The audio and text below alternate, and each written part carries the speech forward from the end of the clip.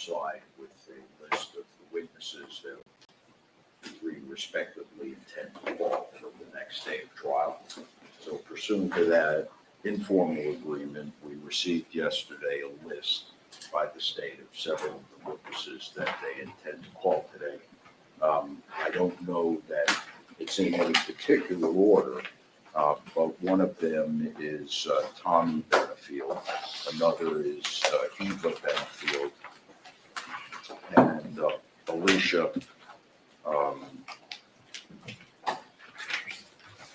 Benefield, Byers rather, and several others. And we have some concerns that we want to raise with the court before the witnesses actually testify, to everything ranging from relevance. For example, Your Honor, Eva Benefield, with all due respect to her having lost her father, we do not see anything that she has to say that is relevant to this inquiry. We took her deposition and we concluded that was clearly the case. As to a witness such as Tommy Benefield, his stand your ground testimony was rife with hearsay and information that he did not have personal knowledge of. And of course, we want to preclude that here in the trial. As to some of the witnesses, such as Alicia Byers and Barbara Russell, Your Honor, we believe that the state's intent on calling these witnesses is to go down the child abuse road. We are extremely concerned with that for several reasons, not the least of which is relevance.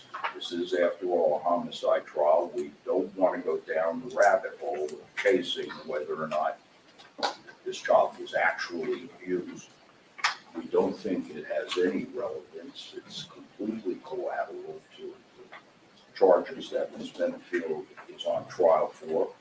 And most importantly, perhaps under 403's analysis, we firmly believe and we fear. We don't know that it will inure to our detriment any more than it might inure to the state's detriment, but raising the issue of child abuse is going to confuse this jury. It's going to distract their attention from the ultimate issue for which we're here, which is whether or not this shooting was justified. We acknowledge that Ms. Benefield was responsible for the shooting. All that's left is it was either self-defense or it wasn't. And if we go down that rabbit hole, we fear that it's going to create issues in the minds of the jurors that they're going to wonder, for the same reason that Your Honor concluded Kimberly Griffin really had nothing relevant to add. The court, we believe, has staked out, if you will, the admissible parameters, that being specifically what law enforcement did as it relates to this. And they immediately tend to call Deputy Moreland, for example, who was the deputy that accompanied the CPT team in some of these interviews. But we feel that if it gets into the substance of those statements, it's going to create problems for all of us. The substance of what statements? Whether or not there was child abuse, allegations of child abuse, that was never resolved, you all know. And I might point out to the court, there were allegations of abuse because of various injuries that the child was returned with, and because of some of the behavior that the child exhibited. But those allegations were not confined to any one place. There were two professionals, a pediatrician as well as a psychologist, that were responsible for some of those allegations. We just don't see what possible relevance that could have. And when you balance the probative value of that against the danger of unfair prejudice, and again, I'm not sure which side the unfair prejudice is going to be directed at, because I think Child abuse is going to raise the eyebrows of every one of those, especially we have 5 women on the immediate panel. And they may very well, it's kind of like the atomic bomb, they may very well feel that the state should have done more and hold it against them. I don't know that they will hold it against us. If they consider the validity of the allegations. And if they consider the validity of the allegations, Judge White, there we are. We're now litigating whether or not there was any truth and whether or not the child was actually abused. And I think it's going to be a mistake, respectfully. Thank you. Do you have any response? Judge, I do not intend to ask Barbara Russell or Alicia Byers about child abuse or anything like that. That is not why they're being called. So if that was the concern, then there should not be a concern. As for Eva Benefield, she is going to testify just about background, the tenor of this relationship when they first met and that type of thing, which I think is relevant. Also, Tommy Benefield, I recognize he testified to a lot in the stand your ground that may not be relevant at this point. So I have tailored my questions down to just what he saw in her. Final thoughts? Yeah, the only thing I would say in response is as to Eva Benefield, Your Honor, I think she's being called for the sympathy factor, having lost her father. There's nothing about the background and about her being in the house periodically that sheds any relevance on this. We took her deposition. She has no knowledge of any of the specific events.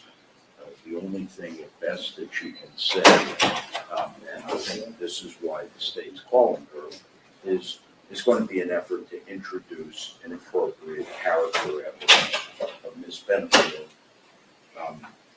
Eva Benefield relates in a couple of incidents in her deposition where Ashley Benefield and her mother, Alicia Byers, spoke with Eva and tried to tell her how dangerous her father was. And of course, being a young girl, or for that matter, just out of a sense of loyalty to her father, which is understandable, she was put off by that.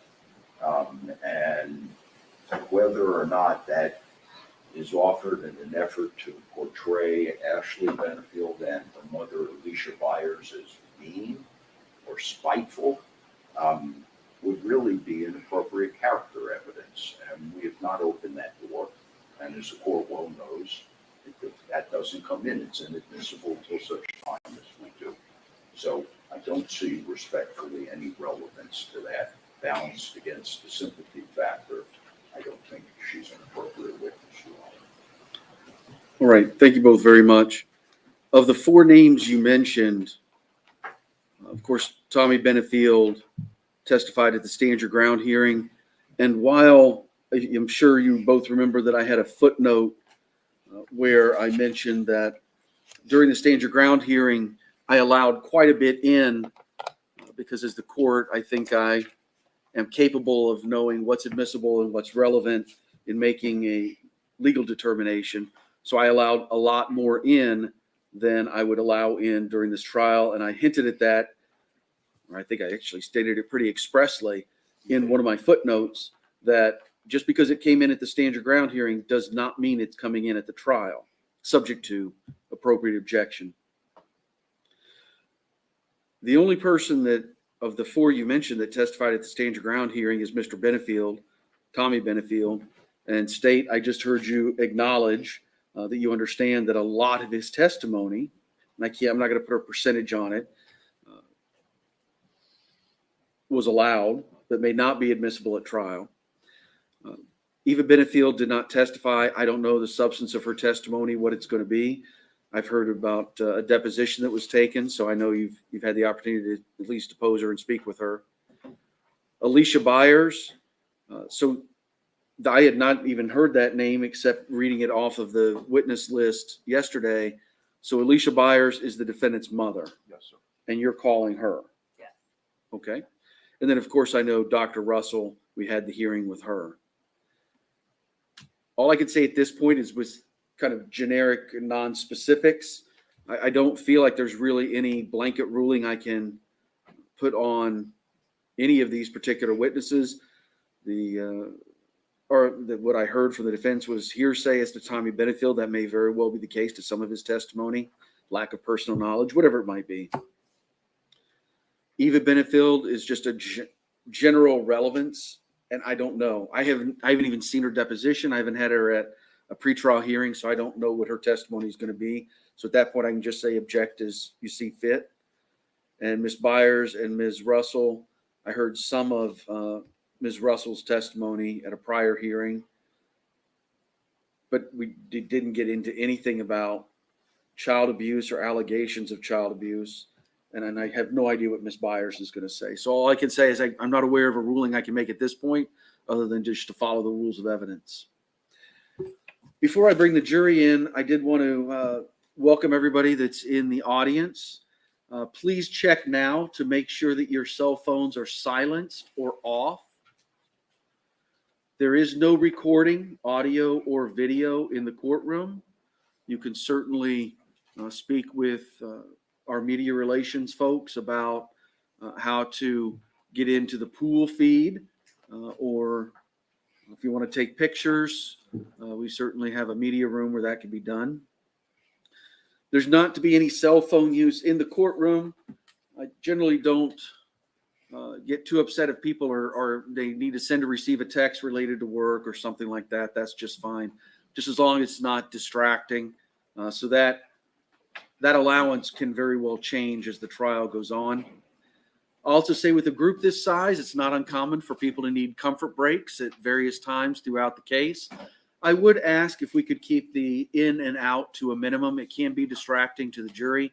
And as I mentioned to the jury yesterday, I want them 100% focused on the testimony and evidence of this case. So if you can try and take your breaks, step out and come back in whenever we have a break between witnesses, maybe during bench conferences and so forth. I do appreciate it.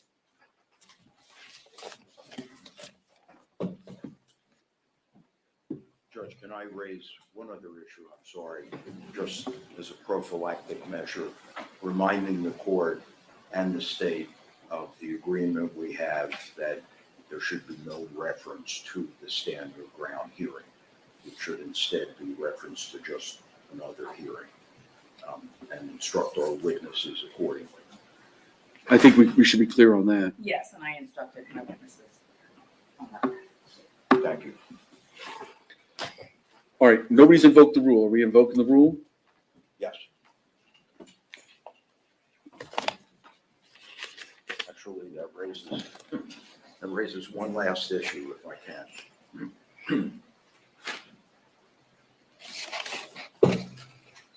I think this has to be an ex parte conversation.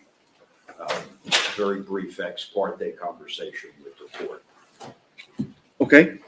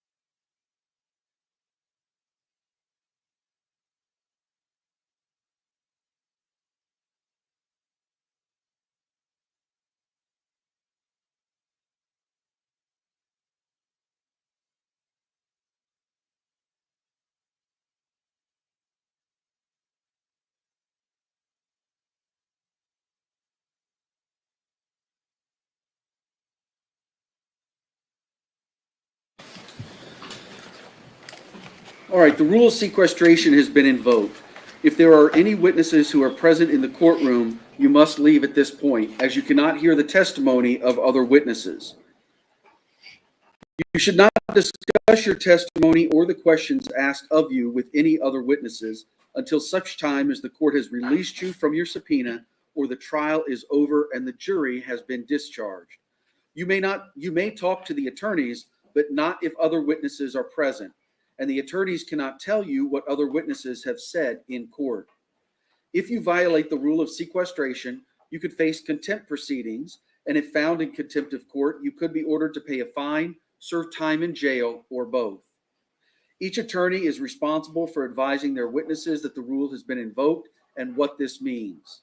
If you have a witness that prefers or needs to be instructed on the rule from the court, please advise me well in advance of their appearing so the instruction can occur outside the presence of the jury.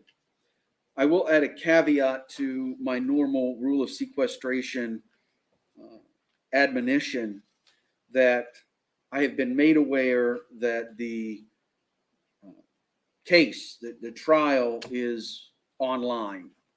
I don't know if it's live as we're going or if it's just available online somewhere after the fact.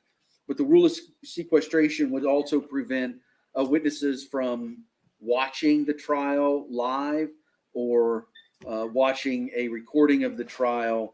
If they're under subpoena, the rule applies to them. Please advise them of such. And Judge, just to add on to that, we have Tommy Benefield and Eva Benefield. They will be the first two witnesses, and pursuant to Marcy's law, I would ask that they be allowed to sit in for the rest of the trial. They may be called as rebuttal witnesses. There's a slim chance, but that would only be if the defendant testifies. So if it please the court, if that happens and the defendant testifies, then we can ask them to step out for that testimony. But pursuant to Marcy's law, I believe they have a right to be here after they testify. Do you want to be heard on that? It's pretty timely, Your Honor. Equal treatment. That's all I ask.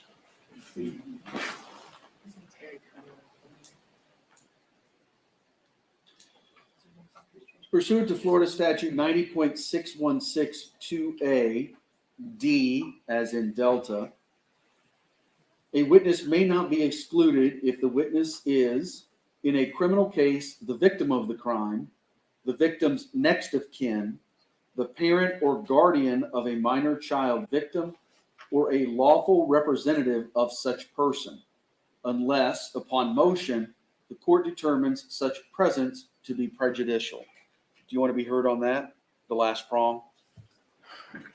I think given the fact that they're both going to be called as witnesses, yes, I think it would be prejudicial. State. And Judge, that's why we're calling them first, so they can testify and get their main testimony out of the way before any of the other witnesses testify. And like I said, the only reason they would be called back is as rebuttal to if the defendant testifies. So I think we can solve the problem if the defendant chooses to testify, if we just remove them from the courtroom for that testimony. All right, the rule is very specific. In a criminal case, the victim of the crime, the victim's next of kin, the parent or guardian of a minor child victim, or a lawful representative of such person. It's the disjunctive, not the conjunctive. So pick one. You can have the victim's next of kin or a lawful representative of such person. Pursuant to Marcy's law and pursuant to Rule 90.616(2)(d), I don't find that one of their presences would be overly prejudicial. As we usually would, keep them in the back, and it shouldn't be a problem. What is the statute the court cited? 90.6162A.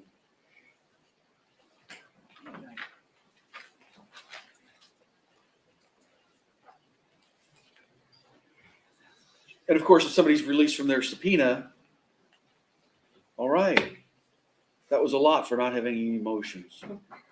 You ready to go? Safe? Yes. Yes. Defense. Okay, bring the jury in.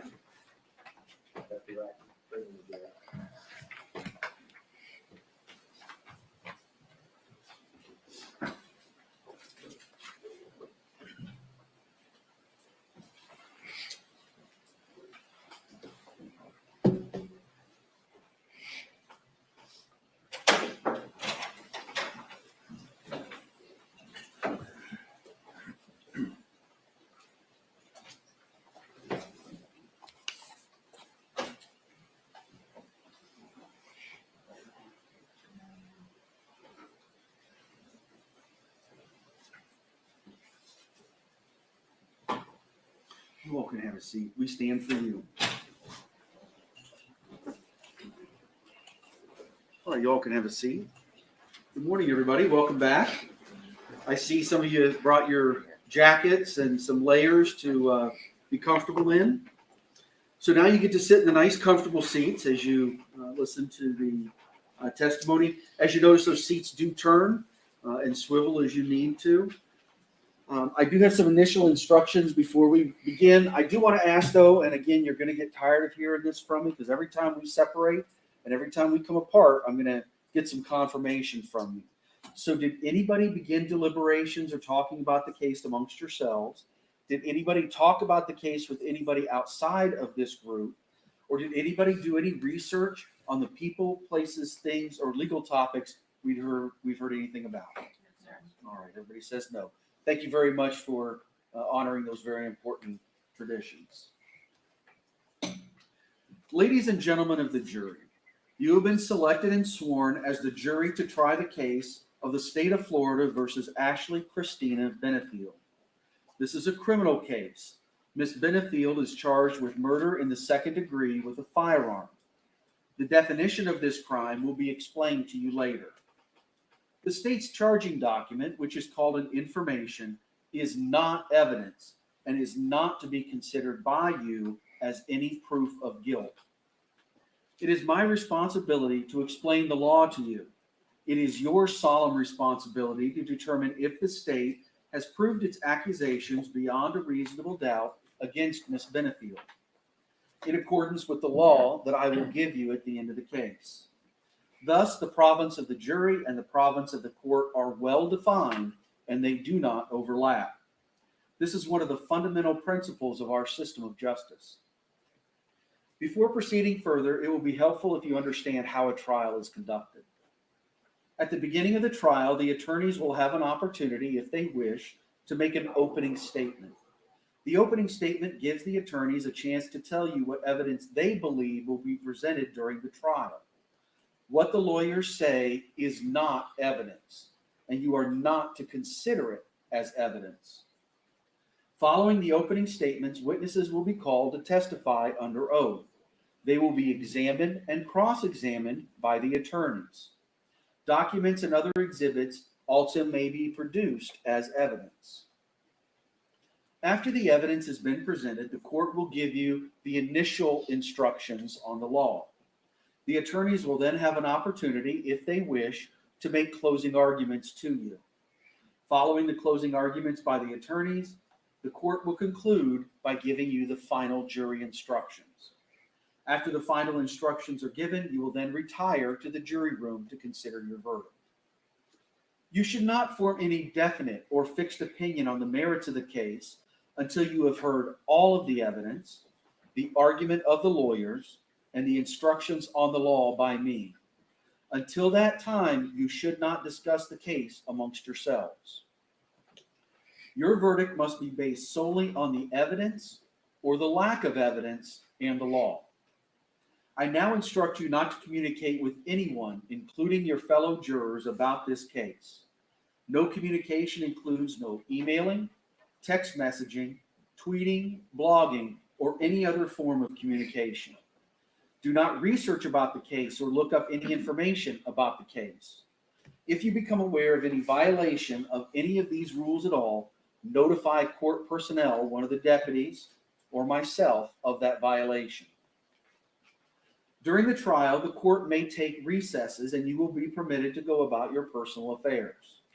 During these recesses, you must not discuss the case with anyone, nor permit anyone to say anything to you or in your presence about this case. If anyone attempts to say anything to you or in your presence about this case, tell him or her that you are on the jury trying the case and ask that person to stop. If he or she persists, leave that person at once, and you are to immediately report that matter to the court deputies who will advise me. You cannot use any cell phones, tablets, laptops, or other electronic devices in this courtroom. If you have an electronic device with you, please turn it off or silence it while we are in court. You may use these devices throughout the trial and during recesses, but even if then you may not use your cell phone or electronic device to find out any information about the case or communicate with anyone about the case or the people and places involved in the case. Do not take photographs, video recordings, or audio recordings of the proceedings or your fellow jurors. At the end of the case, while you are deliberating, you must not communicate with anyone outside of the jury room. If someone needs to contact you in an emergency, the court will receive messages and deliver them to you without delay. I previously gave you my business card, which has my judicial assistant's direct line. If someone needs to contact you in an emergency, my judicial assistant will notify the clerk or myself, and then we'll handle the situation as necessary. Was everybody able to give that information to whoever may need it? All right. If not, make sure you do so. This case must be tried by you only on the evidence presented during the trial, in your presence, and in the presence of the defendant, the attorneys, and myself. Jurors must not conduct any investigation of their own. This includes reading newspapers, watching television, or using a computer, cell phone, the internet, any electronic device, or any other means at all to get information related to this case or the people and places involved in this case. This applies whether you are in the courthouse, at home, or anywhere else. You must not visit places mentioned in the trial or use the internet to look at maps or pictures to see any places or people discussed during the trial. Jurors must not have discussions of any sort with friends or family members about the case or the people and places involved in the case. Do not let even the closest family members make comments to you or ask questions about the trial. As I said yesterday, make me the bad guy and tell them you are under very strict orders from the court. You can't talk about it. You can't hear about it. You can't discuss it until this case is over and you're released from your obligations. In this age of electronic communication, I want to stress again that just as you must not talk about this case face to face, you must not talk about or communicate about this case using phones, computers, or other electronic devices. Do not send or accept any messages related to this case or your jury service. Do not discuss this case or ask for advice by any means at all, including posting information on an internet website, chat room, or blog. What are the reasons for these rules? These rules are imposed because jurors must decide the case without distraction and only on the evidence presented in this courtroom. If you investigate, research, or make inquiries on your own, I have no way to make sure that the information you obtain is proper for this case. Likewise, the parties have no opportunity to dispute or challenge the accuracy of what you find. This is contrary to our judicial system, which guarantees every party the right to ask questions about and challenge the evidence being considered against it and to present argument with respect to that evidence. Any independent investigation by a juror unfairly and improperly prevents the parties from having these opportunities that our judicial system guarantees. Any juror who violates these restrictions jeopardizes the fairness of these proceedings, and a mistrial could result that would require the entire trial process to start over. A mistrial is a tremendous expense and inconvenience to the parties, the court, and the taxpayers. If you violate these rules, you may be held in contempt of court and face sanctions such as serving time in jail, paying a fine, or both. In every criminal proceeding, a defendant has the absolute right to remain silent.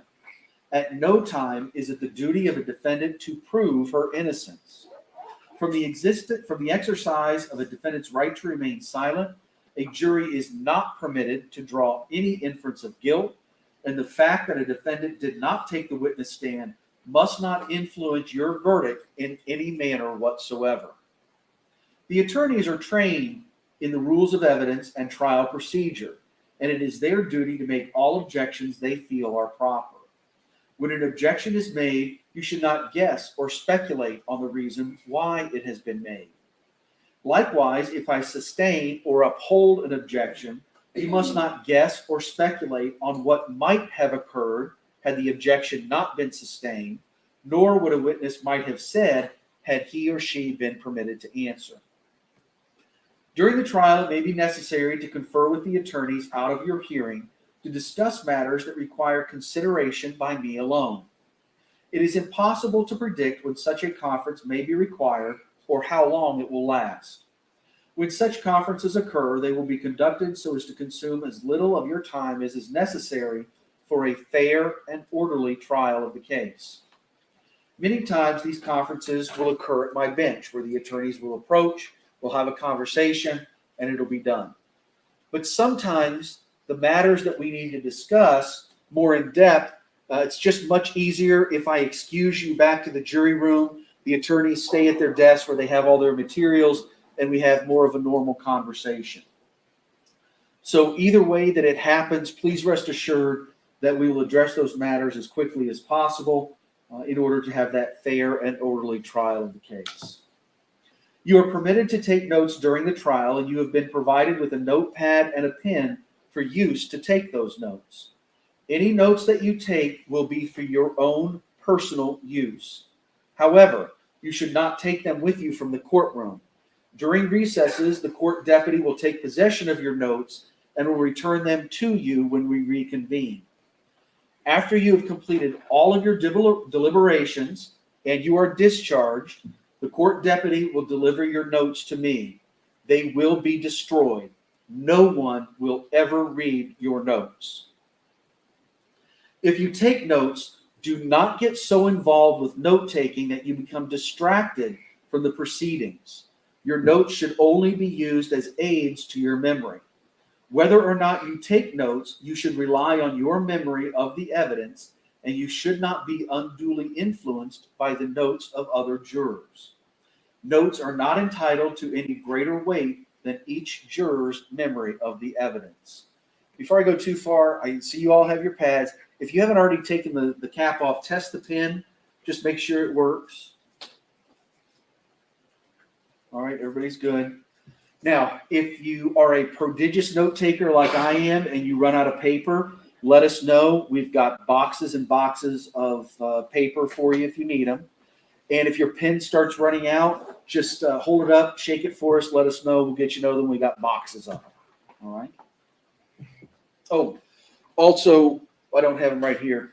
If at any point during the trial you have a difficult time hearing someone, maybe it's soft-spoken, maybe they're far away, whatever it might be. If you have any difficulty hearing, just give one of the deputies the universal sign. Remember the old Carol Burnett? Anybody? Yeah. Okay, a couple. Give the universal sign, and we can get you those headphones. Like I said, they're piped into all of these microphones and makes it really easy to hear. It'll help a lot. Also, some trials we have, there's quite a few observers. It's a public courtroom, and sometimes there's not a whole lot of observers. So there's going to be people going in and out of the courtroom throughout this trial. That's just fine. It can be distracting when that door opens a lot. I'm going to ask that you do everything you can to set aside those distractions and focus right here. This is the witness stand where the testimony is going to come from.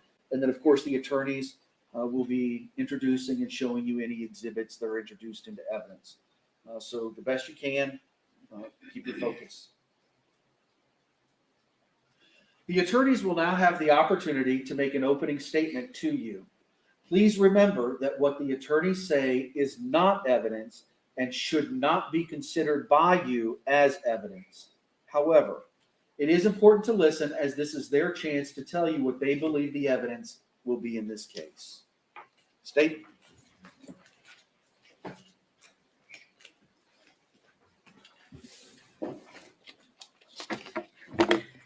This case is about a woman who very early on in her pregnancy decided she wanted to be a single mother. And she did not want the father of this child to have any visitation, her husband.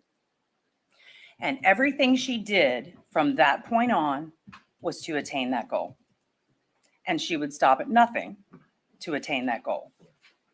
She tried several things in the system that you'll hear. The courts, law enforcement, Department of Children and Families, no one got on her side. And at the end, when there was no other option, she shoots him and kills him and claims self-defense. Now, this couple, Doug Benefield and Ashley Benefield, were married. They had moved to Florida from South Carolina. They lived together in South Carolina. Now, when they lived down here in Florida, in Bradenton, they did not live together. Obviously, there were issues. Doug Benefield lived in his own apartment. Ashley Benefield lived with her mother, Alicia Byers, in a home with their daughter once she gave birth. She had this daughter who at the time was a toddler when she shot Doug. While they were living separate, they were still interacting with each other with the goal, the apparent goal of seeking reconciliation, reconciling this family and becoming a family. They were going to restaurants. They were going to Selby Gardens. They were hanging out at the pool at Doug Benefield's apartment complex. By all images, they looked like they were trying to reconcile. The problem was that is not what Ashley Benefield wanted. Although that's what she was portraying, that's not what she wanted. At the time that this shooting happened, they were planning to move to Maryland. Ashley's mother had inherited a home in Maryland, and they were going to move to Maryland. Doug was also going to move to Maryland. They were going to continue to live separate and continue to attempt to reconcile, but they were all going to move to Maryland together. Excuse me. At the time that this happened, everybody was in moving mode. There were boxes everywhere, furniture, beds upended. They had a U-Haul that they were using together. They had a pod that was in the defendant's driveway that they were putting all of their things into. And every day around this time, Doug Benefield was going to Ashley's home to assist her in putting these things into the pod, putting these things into the U-Haul, because the plan was that they were all going to pack up in the next few days and move to Maryland and continue to try and work on their relationship. The problem was Ashley Benefield knew that this was a ruse. She didn't intend to reconcile. She didn't intend to try to make this work. And the problem was there was a court hearing on September 30th of 2020. And at that court hearing, all of this was going to come out. It was going to come out that she was acting one way when she was by herself, and she was acting another way when she was with Doug Benefield. That she was telling him she wanted to work on things, that she wanted to get this marriage back together. But yet when separate, she was saying she had absolutely no intention of reconciling, did not want him around, and did not want this to work. On the 30th of September, this was going to come out. On the 27th of September, she shoots him and kills him. 3 days before this hearing and 3 days before this information was to become public. Now, there was no one else at the house at the time of the shooting. It was just Doug and Ashley. While Ashley's mother and child lived there, they had gone to the park. As soon as Doug got to the house, Alicia Byers takes her granddaughter and they go to the park. So the only people at the house are the defendant and the victim. And you're going to hear three very important things about this shooting. Number one, Ashley Benefield was the only person that was armed. It was her gun. She had it from before. It's not like she took it away from Doug. It was her gun. And Doug Benefield was not armed. He had no gun, no knife, no club, no weapon of any kind. Number two, Ashley Benefield was not injured. Law enforcement took pictures of her right after the shooting. And then again, you'll hear in a few days, they took more pictures. Because sometimes law enforcement, they know that bruises sometimes don't show up right away, that it takes several days for these bruises to show up. So they took pictures several days later. And you'll see those pictures and you'll see that Ashley Benefield is not injured. She has some very superficial scratches on her midsection. Who knows where they came from? She had cats in the house, but who knows? but this is the only injury to her. And the third thing is the trajectory of the fatal bullet. Now, he was shot multiple times, but one of the bullets was fatal. The trajectory of that bullet was side to side. It was not straight on. Doug Benefield was not facing her, coming at her at the time that the fatal shot was fired. Now, as you go through this trial, it's a lot of information, a lot of timeline, but it's all very important to understand the tenor of this relationship between these two people. And it goes all the way back to when they met, back in 2016. That was the end of August 2016, they meet.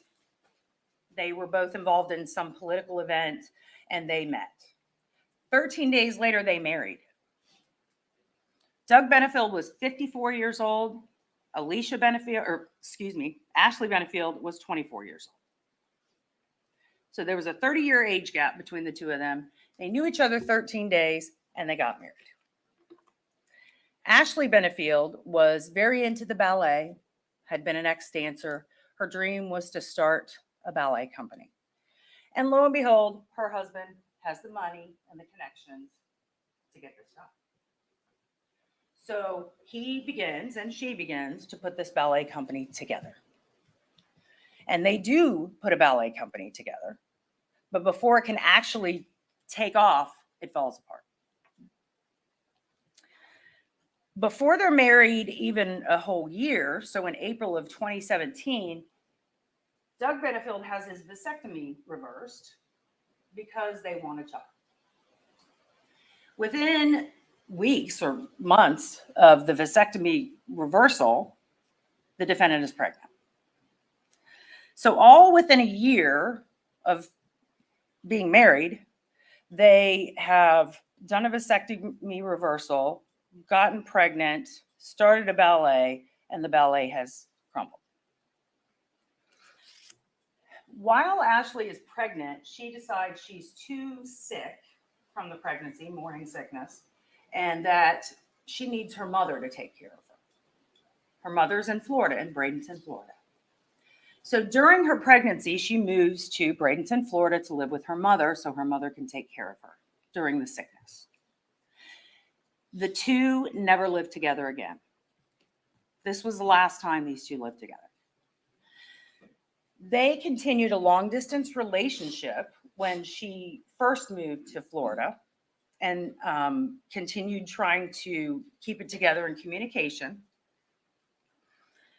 But about the same time as the ballet collapses, right about all of this time, Ashley Benefield starts complaints against the victim.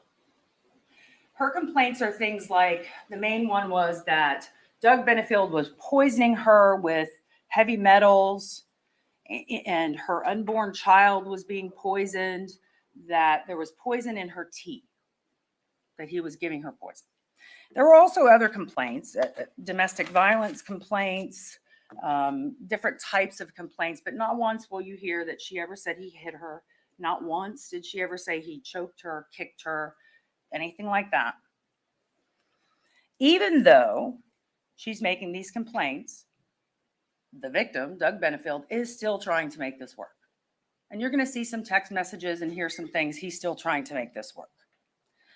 But she is having none of it. So at about the time that she's ready to give birth, Doug Benefield contacts an attorney here in Florida, Sarasota, Florida, Stephanie Murphy, and asks her to help. And asks her to help him write a letter to her, to Ashley Benefield, to state that he wants to be a part of the birth and he wants to be a part of this child's life and to please keep in contact with him. Ashley never answers that letter.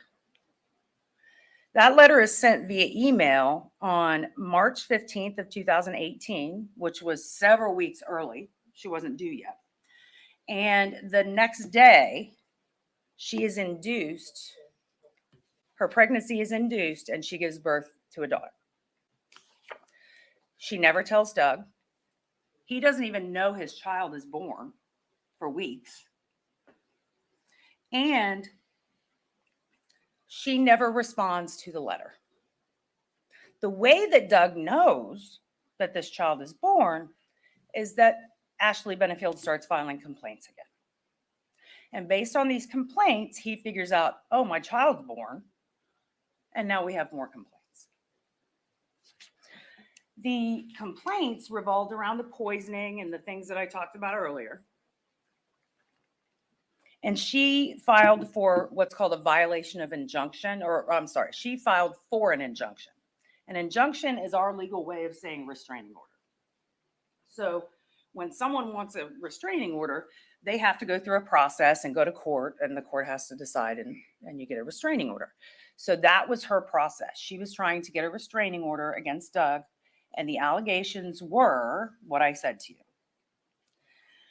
At the same time, Doug Benefield had not seen his child, had not met his child. So he did a cross complaint to say, please let me have contact with my child. I've never even met my child. So this was set for a hearing, and it ended up going 2 days. It was long. It was a long process, a lot of witnesses in family court, and it ended up going 2 days. It began in July 30th, 2018, and it finished on September 17th, 2018. And at the conclusion of that hearing, the judge said, no, you are not getting a restraining order, and no, you cannot keep this man away from his child. And granted Doug Benefield immediate visitation with his daughter. He met his daughter for the first time. She was 6 months old. And at the time when they were exchanging custody, which was at the sheriff's office for meeting the child, all of this animus had been going on. I mean, they had just had these hearings and all of this. And at that first time sharing, that's what they call it nowadays in family courts, time sharing. At the first time sharing, Ashley starts becoming very nice to Doug and says, basically, I'll go with you for the visitation. And that's what they do. The family goes off for visitation. And that begins approximately a year, of basically them working on the relationship, going out to restaurants, doing things, hanging out together as a family, about a year. Now, Doug never moves in with Ashley. He keeps a separate residence. But after August of 2018, Ashley just stops talking to him. And that time, Doug files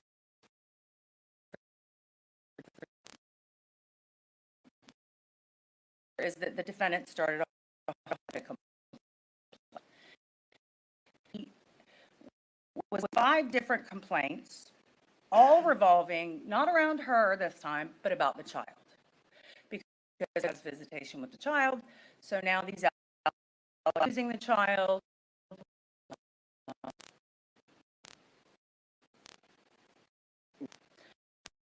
Are that Doug's abusing the child.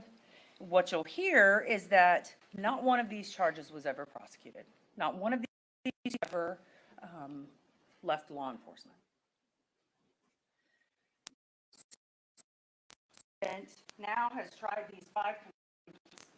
After Doug filed for a divorce, law enforcement's not helping her. See this still visitation going on. And in meeting of all these people, trying to feel logical evaluation. So they go to Dr. And Dr. Broder does a very extensive evaluation.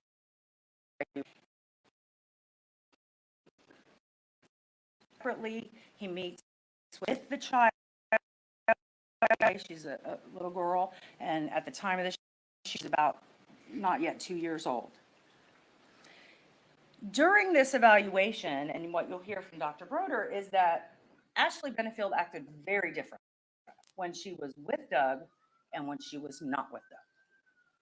When she was with Doug, it was, we're moving to Maryland, we're going to work on our relationship, try and make this family work. When she's not with Doug, She's saying, no, how I do not want that. I want to reconcile with him.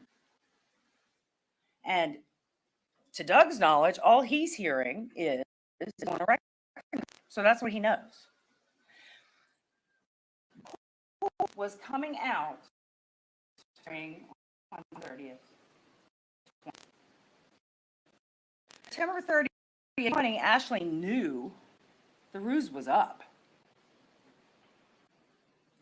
Now, there had to be a request from both sides, the husband and the wife, this psychological report. And at one point before the hearing, Ashley Benefield tried to get Doug to drop that so the report would not get out, would not be released. Doug refused.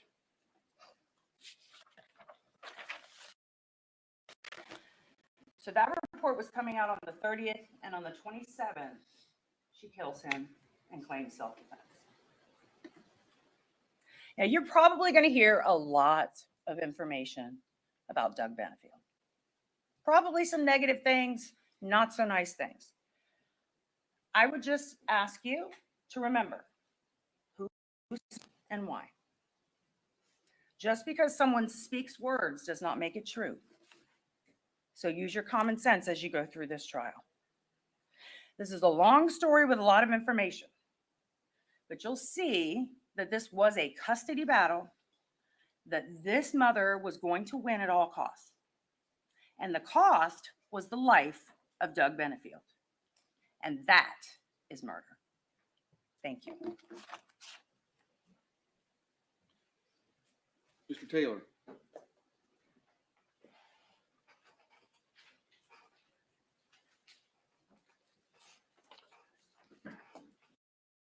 Judge Wright, may I request the clerk to put the screen down?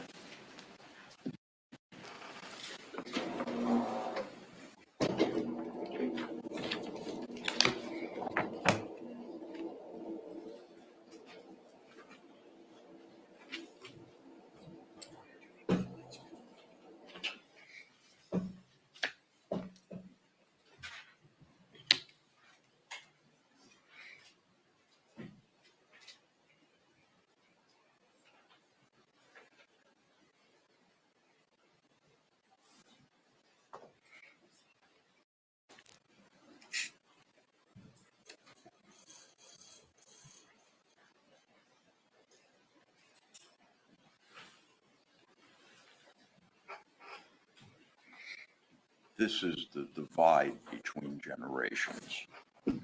I'm in the old school. I'd like to know that I have a picture and it's reliable. This is the new world. You rely on technology. I'm not sure that I'm a fan.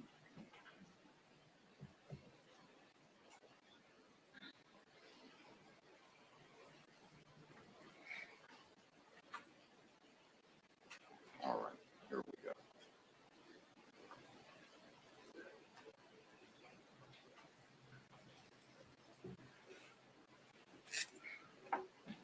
Good morning, ladies and gentlemen. This is Douglas Benefield. He was 58 when Ashley Benefield was forced to shoot him. Can I see the second picture, please?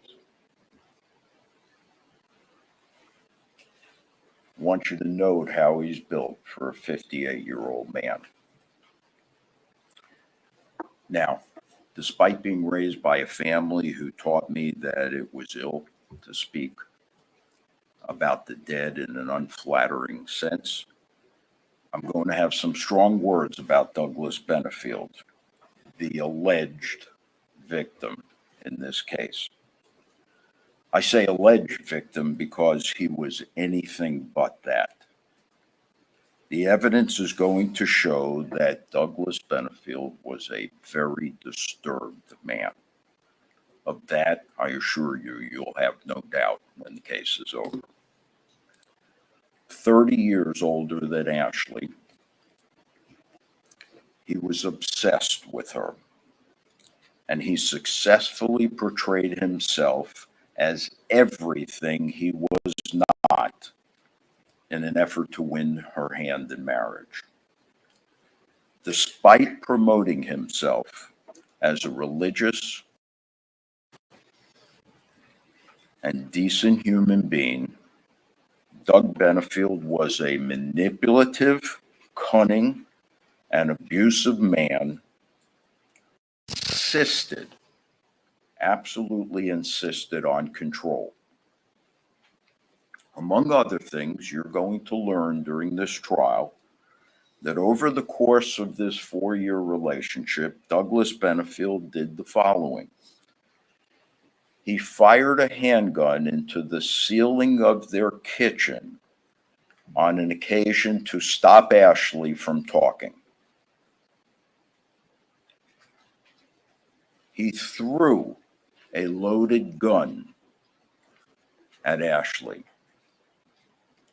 He punched Doug in the face so hard that he knocked the dog unconscious.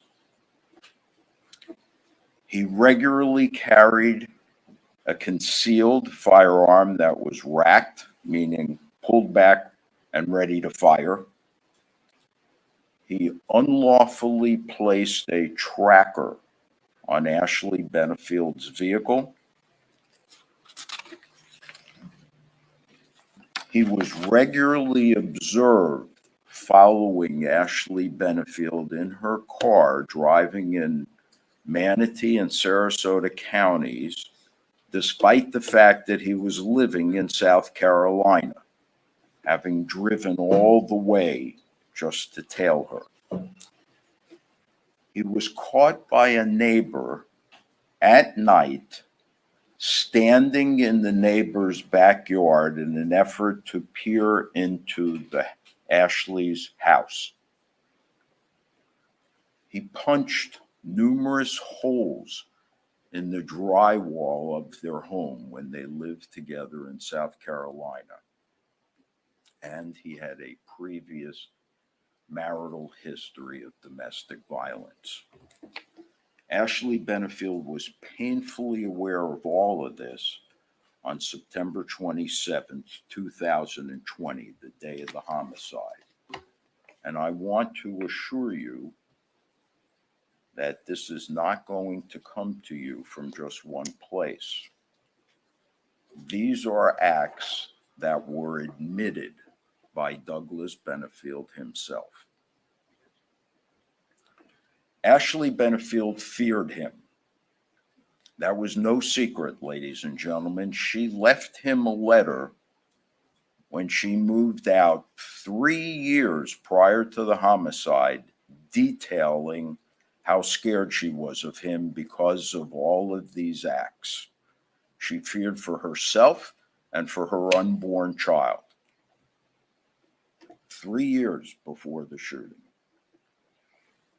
She left him. He pursued her. She rejected him. He would not take no for an answer. She at times despised him. He did not care. She moved to get away from him. He followed her. She decided to go to Maryland. Surprise. He decided to go to Maryland as well. She belonged to him. He had the right to be with her, and no less than God decided that to be the case. Doug Benefield viewed Ashley Benefield as his property.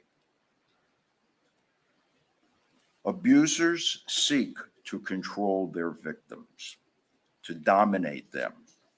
At times, the pressure that Doug Benefield exerted and brought to bear upon Ashley Benefield was so overwhelming that it sometimes triggered questionable suspicions in Ashley's dedicated effort to protect herself and her child. Domestic violence victims have several things in common. Number one, An argument, Judge? Overruled. Number one, they initially believe things will get better. Instead, they get worse. Number two, domestic violence victims develop a get along, go along attitude. It's the mentality because appeasement keeps the beast at bay. Just do what he wants and you'll be safe. These domestic violence victims constantly speak about walking on eggshells. And the reason they describe it like that is for fear of anything that they say may trigger a reprisal by the abuser. And if children are involved, everything is magnified. They become hyper vigilant. Ashley Benefield developed all of those characteristics. So on 9/27/2020, the day of the homicide, Doug arrives at the residence of Ashley Benefield. And as you heard, they are living separately. He does not live there. He never resided there. This is at her home in Bradenton. He had no claim for entering that home on that day, except with the permission of Ashley, which she gave on that day because she was moving to Maryland and Doug was going to Maryland as well. But he knew, make no mistake, as the prosecutors told you, Doug Benefield knew full well on that day that this relationship was over. They were not going to be living together.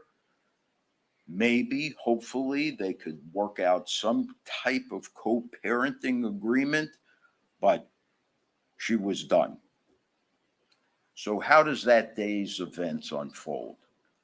What happens that results in us all assembling here this morning? It starts, ladies and gentlemen, with Doug Benefield once again seeking control. He is simmering when he arrives at Ashley's home on that morning, that afternoon. Why is he simmering? He's on a slow boil, actually, because he knows that Ashley's moving. He knows that this relationship is over. And immediately there's a discussion about how they should pack the belongings, with Ashley taking the position that her belongings should be packed last. Why? Because Ashley's things are going to be unloaded first. And Doug will then continue on to wherever it is that he was going to reside. So, this is the most vulnerable time for a domestic violence victim, when the abuser recognizes that he's about to lose her. So what's his response to this? All right, classic tactics of an abuser, they are threats and intimidation on this afternoon as the two of them are trying to pack this U-Haul and this pod. In the effort to avoid confrontation with him, Ashley says after a short while, gee, I'm really pretty exhausted. Why don't we stop for the day? We can finish tomorrow. Doug ignores it. His response is to grow increasingly aggressive and hostile. Not once, but twice, Doug body checks Ashley. And by body check, I mean he passes her in the hallway, slams his shoulder into her shoulder, almost knocking her over. That's not enough. The next thing is, as they're passing in a hallway, he's carrying a cardboard box. He jams the cardboard box into Ashley's side, which leaves scratches that the police photographer took. Again, now fearing for her safety because she sees how he is escalating in his behavior, She tries to persuade him, look, let's finish for the day. It's getting late. I'm tired. No go. Instead, Doug bellows, I know what you're doing. You're trying to get me to leave. I'm your husband, and I can spend the night if I want to. Well, that was enough for Ashley. She heads for the front door of the house to leave. Doug chases up to her, grabs her by the arm or hand, and spins her around so that his back is to the front door, blocking her from leaving. And he yells right in her face, where do you think you're going? Ashley, desperate at this point, Doug yells, you can't leave me. Ashley somehow finds the strength to summon up the nerve to say, I am done. You need to leave now. She commands him to leave the home. Terrified, while in his grasp, because he spun her around, his response is to smack her upside the head. And you'll see the pictures of her swollen face and her eye. And he yells, I am not done. Fearing for her life, as this was the first time that he had actually struck her. Up till then, it was always threats and intimidation. As intimidating as firing a gun may be to get you to stop speaking, he had never actually hit her. He pushed her. This time he struck her. Terrified after this, fearing for her life, she heads for her bedroom where she has a firearm. She gets to the firearm. She turns around. She orders Doug to stop. When she looks up, he's in the doorway. Instead of seeing the gun and leaving, Doug gets into this warrior pose with his arms moving purposely and advances. At that point, petrified, she fires, believing that if he gets a hold of her, she will be either seriously injured or killed. To her horror, after firing, he continues to advance. She absolutely panics. She tries to get away and backs to the side to create more distance between them, but there is no place left for her to go in this small bedroom. At that point, in utter panic, she keeps firing the gun. She sees Doug's legs go up in the air, almost as if he was running and slipped, and he falls backwards. Instinctively, she flees the house and heads next door to John Sant's house. He's a neighbor. When all is said and done, ladies and gentlemen, and the testimony and the evidence is complete, the only thing that's going to have been established here beyond a reasonable doubt is that Douglas Benefield was a violent abuser. Ashley Benefield's efforts to placate him was absolutely consistent with what abused women do, especially when a child is involved, and that Ashley's result and resource to deadly force was absolutely justified under the circumstances. Thank you. All right, thank you, Mr. Taylor. Judge, can we approach? Yes. Are we done for this, for the presentation for now? Yes. Yes.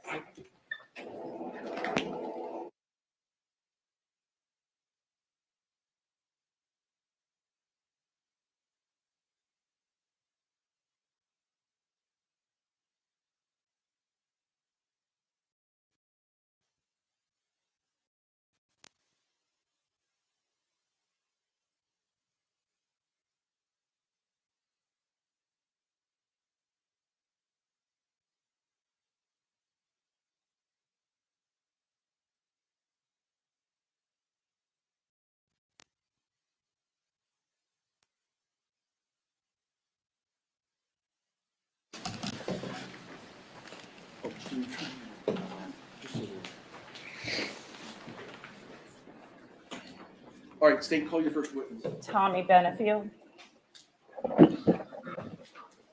Tommy.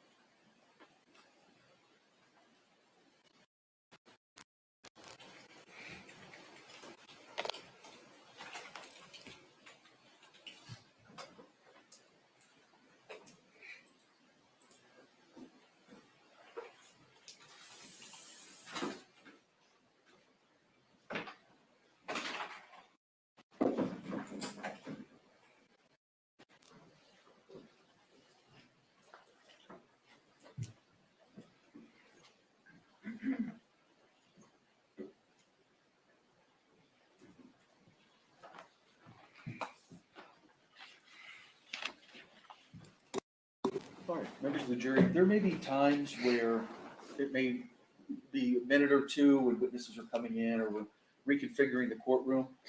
You're going to spend a lot of time sitting during this trial, so if you want, during these breaks, if you want to stand up, please feel free to do so, kind of stretch a little bit. There's not enough room for yoga poses and calisthenics, but sometimes it just helps to stand up on your feet and move your back a little bit. Please feel free to do that if you need to. You solemnly swear or affirm you're about to give a deep truth, the whole truth. I do. Sorry, follow me, please.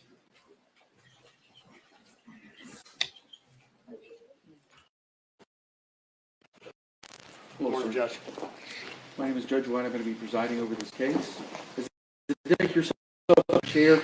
Get about 12 to 15 inches from that microphone. It adjusts up, down, left, right, however you need it. Speak in a loud, clear voice. We'll hear you.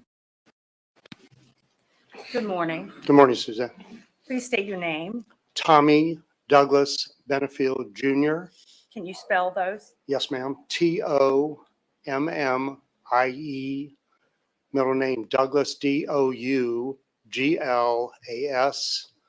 Last name Benefield, Benefield, and Jr. And what was your relationship to Doug? I'm Doug's first. How close and Doug? Doug and I were completely attached, connected all the way through his adult life at varying times, semi-annually, certainly quarterly, though the whole entire adult life. Okay. And how are you employed?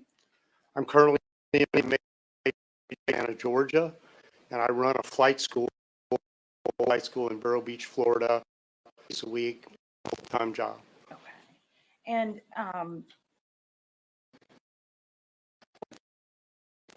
Yes, put me into the Navy. I was a Navy pilot off air, and Doug stayed with me in the months prior to him going into the Navy. He went through aviation officer candidate school, went through flight school, and then flew for 3 years and 2 deployments off aircraft carriers like I did. Same aircraft carrier, USS Nimitz, as a matter of fact. okay. How old was Doug Benefield when he died? All right, he was 5 years younger than me. I'm 68 now. That was 4 years ago. 64. He was 59, I believe. About how tall was Doug? 5'9", 5'10" at the most. Approximately how much did he weigh at the time? My guess is 160, 165. He was slender and fairly small for a man. Okay. And before Doug moved to Florida, where did he live? before he moved. Before he moved down here to Bradenton, Florida, where did he live Okay, before I'm that? sorry. I had to pick a year at that point. I'm sorry. He had a home all the way up until his death in Mount Pleasant, South Carolina, just north of Charleston. 701 Preservation Place was the address. Okay. And he lived at that address before moving to Bradenton, Florida, correct? Yes, ma'am. And then he rented the house out when he moved to Bradenton for visitation of their daughter. Okay.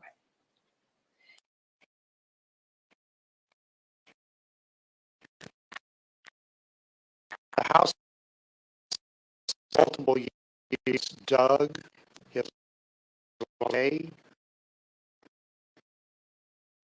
That's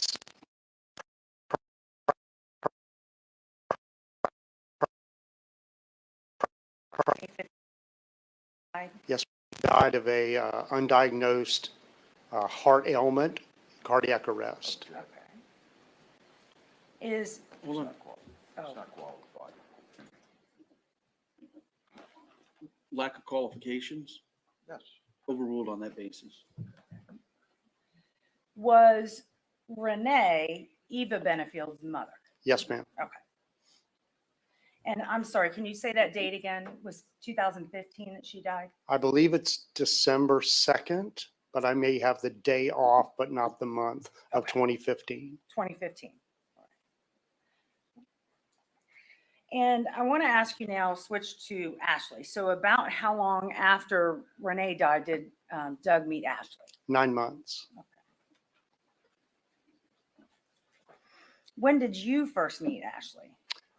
I met Ashley in the spring of 2017. I believe the date was either March 14th or April 14th. And did you know about Ashley before you met her? No, ma'am. Okay. How did your meeting come about? I was flying for Southwest Airlines as a captain at the time. They changed my schedule like they do many times in the airline world. And I ended up not overnighting in Baltimore, Maryland, and they sent me to Charleston, South Carolina. Because I was going to Charleston, I texted Doug and said, hey, I'll be in to Charleston tonight. I'd like to have dinner. And he said, great. Text. Sustained. During your conversations, did he mention the name Ashley? In the second text chain, which is entered, Sustained. I'm asking because I can answer the question, ma'am. When I arrived in Charleston, I texted Doug, and his text to me specifically was, you can't speak about what Doug said to you, okay, but during the text messages, did he indicate to you there was a female involved? yes, that's the first mention of Ashley to me, that we were not going to have dinner at the airport, and that I was to take Uber up to Mount Pleasant to meet them. Okay. And was that at their house? That was at Doug's house. Yes, ma'am. 701 Preservation Place. Doug's house at the time. And how long were you with them, the two of them together? 4 to 5 hours. We started at the house. We ended up going back to my hotel, getting a piece of medical technology, medical device that was a master trainer in that device. We had dinner together at a pizza restaurant across from the hotel, and then went back to my room in the hotel, the three of us, and certainly 4 to 5 hours that day. And during this time, did you have multiple conversations with both of them? We had conversations about everything, especially about how they met, Okay. starting at the house, ending at the hotel. And what did Ashley say about how they met? She talked about how they met at a political event, a meeting, where Doug and his business investors were. Personal knowledge. Defendant's statement. Yeah, overruled. You can go ahead. Both Ashley and Doug told me about how they met the first night at a political meeting, how Ashley had reached out to him before that meeting. They showed me text messages between them for the 10 days between the first meeting and her second meeting with him up in Charleston, Mount Pleasant. They talked about how they had mutual interests, mutual alignment, how they were looking for the same thing in a relationship. They talked about, Ashley talked specifically about her fibromyalgia and pain associated with her ballet dancing days. Ashley talked about her mother, her upbringing, about her father, about the separation there. Okay. Do you have an objection Yes, sir. on the basis? Hearsay. It's my defendant's statement. understanding this is the defendant's statement. Yes. Or overruled. Let me stop you there. So she said that her and Doug met at a political event. Yes, ma'am. Okay. And at the time that you were meeting with them, were they married? Yes, ma'am. Did Ashley indicate to you when they got married or how long they had been married? Yes, ma'am. 13 days from first meeting. That they got married 13 days after they met. Yes, ma'am. Did Ashley indicate where they got married? Yes, ma'am. And where was that? That was in Mount Pleasant or Charleston. Doug's best friend at the time, Tripp, married them. Okay. Did Ashley ever discuss with you that she carried a gun? Yes. And what did she say about that? She said that on their initial meeting, in the political meeting, that she and Doug's traveling partner in business went outside of Secret Service people, and she showed him the gun she was carrying at that event in her bra. And she talked to you about this during your meeting. Yes, ma'am. Now, I want to jump forward a little bit, but did you have any conversations that night about them wanting to have a child? Or was that a different time? I don't remember us talking about it that first night. No, ma'am. Okay. Do you remember a conversation with Doug and Ashley, specifically Ashley, about them wanting a child? I believe it was later in the late spring, the next time that I visited with them. Okay. And to your knowledge, could Doug have children? He had a vasectomy after having his daughter with Renee, his longtime wife. Did Ashley? I'm sorry, so no, he Okay. couldn't have children. Did Ashley speak about that in front of you, Ashley and Doug together, or Ashley separate about the vasectomy? They did when they were discussing having Doug have a vasectomy reversal. Yes, ma'am, I believe so. And to your knowledge, did that reversal ultimately go through? Yes, ma'am, and I believe Ashley actually paid for it on a credit card. They talked about that. Okay. And ultimately, she became pregnant. Yes, 3 months after the vasectomy was reversal, she became pregnant. Yes, ma'am. Okay.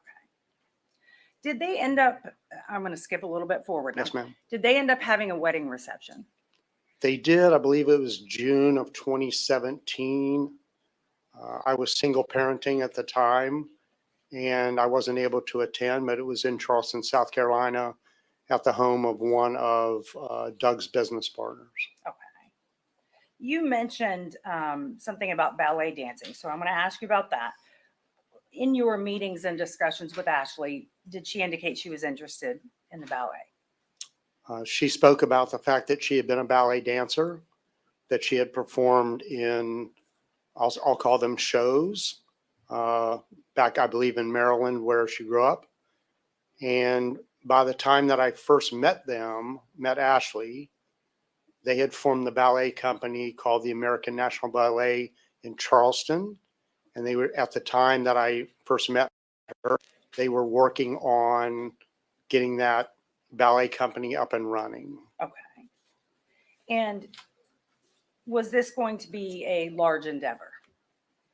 Several $1 million. Yes, ma'am. Okay. Up to 40 dancers were hired. Yes, ma'am. Large endeavor. Okay. And do you know what Doug's role was in that? In your discussions with Ashley, did you find out what Doug's role was? Yeah, Doug and Ashley talked about it on the first night I met her, about how they founded the ballet, how Doug did the online limited liability corporation work, founded the name, resurrected that name, how they worked together to try to build a ballet diverse and open to more than body size, body color. Uh,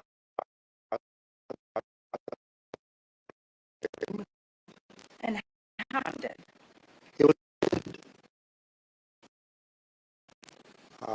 a number of Doug's partners and Doug himself invested money. They had a major, let's say, arts benefactor in Charleston, is a personal injury lawyer who was going to be the primary major donor. In Doug's case, Doug was working on very advanced technologies and patents at the time. And in his case, he didn't have any savings or cash in the bank. So he sold his future stock grants and options to other investors to put his own money in, about $100,000 in his case. So while this ballet was in development or launching, did Ashley ultimately become pregnant? I know you said she became pregnant several months later, but I'm just trying to get a timeline. Yes, ma'am. So in February of 2017 are the records and what they told me about founding it. I met her in maybe a month or two after that on that Charleston overnight. They held the first ballet event, and I was invited in May of 2017. Once again, single parent, I wasn't able to attend. She got pregnant in July, and we talked about that multiple times. And the next month in August was the large launch, which me, my business partners, my veteran friends, supporters of Doug all went to Charleston for that major launch in August.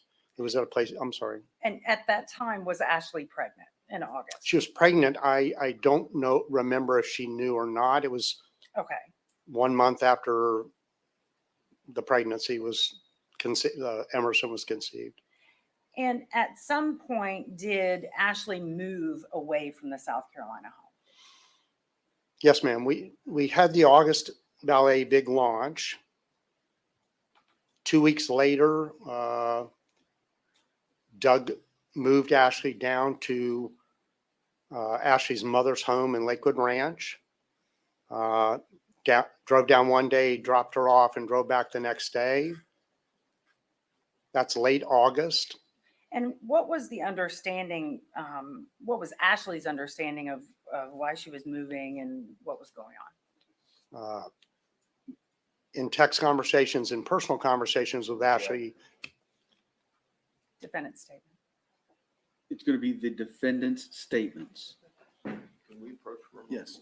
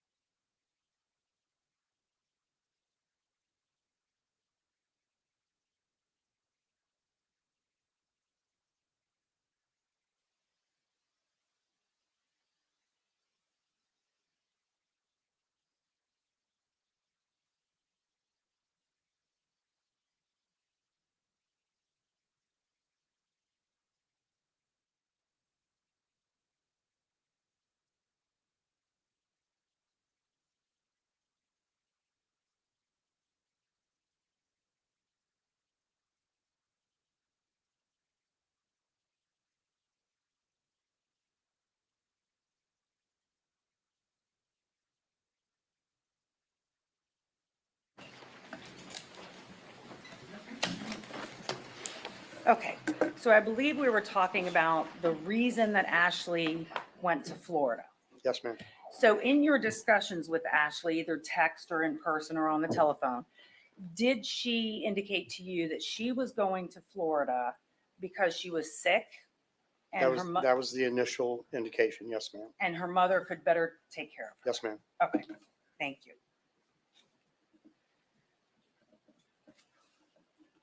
Throughout the time that you saw Doug and Ashley together, how did Doug act?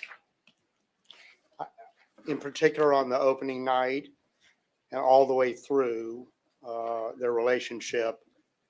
Opening night, totally in love. Both of them in love with each other. Doug was always very respectful. He was very, very respectful with her in front of me, both that initial night and then the next weekend, I believe in May, that I spent down in Sarasota, Bradenton with them. Every time he was respectful of her. They were in love. They never showed anything in front of me other than caring for each other. That was going to be my next question. So did you see anything other than that? No, ma'am. Okay, thank you. I have no further questions. Cross. Mr. Taylor, as I've said before, you're free to use the podium if you prefer to cross from table. Yes, sir.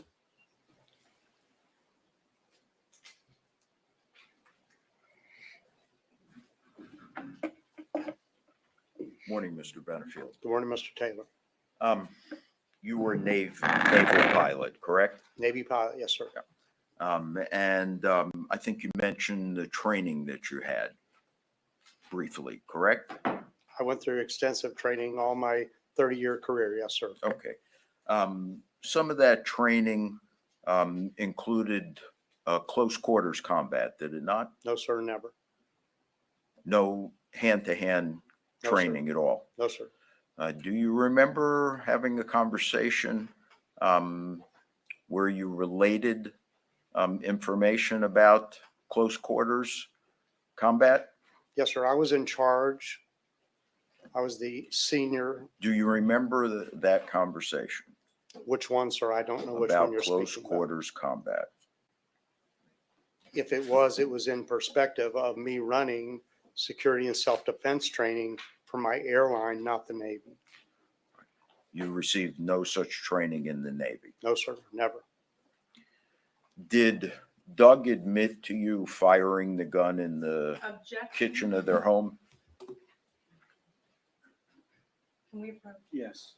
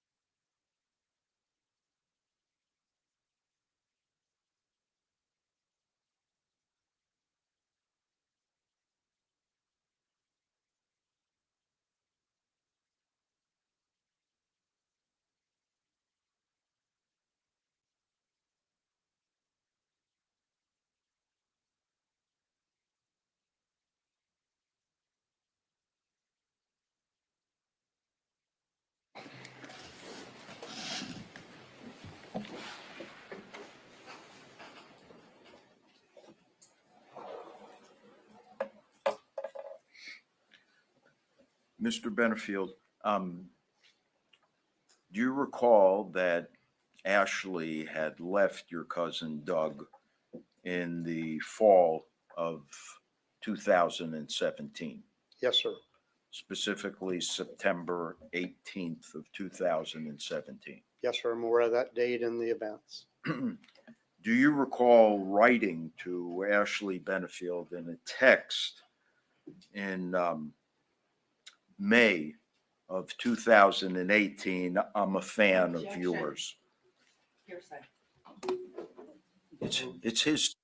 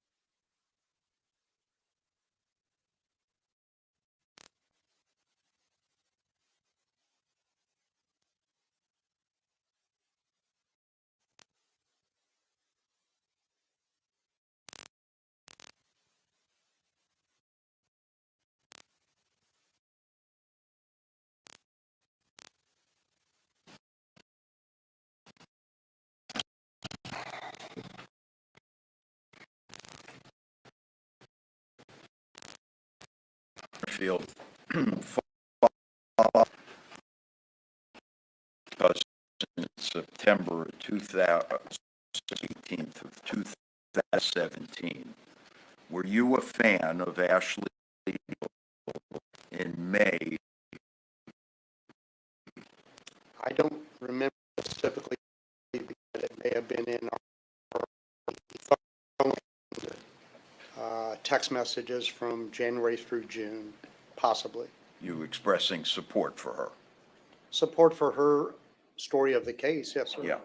And did you tell her, in fact, at one point, she married the wrong Benefield?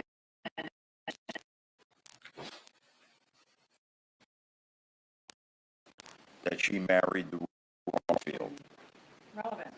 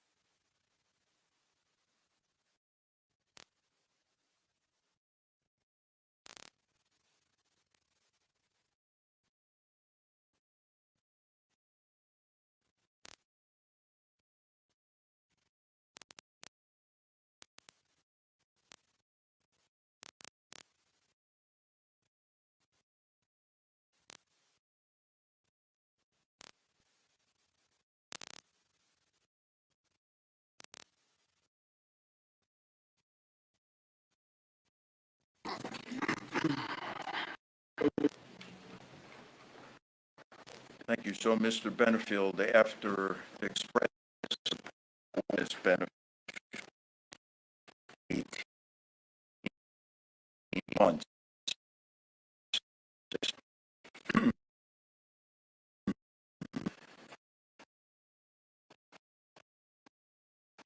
Additional reasons, sir. do you know the reason Ashley gave your cousin Doug as to what him? Objection.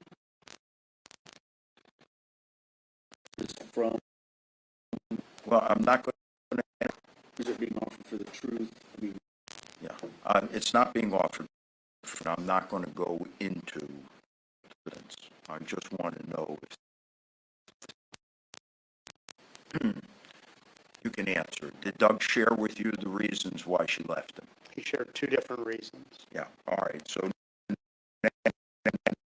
several following that you're a fan of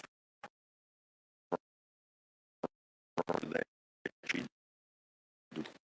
Remember that specific text, 6 months of open communication. all right? But I can recollection.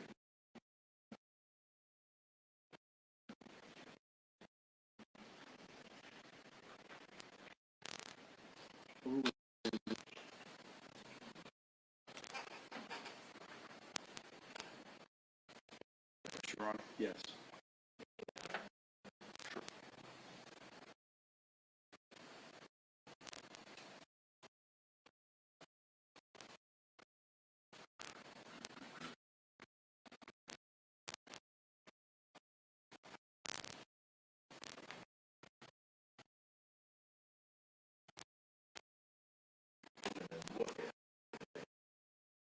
That refresh recollection as to whether It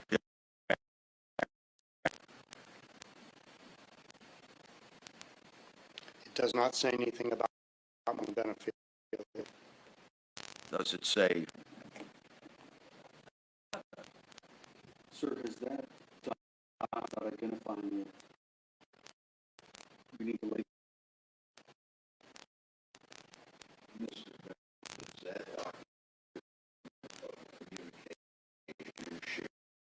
Benefield? I believe it's unaltered. And it's between you and this. And it's accurate, is it not? I believe so. Okay. Yes.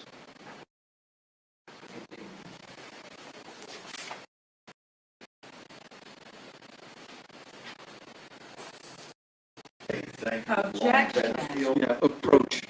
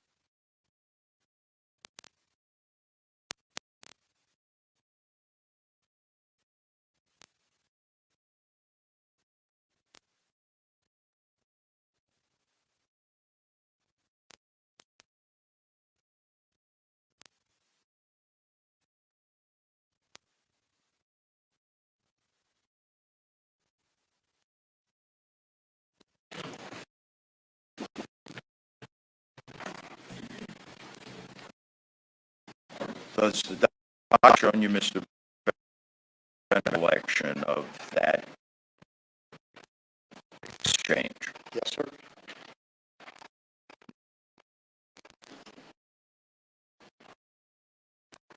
Would you tell us, having refreshed or not,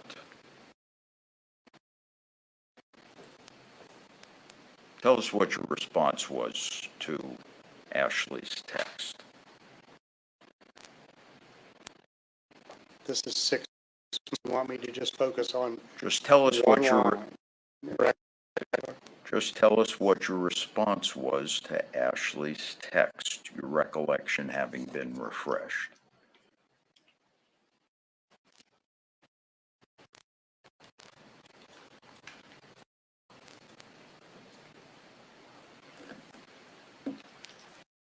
As in the text, Benefield, please, tell us what your response to Ms. Benefield was, now that your recollection is refreshed.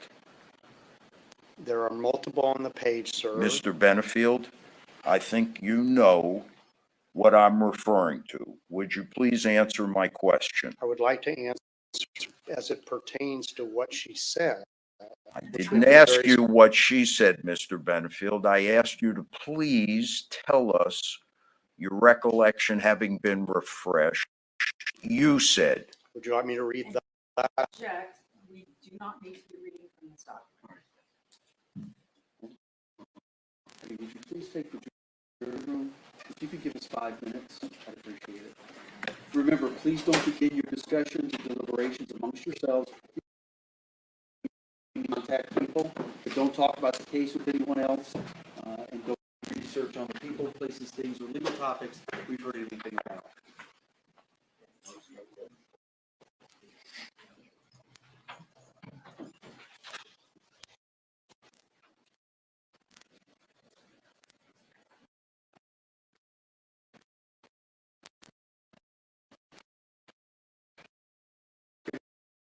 Excuse the hallway, Yes, sir. discuss the questions that have been asked of you with anyone, Yes, sir. including the attorneys, Yes, sir. and you're not to let anybody talk to you about anything that's going on inside the courtroom. Yes, sir. We're on a break. Yes, sir, I will do that. Should I leave the paper here? Yes, sir, leave that there. Yes, sir.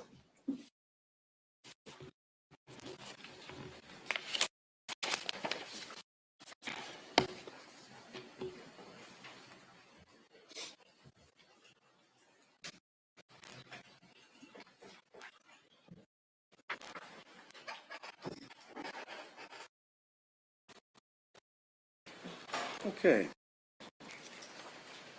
When we began this portion of the discussion, question was, did you tell married the wrong person, the wrong Benefield?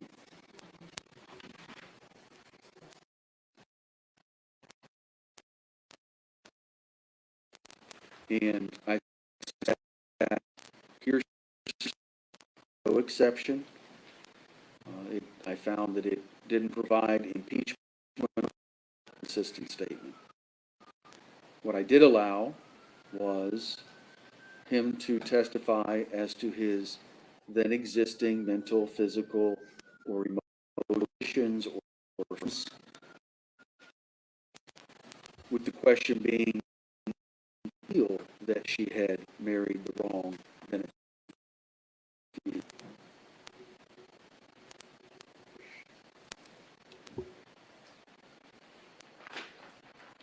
There was then the messages that I don't know what the substance of them was, but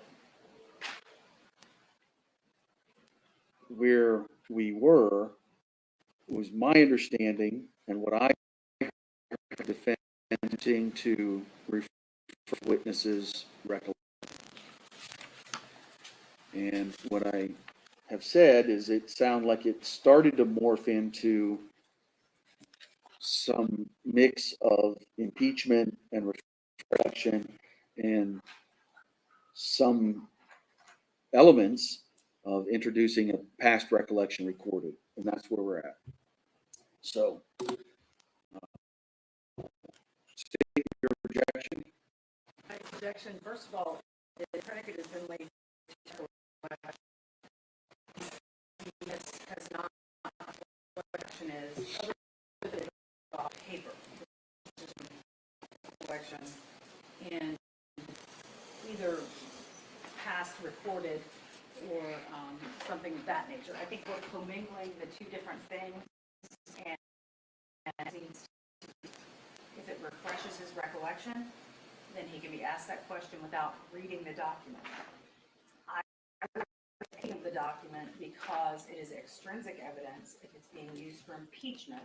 I do not believe his state of mind is relevant to a material issue in this case. I think the defense is trying to say that it goes to bias, but I'm not quite sure how that fits into it. So my objection would be it's improper refreshing recollection. It's improper impeachment. It's also improper prior recorded recollection, and I would object to that being testified about. Your response, sir? Yes. So as succinctly as I can, Your Honor, he's a creep. He acknowledged being a creep, and the jury will conclude he's a creep. It goes directly to his character and his bias. And that's why, after he said, yes, it was accurate, I recall it, he cannot bring himself to say it. And the reason he can't bring himself to say it is because he knows that all these women on the jury are going to know exactly what he was referring to. So I am trying to impugn his credibility after listening to everything that he had to say to set up the state's position about how this relationship was so lovey-dovey between Miss Benefield and Douglas Benefield, and what a wonderful relationship it was.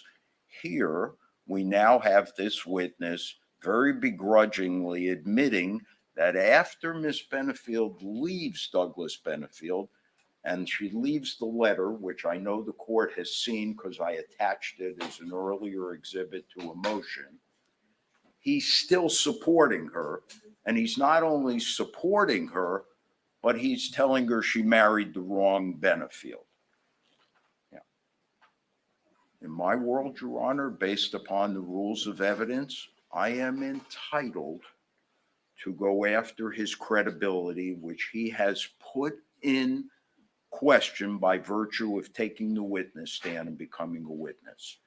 I did it the way the court wanted. I asked the magic question, does this refresh your recollection? He said it did. Now I want him to tell me, in response to my question, did you tell Miss Benefield she married the wrong Benefield? And he cannot bring himself to acknowledge it. He wants to talk about anything else but that. And I think, Your Honor, anything that I'm capable of showing where this witness, Doug Benefield's loving cousin, Tommy Benefield, where this witness showed his support for Ashley Benefield after she left Douglas Benefield, goes directly to his credibility. You can't get up there and testify to all of these things about how wonderful this relationship was, and then on cross-examination have to acknowledge that you were still saying you're a fan of Miss Benefield's after she leaves them, knowing the reasons she left them. I intentionally didn't go into the reasons to try to be straight with the court, but now I'm attempting to impugn his credibility. And he knows it, Judge. He's looking at me like a deer in the headlights. I'm going to allow you to respond. I previously mentioned about confining arguments to legal and factual bases. I am also going to direct both sides to refrain from vituperative ad hominem attacks. I don't think we need to resort to name calling. I think it's inappropriate and unprofessional to refer to a witness as a creep. All right. With that said, go ahead for your response. The first thing, Judge, I don't know if you have the copy of the text message up there. The defense could give it to you. Nowhere in there does it say she married the wrong Benefield. That is not what it says, first of all.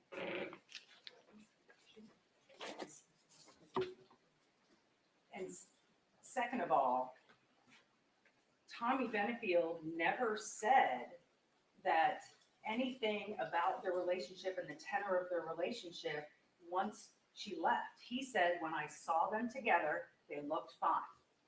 Just because that changes down the road and he knows they're having problems, I am unaware of how that affects his credibility. He can clearly see that they're having problems later on down the road. I don't see how the timing being different somehow makes him inconsistent and somehow that attacks his credibility or it shows his bias. If Mr. Taylor wants to ask him, were you aware that there were problems after that? Yes, I was aware of that. I mean, in Mr. Taylor's argument, he is impeaching the fact that that Tommy Benefield saw them acting loving to each other. If that wants to be impeached or explored, then ask Mr. Benefield if he saw them after that or knew that they were not loving and having that type of relationship. I don't understand the relevance of these types of conversations. I think the defense tends to say everything is about bias, but it has to comport with the rules of evidence. And I would say that this does not. All right, thank you both very much. So my ruling earlier was that these statements by Mr. Benefield towards the defendant were hearsay. I wasn't aware of any exception that would allow them. They appear to be offered for the truth of the matter that is asserted. So I didn't allow them on that grounds. What I allowed was the defense to ask, because there had been testimony by Tommy Benefield that they were always respectful to each other. He never saw anything except care for each other, and they were in love both ways. I think it is an impeachable question to ask, did you feel that she married the wrong Benefield? But it's not what he wrote, it's what he felt. That's where you're mixing apples and oranges, the defense is. The question that was presented to me was, did you feel that she married the wrong Benefield? He can answer yes or no. If there's then some extrinsic evidence that may impeach him on that point, I would then have to make a determination is that extrinsic evidence admissible or not? Because if it's a collateral matter that's not material, then the as you well know, Mr. Taylor, you get the answer you get. Where we had an additional part of this analysis was the fact that there was a demonstrated lack of memory, because the answer was I don't know, as opposed to no, I didn't say that, or yes, I didn't feel that, yes, I did feel that. So then the path we started on was refreshing recollection. As I've mentioned before, and I mentioned pre-trial, I expect attorneys to know the differences between impeachment by a prior inconsistent statement, that's one path. Refreshing recollection is a second path, and introduction of past recollection recorded, which is a separate path. And the reason I'm sustaining the objection is because it started off with refreshing. Does it refresh your memory? And then we got right back into the documents themselves, which I've already ruled were hearsay. So it's for impeachment purposes only. You can ask him about I allowed you to ask what his feelings were, but not to get into these documents themselves. I don't know how to say it any more clear than that. So, If you're refreshing his recollection, then we're going to take that path. yes, I believe I did that. I believe I refreshed his recollection and he acknowledged that. So then my question was, What did you say? And that Actually- gets back to the documents. If he says his memory is refreshed, you take the document back, or whatever the thing is that you use to refresh recollection is to be retrieved. And then the person testifies from their own personal knowledge. so once he said that he recalls, I then asked him if he said that you married the wrong Benefield. That's what I said. I will be happy to go through that again, Your Honor. Now, did I leave the document there when I asked him that? Yes. I didn't feel it was necessary to take the document back, but after he acknowledged that his memory was refreshed, I asked him, did you say that she married the wrong Benefield? And that's where we were when Your Honor sent the jury out. He was trying to come to terms with how he was going to answer that.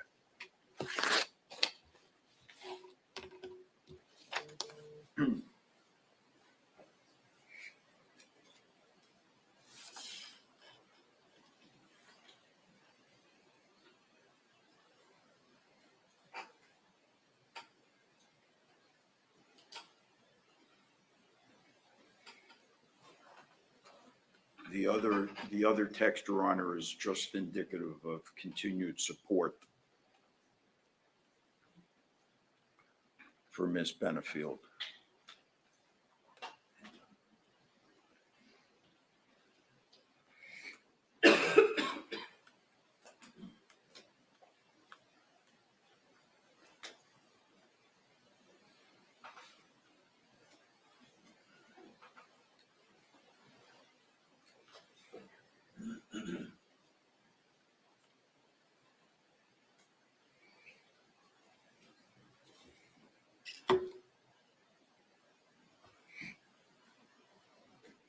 Sir, this doesn't say what you're asking him.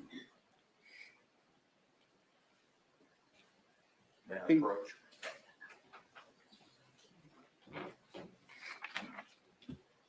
Thank you, wrong Benefield. Ms. Benefield says, that's very cool. You should be so proud of what you were doing. His response is, thank you, wrong Benefield. What that means, Your Honor, what that suggests is, thank you, you should have been with me. Sustained. I assure you, Judge, that any female will draw that conclusion immediately. That does not match what you're asking, sir. All right, are we ready to bring the jury back in? Do you want to treat this as your mid-morning break? You guys can take 5 minutes. Can I take 5 minutes, please? All right, am I going to be allowed to get an answer from him? I've sustained the objection. All right, so we'll take, I'm sorry, I just wanted to clarify your ruling. It's my understanding that you said he could ask how he felt. correct. The last objection was the questions were going to, what did you write? What did you say in your text messages? Sustained. And then, okay, thank you.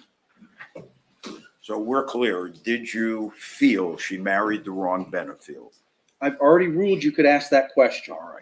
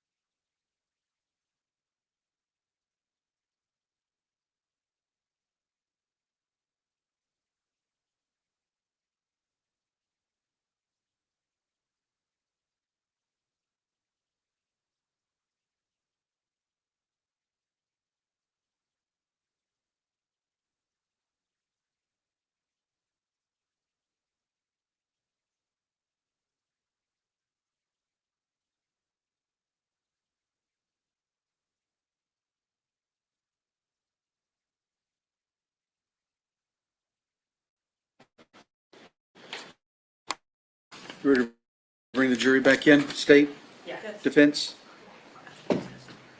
Right. All right, bring them in.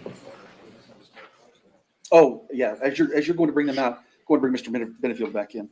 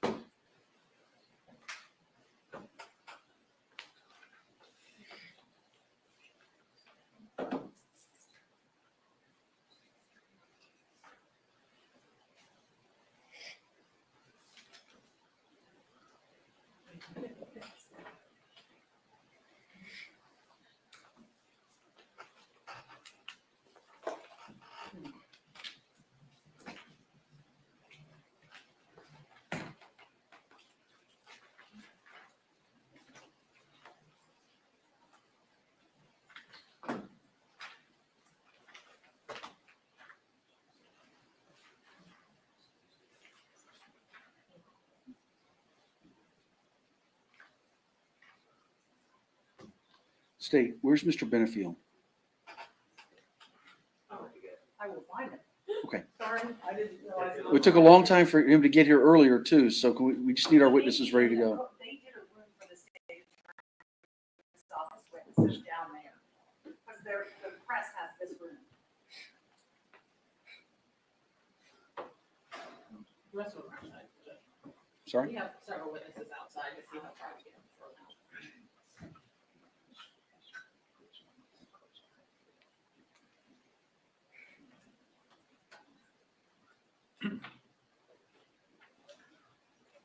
Judge, that was why, because our witness room is taken. All right, Mr. Benefield, come on back in and resume the witness stand. You'll recall that you are under oath. Yes, sir. Sir, as we took that break, did anybody attempt to approach you or speak with you about your testimony, the evidence, or this case? No, sir. Did you speak with anyone about your testimony, the questions asked of you, or the evidence of this case? No, sir. All right. Let's go and bring the jury in.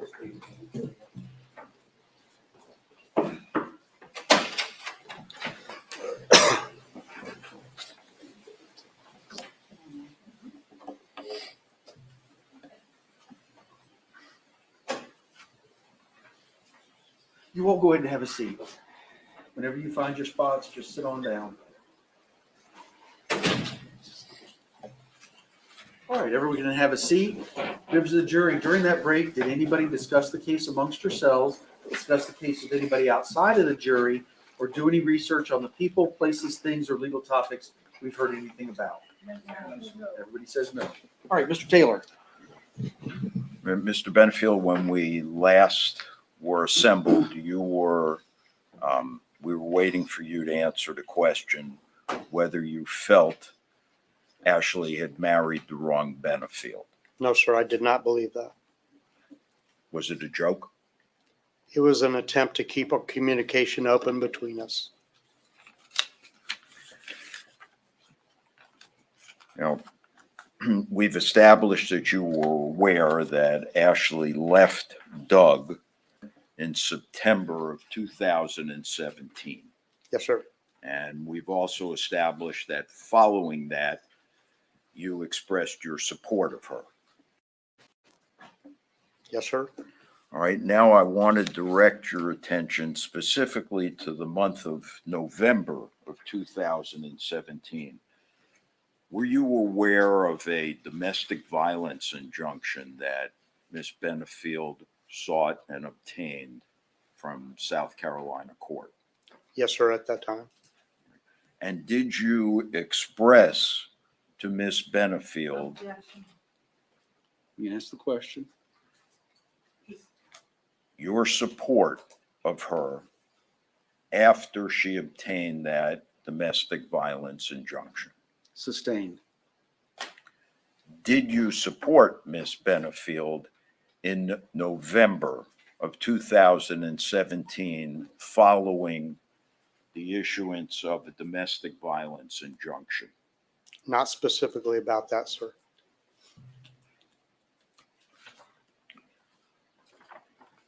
Do you recall expressing your support on Saturday, November 4th, 2017? I don't remember that specifically, sir. May I approach the witness, Your Honor? Yes.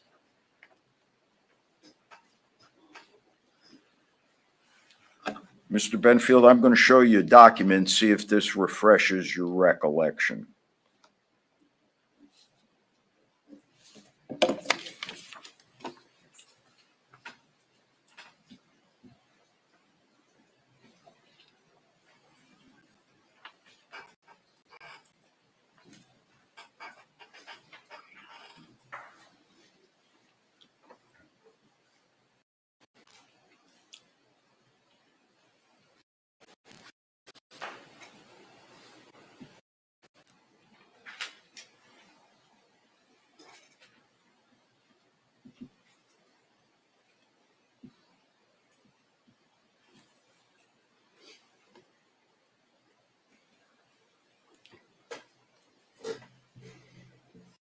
Areas that I check, refresh your recollection.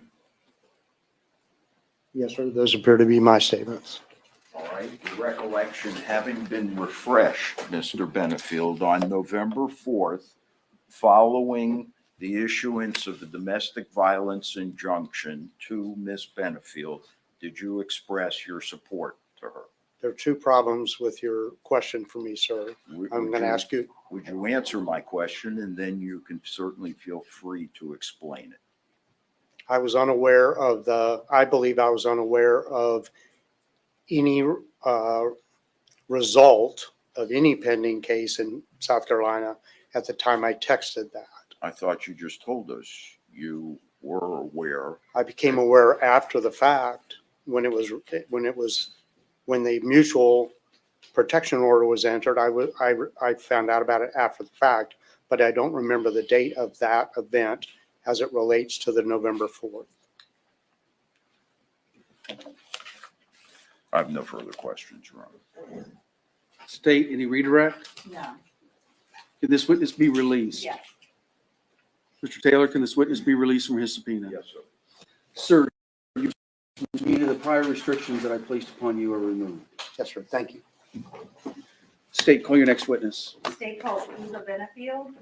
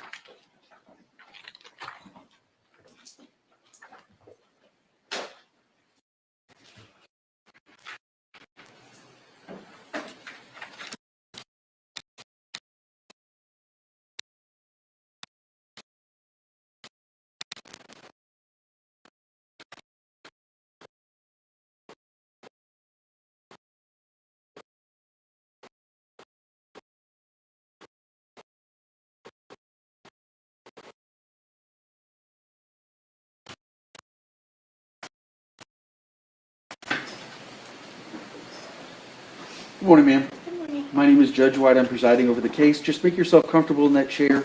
Get about 12 to 15 inches from the microphone. It does adjust up, down, left, and right as you need it. Actually, you're just fine right there. I think that's close enough. Okay. Speak in a loud, clear voice, and we'll hear everything. Go ahead. Please state your name.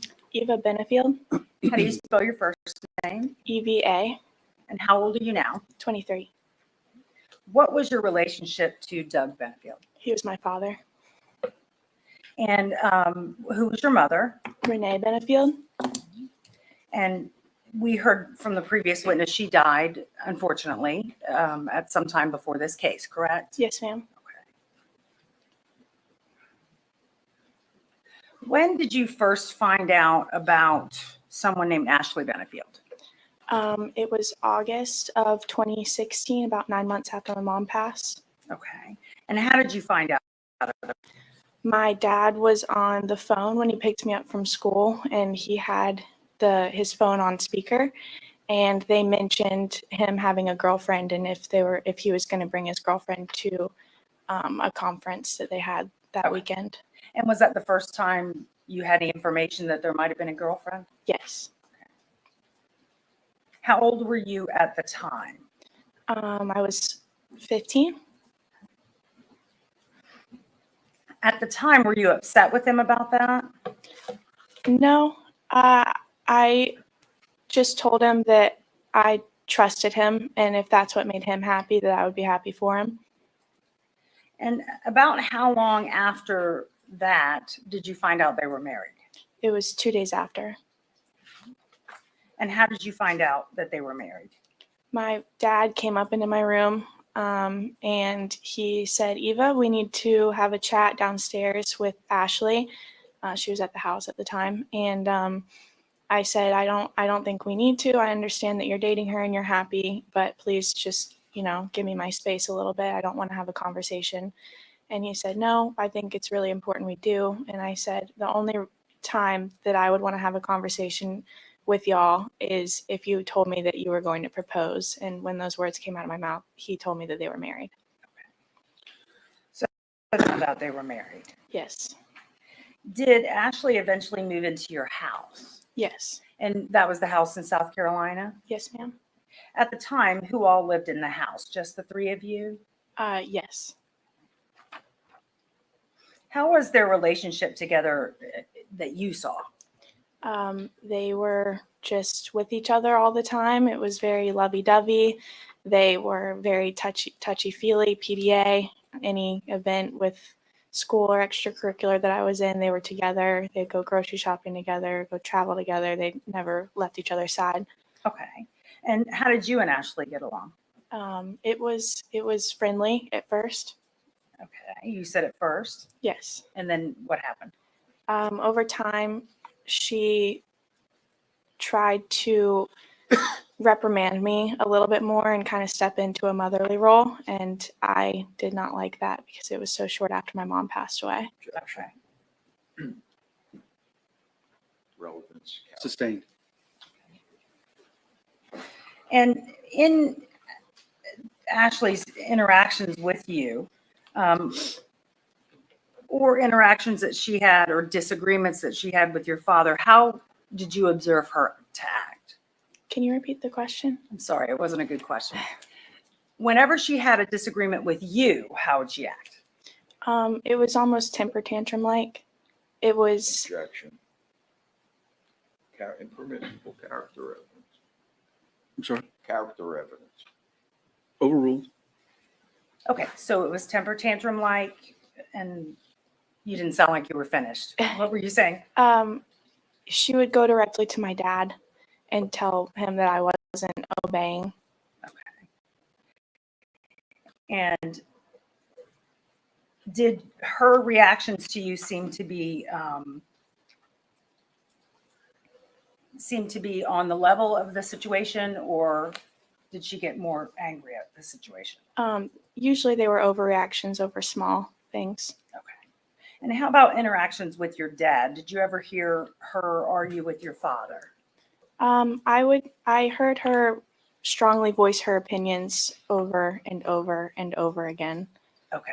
Now, you said over and over and over again. Is that something that you heard on a regular basis or something you only heard once? It was on a regular basis. Okay. And when she was voicing her opinions to your father, was he ever reacting to that? No, he would just sit quietly and listen. Did you ever see them fight, No, verbally fight? no, Okay. Did you ever see them physically fight? no.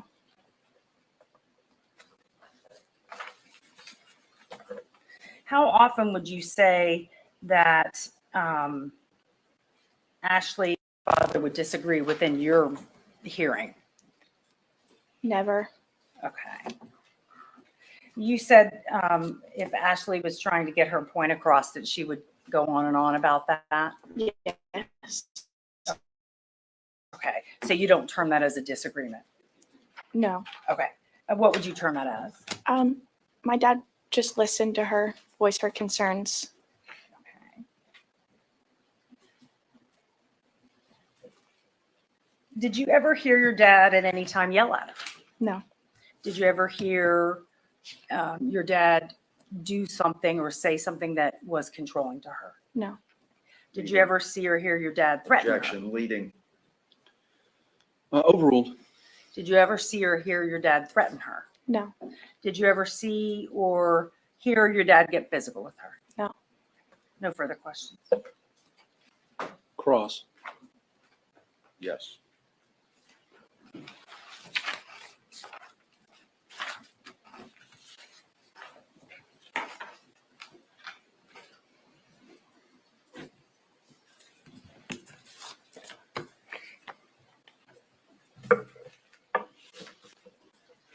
Good morning, Ms. Benefield. Good morning. We met previously at a deposition, correct? Correct. And I apologize to you for meeting you under these circumstances. I'm required to ask you a few questions based on the testimony that you've given us.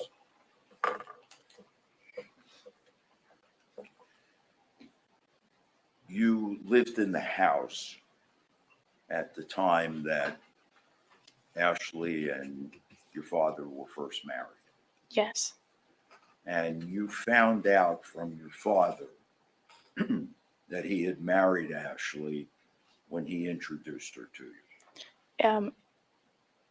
It wasn't when I was first introduced. It was a day after. So the day after, you said? Yes. Okay. So your mother had passed away approximately 8 months earlier, 9 months. 9 months earlier.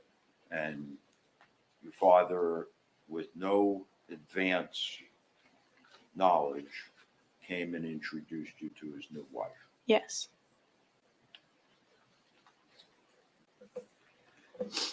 There was a hole in the ceiling of the kitchen in your home, correct? Correct. You know what that hole was, how it got there? Objection. Calls for hearsay.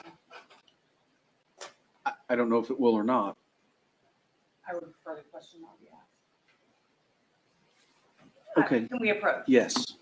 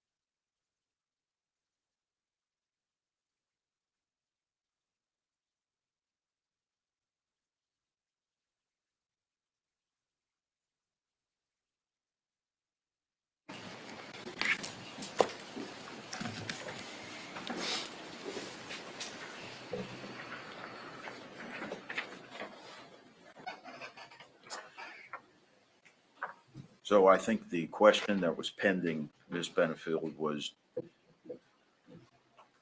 did you know how? Objection, Judge. Sustained. Let me back up. You told us there was a hole in the ceiling of your kitchen. Yes. Was that hole in the ceiling of your kitchen, can you describe it? It was small. Small, kind of round? Yes. Uh-huh. Consistent with an object, Objection, speculation. Let me finish the question. consistent with an object the size of a bullet? Yes. Overruled. Were there holes in the drywall of your home? There was one. Was it from the closet No. outside to the drywall? No. Where was it? It was near the kitchen. Did you know how it got there? Yes. Was the hole consistent with the size of a fist? Yes. Was that hole patched? Eventually. Who patched it? My father.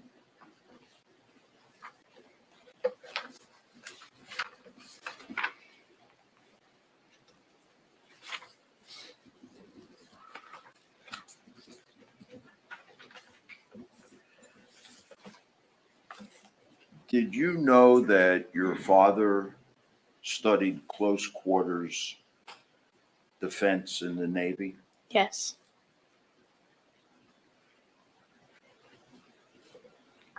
And tell us what close quarters defense comprises. Objection.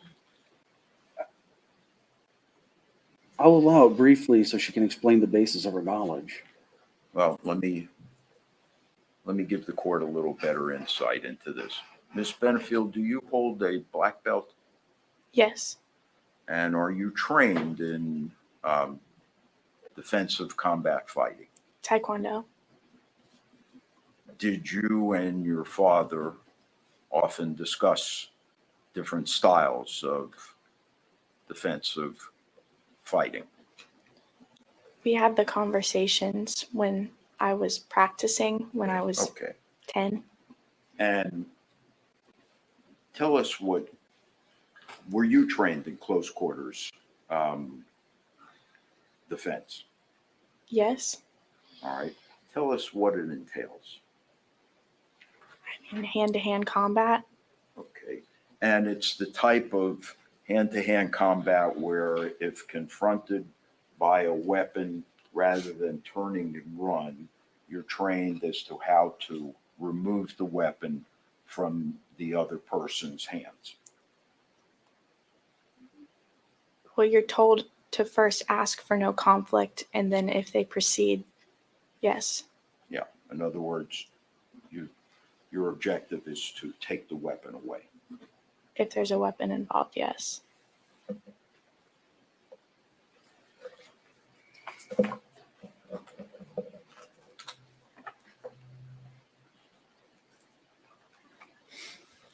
Were you aware that a domestic violence injunction had been issued by the court in South Carolina? No. Give me 1 second, Your Honor. Yes, sir.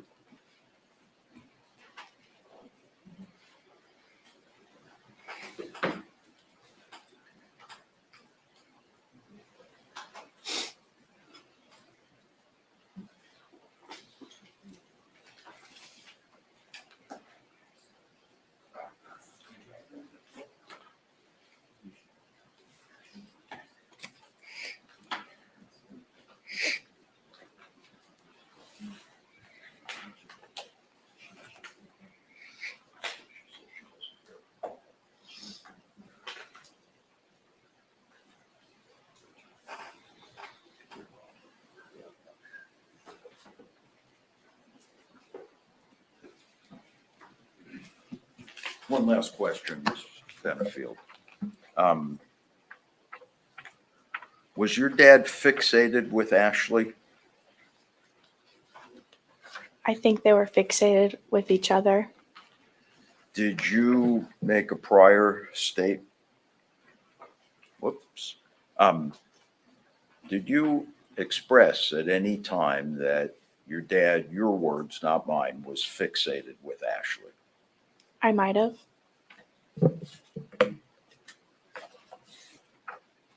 Give me just a moment, Judge.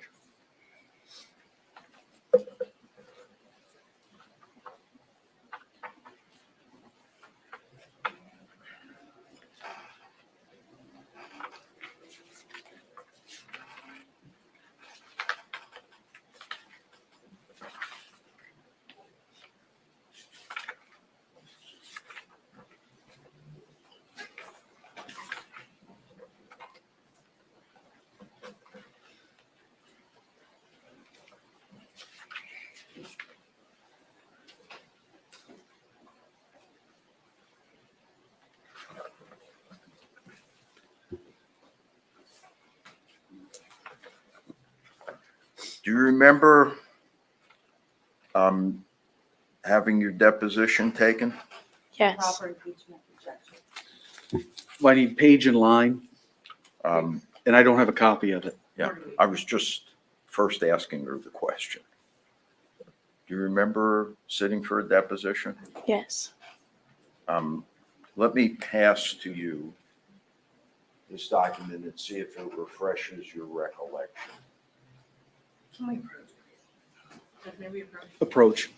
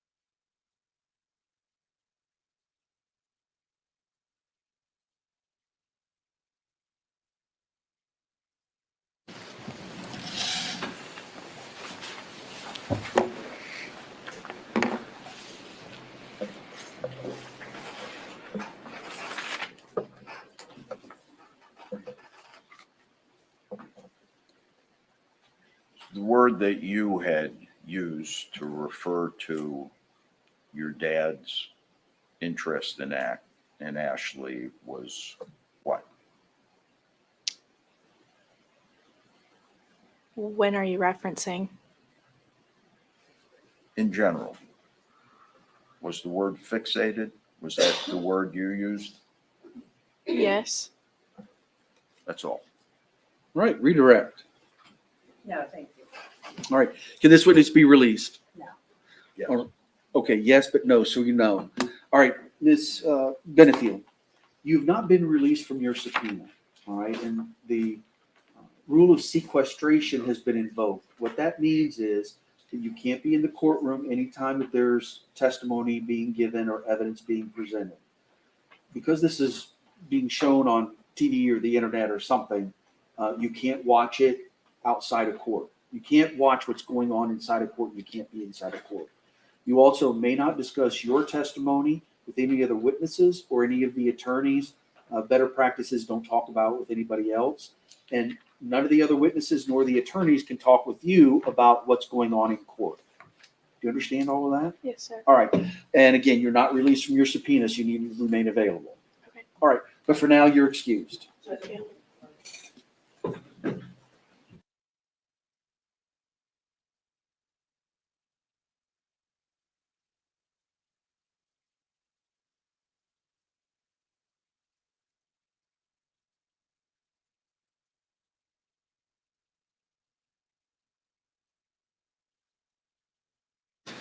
All right, members of the jury, it's right about lunchtime, so let's go ahead and take our lunch break.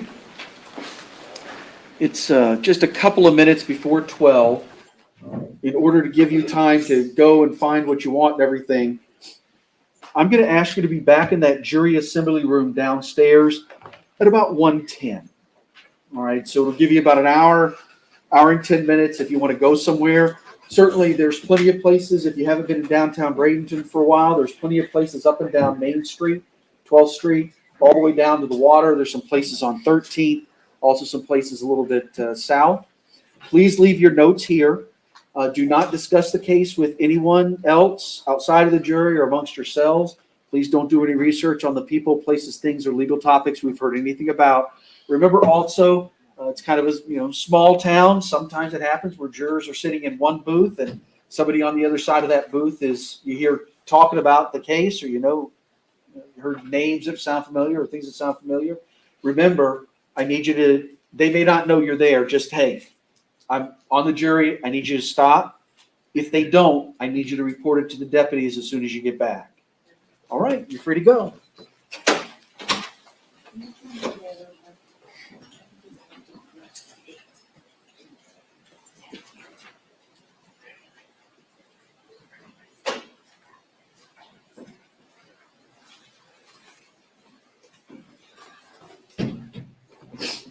All right, have a seat. Before I let you all go, State, you had just mentioned that despite Eva Benefield not being released, you want her to remain in the courtroom. Yes, pursuant to Marcy's law and pursuant to the earlier discussion. All right, did you want to be heard?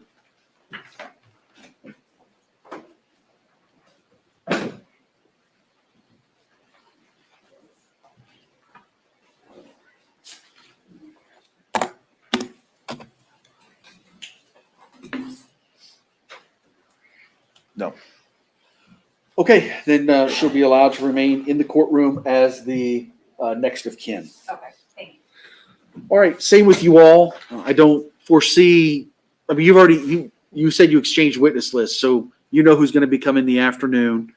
Are there any that, because this morning we had talked about 4 different people, so 2 have testified.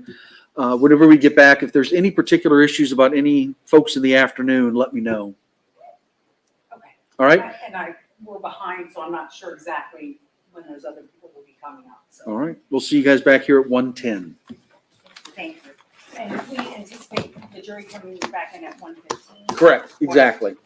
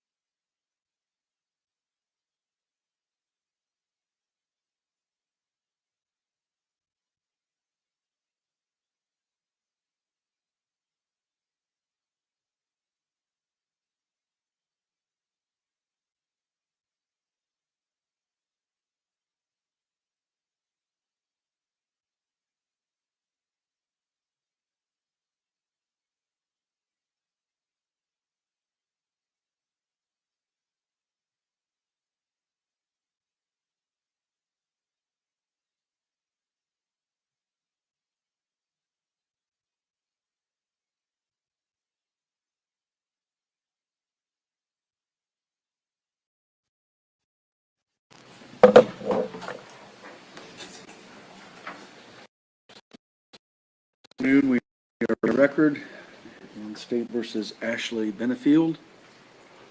After our lunch break, Mr.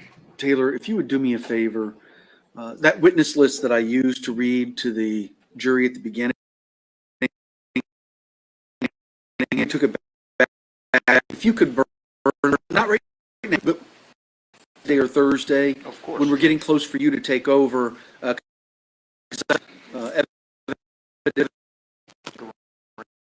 Your Honor. So much, I appreciate it. Judge, we'll need the system with Mr. Sand, please. All right. I don't know if something I told you, sorry.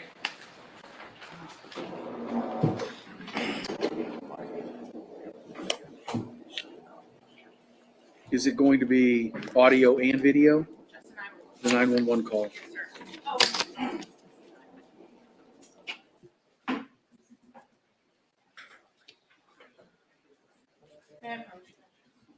Yes, ma'am.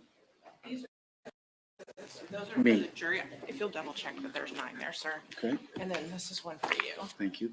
And we gave one to the court reporter. Perfect.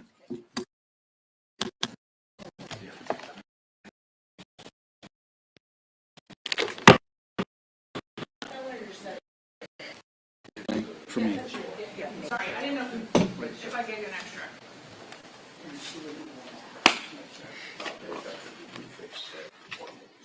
Yes. And we sent it, I sent it. And then Judge, I just want to test this to make sure that it works. Thank you. What is the address of your emergency? Well, that did not work. Let's see.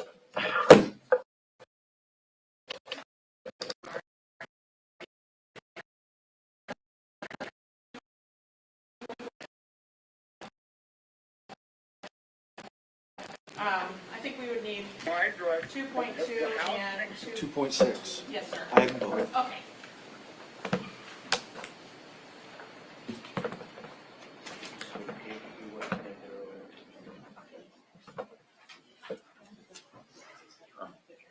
Your Honor, Yes. I am informed, doing my best to try to keep up with everything. I've kind of misled the court, I'm afraid, to some extent.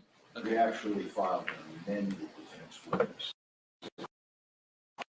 copy of the petition. All right. And I don't think there was anything significant that was either on there or removed that would change it. All right. Hope not. He was connected earlier, did you switch your plug? Oh, we needed to switch. You were connected earlier. Is there a thing to switch it to this port? Okay, thank you. Couldn't figure out why it wasn't working.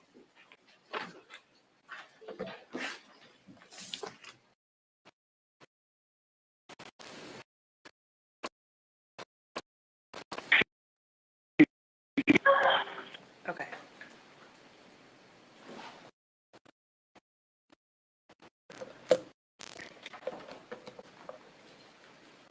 So we don't need to lower the lights.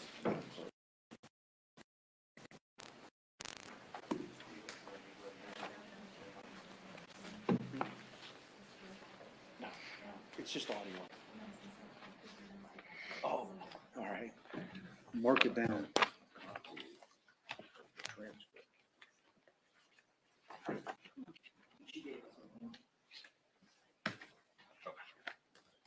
All right, Stady, you ready to call them in? Yes. Do you want him in now or when the jury comes in? No, the jury. Oh, the jury, yes. I apologize, thought it you wasn't a meant good the witness. question. Yes.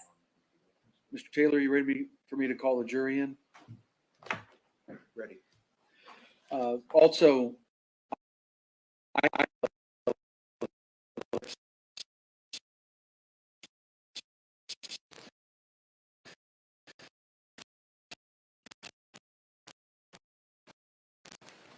it looks like the redactions have been done mechanically with black boxes and black lines.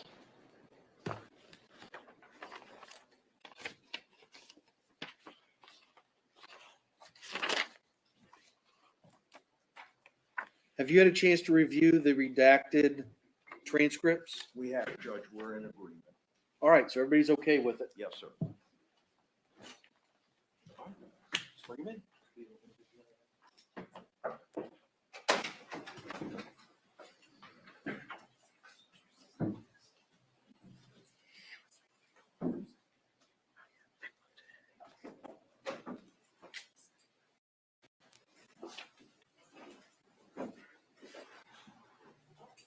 All right, you all can have a seat. Welcome back, everybody. You know the questions I'm going to ask. Did anybody discuss the case amongst yourselves or begin deliberations? Talk about the case with anybody outside the jury, or do any research on the people, places, things, or legal topics you've heard anything about? Everybody says no. When we left off, the state was still in presenting its case. So next with It calls John Sant.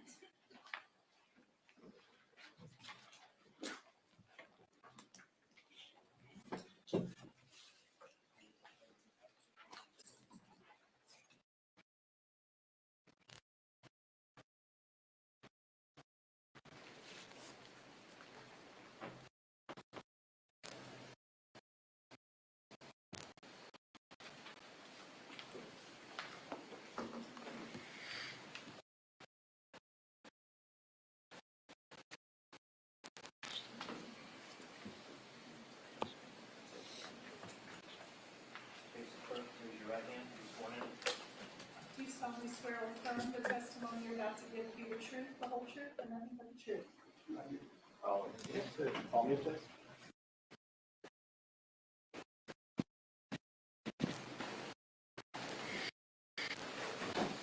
hello, sir.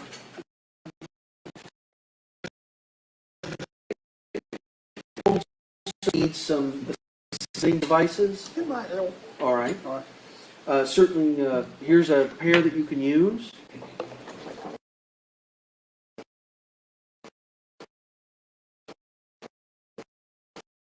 Turn it around the other way. This way? Yes, sir. I think that'll work better.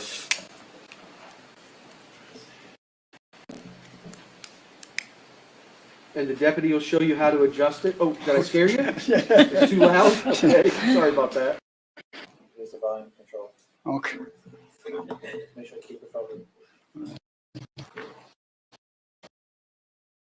All right. That's I fine. apologize about that. I didn't mean to.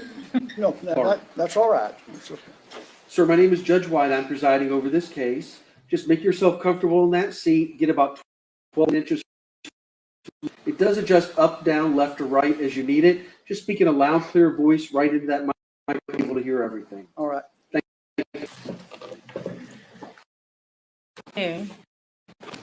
Please state your name. John Williams Jr., How do you spell Sant? S-A-N-T, Where do you live?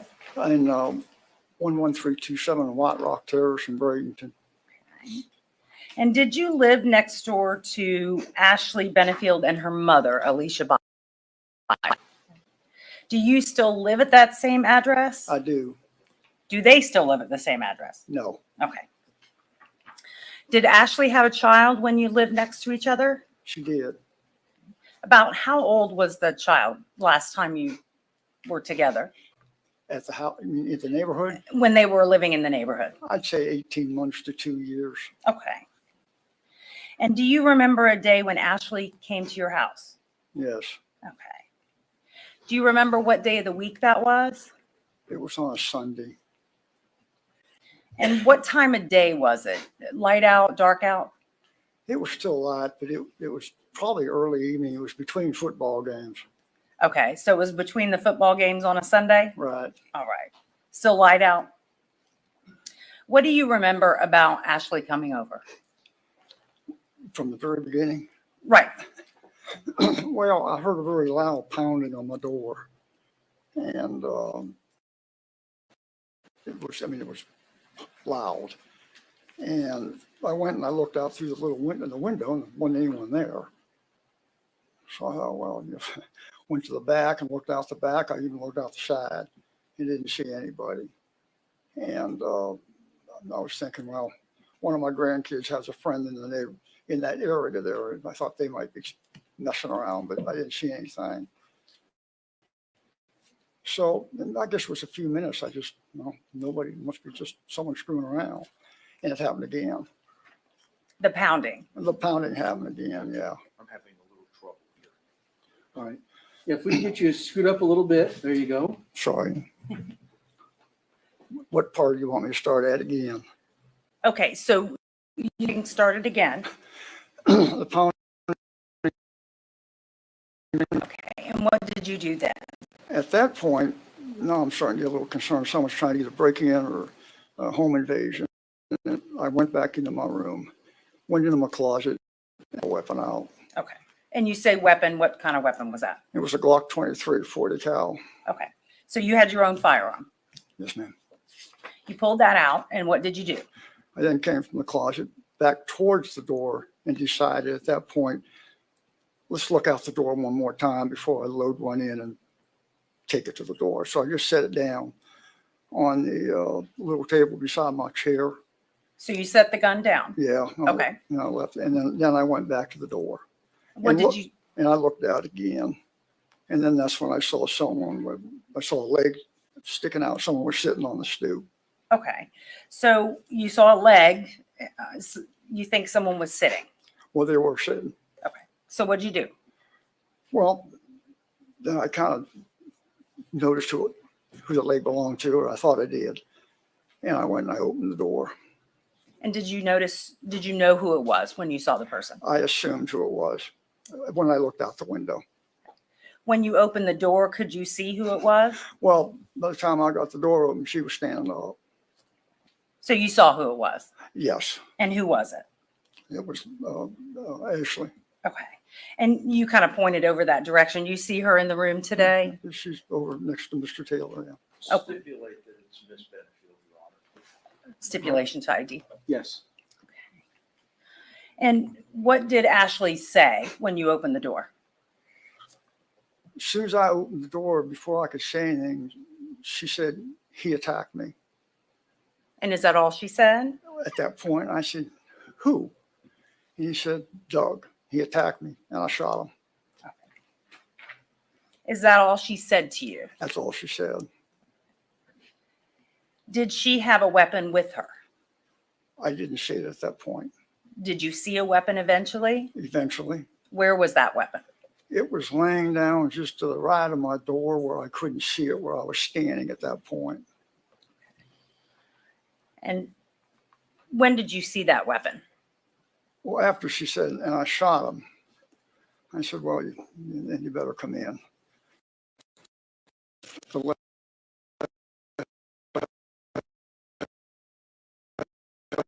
What was it? It was a handgun. What did you do with that handgun? Once I got her in the house, I told her, I said, "I can't leave that out there." No, I don't know whether she responded or not, but then I went out, reached down, picked it up by the trigger guard, brought it back in the house, and set it down inside the door. Okay. And when you say inside the door, was that on the floor or was there a table? It was on the floor. On the floor.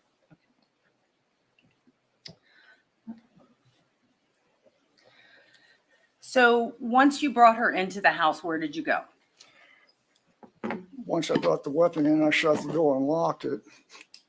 And I looked at her and I said, "What condition is Doug in?" And she said, "I don't know." Or she said, "Don't know." She just don't know. I said, "Where's your mother and Emerson?" And she said, "At the park." So you knew her mother and you knew Emerson, her daughter. Yes, Okay. And she said at the park. at the park. And at some point during this conversation, when she was at your house, did she tell you that that gun was hers? After listening to the tapes, I was able to hear her say it, but it was really faint. Yeah, Okay. Did you call 911? I did Have you listened to the 911 call? many times. Okay. I'm going to show you State's Exhibit number 1. We could take a look at this. What is this? The disc, I guess. It's a Oh, disc. okay, yeah. Yeah. The 911 call. Oh, okay. And when you listened to this 911 call, was it an accurate representation of your conversation with the person on the other line? To your memory? Oh, yeah. Okay. Oh, yeah. Yeah. It wasn't me. Pardon? Yes, I recognize my own Okay. voice. The state would enter into evidence State's Exhibit 1. No objection. It'll be received. What was Ashley's mood when she was there? I'm sorry. Ashley's what? Ashley's mood? Terrified. Okay. Was she, do you remember her crying? I didn't remember her crying until I was listening to those tapes, and then it sounded like she was crying, but she just couldn't get any words out after that last statement about where her mother and daughter were. That was really the last coherent amount of any words that ever came out of her mouth that I could understand. At that point, it was just stuttering and shaking and sobbing. Okay. So you did not have any other conversations with her, meaningful conversations with her after that? No, the rest of the conversation was a 911 operator. Okay. At this point, I'm going to publish State's Exhibit number 1. Members of the jury, when physical evidence, documents, photographs, video or audio recordings, and so forth are admitted or received by the court, they may be published to the jury. This means shown to the jury. Depending on the type of evidence, it might be shown to you on the overhead screen, through the sound system, handed out for you to look at, or shown to you. Evidence that is admitted or received by the court will be available to you during your deliberations, and you will have as much time as you need to review and consider the evidence. Members of the jury, you are about to listen to an audio recording. The court instructs you that the recording has been edited to eliminate irrelevant portions that would not add to your understanding of the case. The fact that the recording has been edited should not concern you in any way and must not impact the way you listen to, view, and consider the evidence. Thank you, Judge. Finally, you are about to hear a recorded conversation. This recorded conversation is proper evidence, and you may consider it just as any other evidence. You are also going to be furnished a transcript of the recorded conversation. The recording is the evidence, and the transcript is being provided to you only as a guide to help you follow along as you listen to the recording. The transcripts are not evidence of what was actually said or who said it. If you notice any difference between what you hear on the recording and what you read in the transcript, you must rely on what you hear and not what you have read. Also, Deputy, any notes that you want to make during the playing of the audio should be on your notepads.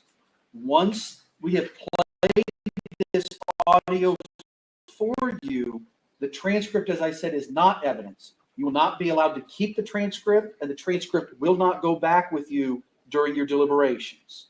But the audio recording will be available. So you just take one and pass it down.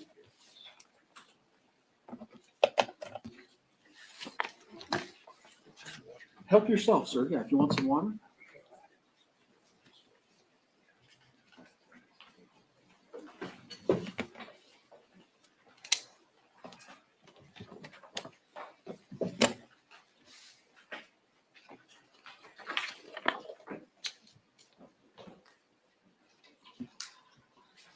Yes, ma'am. Thank you. Manatee County 911, what is the address of your emergency?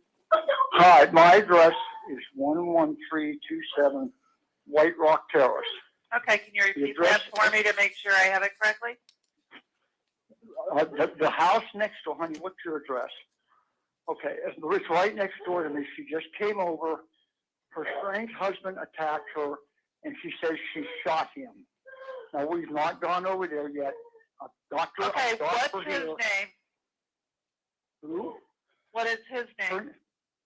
His name is Doug Benefield. Okay. I have not gone over there. I'm not Okay, I ready to don't- go back. I don't want you to go over there. Stay on the line just one moment. I'm going to connect you over to the sheriff's dispatch, okay? Okay. One moment. Calm down, honey. Calm down. What is your name, sir? My name's John Sant, KNT. I live next to Office dispatch on a recorded line. This is Gabby. How can I help you? Hey, Gabby, it's Karen. On the 11327, I have John Singer on the phone. He's saying the neighbor came over, female neighbor. It was a domestic. She shot her husband. Okay. All right, I'm going to get that on the screen, okay? Okay. Which screen is this for? At 11327 White Rock Terrace. Okay. That's my address. That's your address? What's her address? Where this occurred at? Her address is right next to, I believe it's 11331. She's on the corner? Okay. Yes, ma'am, on the Okay. corner. She's with me now, quite upset. The weapon is here. Do you Yeah. want me to go over and look at anything, or just wait for the? No, I want you to just wait for the police, okay? All right, if you could just get them here quick. She came in, she was quite hysterical. I didn't know who was banging on my door. Said that he attacked her, and she shot him. Okay. I'm just getting that all on the screen, okay? Okay. I know, honey. Come on, calm down. I know. Go ahead, ma'am. Where is the gun? Is it with her or is it just? I have it right here, ma'am. It's sitting on the floor inside the door. My door's locked, so in case he isn't, he can't get up. I'm also armed if he does come over and try to harm her, just so everybody knows. Okay. I'm kind of concerned with her mother and the little girl might get back there and find this, whatever happened. Don't go out there, honey. Come on. I know. Come on, honey. Sit down. Sit down. I know. Yeah.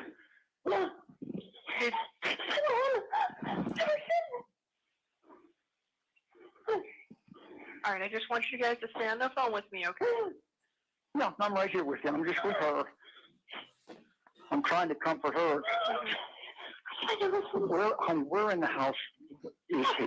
Well, the police are going to want to know, probably. I know, baby. You got to sit down. Come on. There's no... Well, honey, they want you to stay here. If he isn't, we can't take a chance. That's why I want them before we get back to the park. Deputies are moving as fast as their hand. They're coming priority. They're coming lights and sirens. They just want to get and make sure that everything's okay. I want to. So where in the house is he? Where in the house is he? My bedroom. Her bedroom. No, I don't know where that is. So it's one of the bedrooms. It's a lot like mine, so I'm going to assume when you go into is the garage door open? When you go into the garage, it's going to be on the left? Yeah. On the left.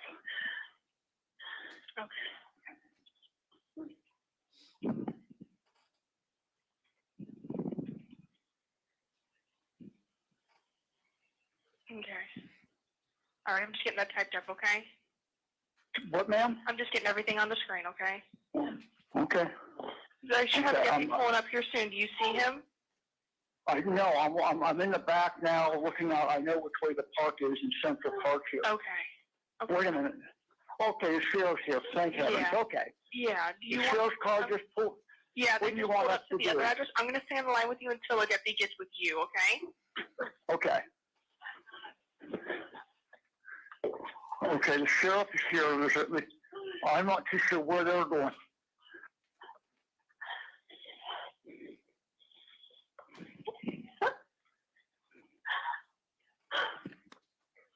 I'm just staying on the line with you. The deputies. I'm right here. I haven't left yet. Yeah.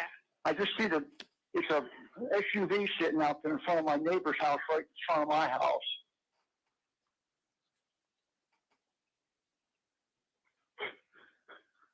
Just be calm. You know they're going to take you into custody. You know that, right? Okay, just you know.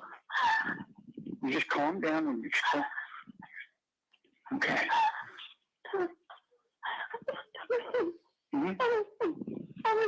I know.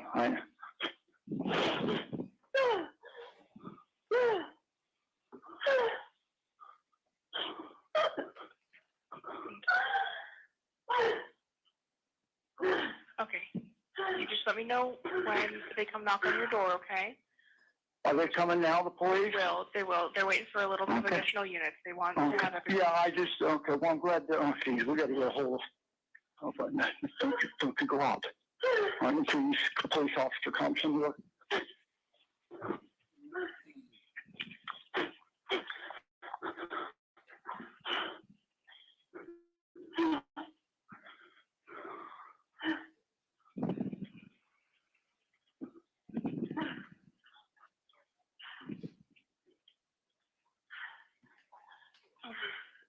They're going to let me know what they want me to tell you, okay? They're just waiting to make sure Okay. that they have other people with them. They don't want anything to get out of hand without having proper backup, you know? Yeah, well, like I said, the weapon's here. Mhm. I just want them to know that exactly where it's just sitting right inside the door. It's on the floor. And I did reach out when she ran in and picked it up off my front patio and brought it in. I wasn't gonna leave it outside. Mhm.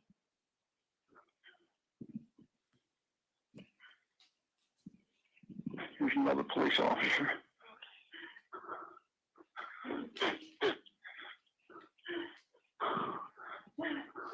Is it just inside the front door or the back door? Say that again? Is it just inside the front door or like the back door patio area? I'm by the front door. She came in the front. I'm sitting here staring at. Now, Okay. looks like he's talking to one of the other car. Neither one of them are moving. Yeah. When it's time, when, okay? Okay. Honey, is that your weapon or his? Okay. Okay. Well, that's why. Let me get my. Okay, just calm down. Okay. Now, the deputies want her to go outside with her hands up, nothing in them. Okay? You want her to go out? Yes, they want her to come out with not. Out of my house? Yes. Does he know she's in my house? Yes. Okay. All right. Okay. All right. So we're gonna have to go out. Okay. And they want you to stay inside. Now, Okay. put your hands where you can see them. Okay. All right. Where's she at? Just start walking out front. They're outside. I don't see him anywhere. She sure it isn't her. Just start walking out. They're not going to do anything. They just want to make sure that everything's safe and that they're safe, okay? Can I take her out? She's really upset. No, they want you to stay inside. It says female Well, only. you stay inside. Oh, hang your hand. I don't see it. Now, are they at the right house? We've told them multiple times which house to be at. Yeah, 11327. I'm right in front of that SUV that does not have its light. Hold up right there, honey. Where are they at? There's a police officer over on the, with the officer now. Yeah, just keep her walking out, okay? Honey, do they see you? They're probably giving her instructions, okay? Okay. Now, I need a police officer to come and get this weapon. Yeah, they're going to come and get the weapon. They just wanted to make sure. Okay, here they come now. Okay.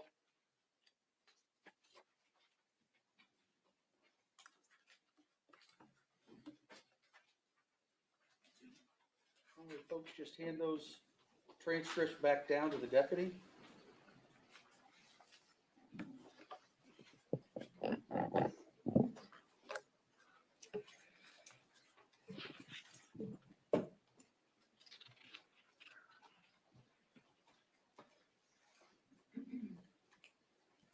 You may resume your question.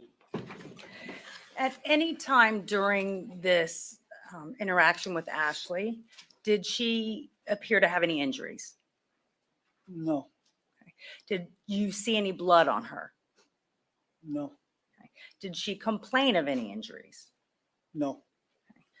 How about her clothing? Did you notice, was her clothing ripped or anything wrong with her clothing? Not that I know, no. Okay.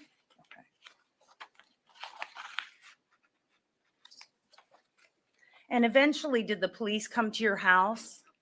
And talk to me? Yes. Yes, they did. And did they recover that firearm that she had brought over that you left? They did it while I was outside, because when I went back in, it was gone. Okay. I assumed they took it.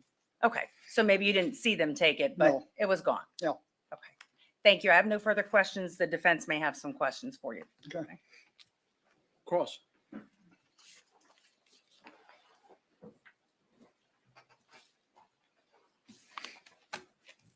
Afternoon, Mr. Sant. Afternoon. How are you?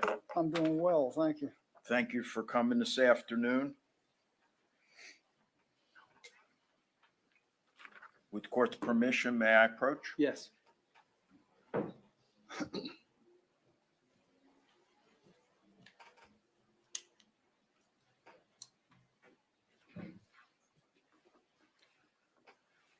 Mr. Sant, I've passed you a photograph. I'm going to mark it for identification as fence exhibit number 1, if I can.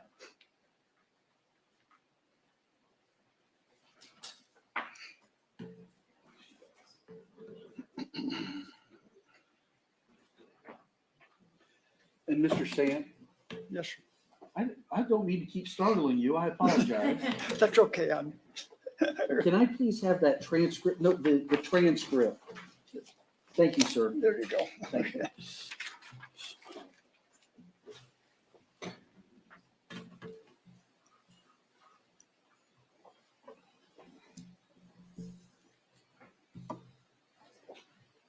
Mr. Sant, can you identify that? Well, it looks like my house and Alicia's house at the time. Yes, sir. And they lived in the house right next door to you, I believe you said. The one with the red dot on it. Yes. It was the corner house, Yes, correct? right, And it's got a red dot on it? right. All right. Is it an accurate representation of your house in comparison and in position to where Ms. Benefield lived? Yeah. Would you do me the favor, may I, Your Honor? Yes. Would you put a check mark on the roof of your house? My house. Yes, All right. your house that's depicted in that picture. Okay, we're going to help the jury see how this took place.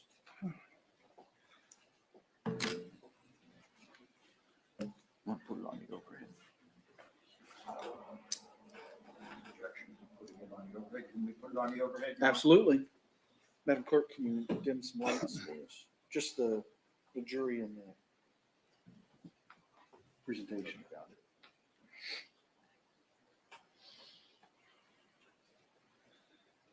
Is this just a demonstrative aid? Yes, sir.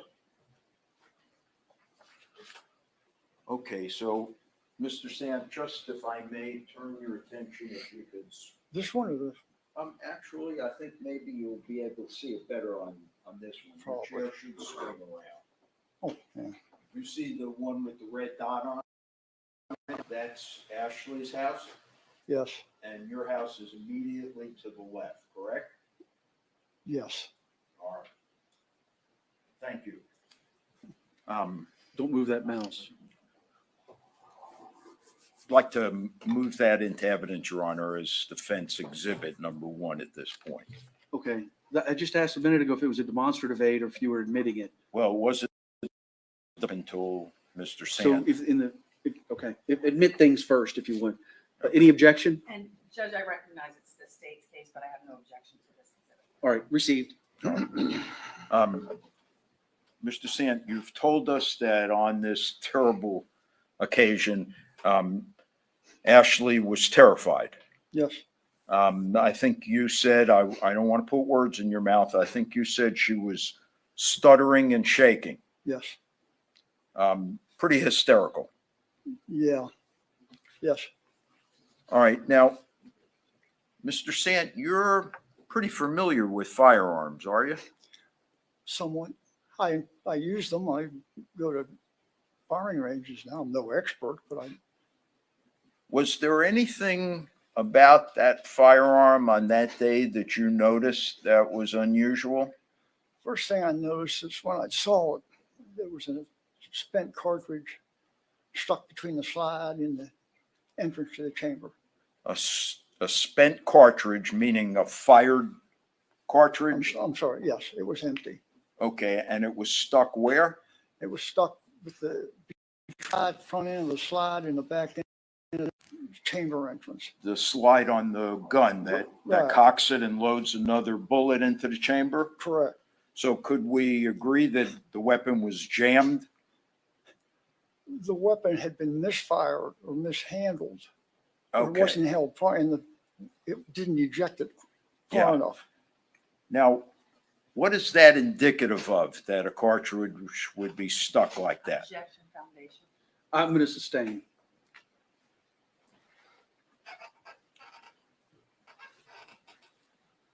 Mr. Sant, do you have experience to the extent of being familiar with weapons and what would cause a cartridge to get stuck in the manner that it was on this gun on that day? Yes. May I, Your Honor? Do you want to be heard? No. Go ahead. Thank you. What is that indicative of, Mr. Sant? In my experience, was the weapon wasn't held properly when that particular cartridge was fired.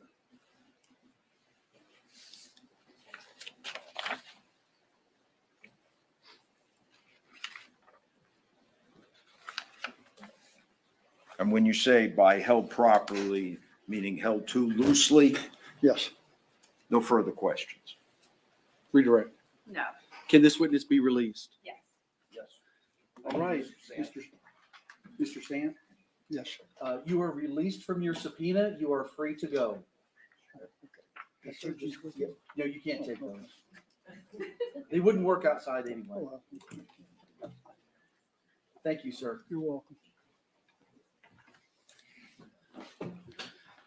Okay, can you flip on the lights? Do you need the presentation? Not with this next witness. And the state would call it deputy Pearl. All right.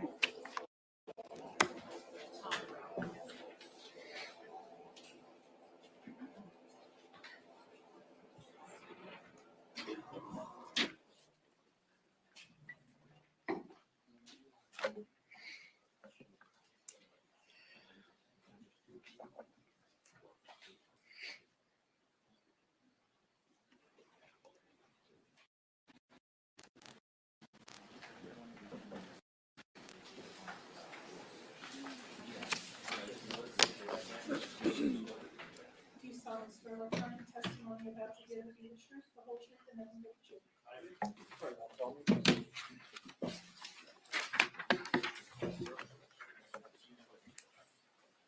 Hello, sir. Or afternoon, sir. My name is Judge White. I'm presiding over this case. Just make yourself comfortable in that chair. Get about 12 to 15 inches from a microphone. It does adjust up, down, left, right if you need it. Just talk in a loud, clear voice right into that microphone. We'll be able to hear you. Yes, sir. May I inquire? Yes. Good afternoon. Good afternoon. Please state your full name and spell your last name for the record. Deputy Thomas Burley, Baurle. Burley, I said it wrong. I apologize. That's okay. And how are you employed? Manatee County Sheriff's Office. How long have you been so employed? Going on 23 years. And what are your current duties with the sheriff's office? Patrol. And what are your daily duties as a patrol deputy? Patrolling my zone, which is Lakewood Ranch currently, and taking calls for service. And back in September of 2020, were you in the same position? Yes, ma'am. And would your duties have been the same? Yes, ma'am. And to become a law enforcement officer many moon ago, what kind of training or education did you obtain? The Law Enforcement Academy here in Manatee County. And then since then, do you continue to have courses that are offered through the sheriff's office that you can take if you'd like? Yes, ma'am. Okay, thank you. I want to draw your attention to September 27th, 2020.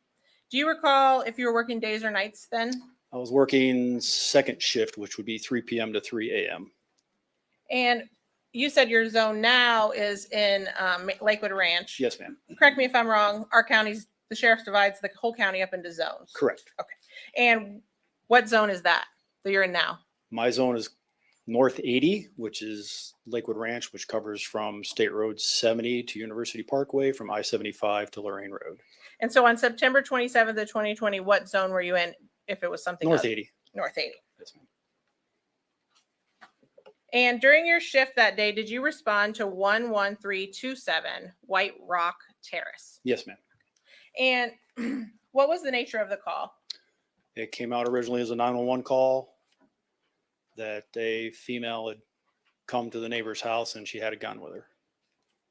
And when you hear a call such as that, does it affect how you respond to the scene? Yes, ma'am. And how does it do that? It's dependent on the situation. Sometimes it's priority lights and sirens. Sometimes it's normal response. And how about once you arrive at the scene, does it affect how you would react when you got to the scene? Yes, ma'am. Per protocol, we park a minimum few houses away from the actual caller's address. And is that based on the fact that there was a firearm? Correct. Thank you. And did you do that in this case? Yes, ma'am. And do you know how long it took you to arrive since you were in your same zone? If you had to guess. That's an adjacent. That's North 70. It's Oh, an I'm adjacent sorry. zone. I would guess probably 15 minutes. And I think I didn't ask the right questions earlier. You were in zone North 80 then. Correct. Where was this call? North 70. Thank you, sir. Yes. I messed that up. And when you arrived, what did you do? Again, per protocol, I parked a few houses away. I observed a vehicle parked on the opposite side of the street directly across from the 911 caller's residence. So I took up a position behind that vehicle because I was the only deputy on scene at the time. I was waiting there behind the vehicle for additional deputies to arrive on scene. And did they arrive? Yes, ma'am. And how long were you there, you think, by yourself? With a minute, maybe. And once the additional deputies arrive, what happens? The second deputy arrived was Deputy Vreeland, which that was his zone. Dispatch still had the 911 caller on the phone. So we had the Deputy Vreeland told dispatch to have the 911 caller tell the female to come out with her hands up. And did she do that? Yes, ma'am, she did. And were you able to observe her at that time? Yes, ma'am. And did you make any observations about her person? Just she was visibly upset. And did you see any injuries? Not that I observed, no. And did you notice anything about her clothes? Was it ripped or have No, any? ma'am. She was wearing a sports bra, shorts, and sneakers. And they seem to be intact. Seemed to be intact, yes, ma'am. Thank you. When she exited the home? No, ma'am. What happened to her once she exited? Deputy Vreeland proceeded forward to the middle of the road and placed her into handcuffs. And being as my car was the closest, we brought her to my car, placed her in the back seat of my car. And why would Judge, can we approach for a moment? Yes.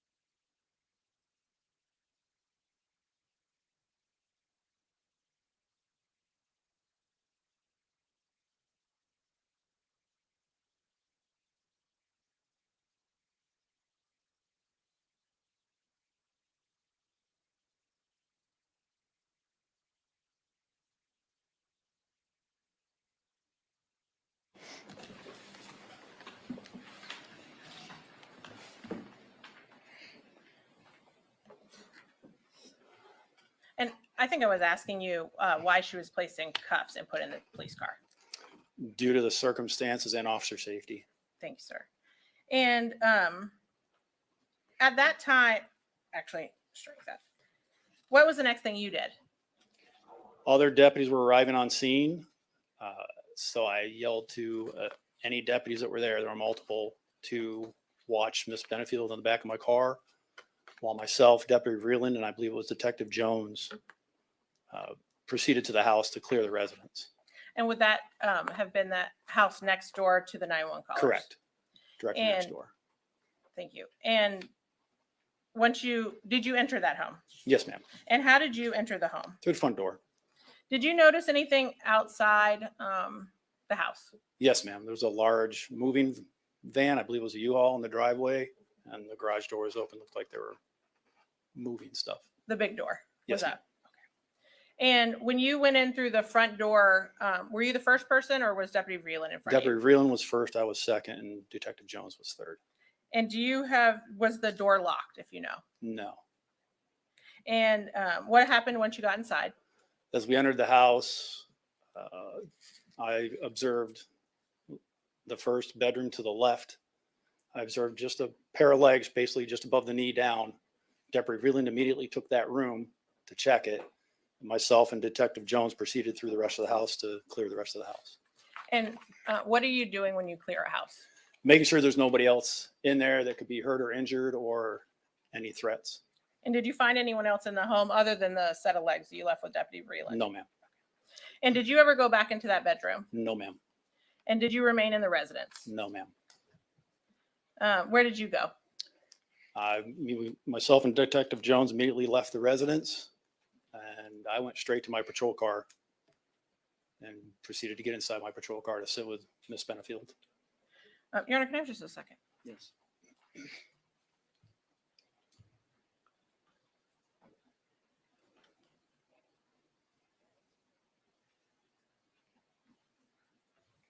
At some point, did you ask, well, was EMS on scene when you were on scene? There was so much going on. I don't know if they had arrived while we were in clearing the house or they arrived right after. I'm not sure exactly when they arrived. Okay, but at some point they were there. Yes, ma'am. And did you ask them to check Miss Benefield to make sure Yes, she ma'am. was okay? And did she require any medical treatment? No. What was the next thing that you did? Sat in my car with Miss Benefield and waited till I was directed what to do. And were you eventually given some direction? Yes, I was advised to transport her down to the main sheriff's office in Bradenton for interviews with And that's detectives. the one by the mall? Yes, ma'am. And once you got there, how long is that ride? 20 to 30 minutes. Once you got there, what did you do? Once upon my arrival, escorted Miss Benefield up to the entrance where I believe it was Detective Justin Warren was there. And I believe one of Miss Benefield's attorneys was there as well. And did you conduct any further investigation in this No, case? ma'am. Thank you, sir. I don't have any questions for the defense. Any more questions? Cross? Yes, sir.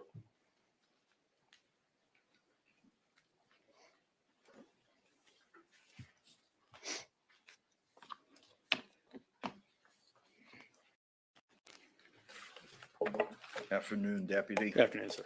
A few questions. If you don't understand any of my questions, please just ask me to repeat them. Yes, sir. I think you told us Miss Benefield's condition emotionally on that day when you saw her was she was hysterical. Visibly upset. In distinguishing between visibly upset and hysterical, can we agree that you felt she may have been in shock?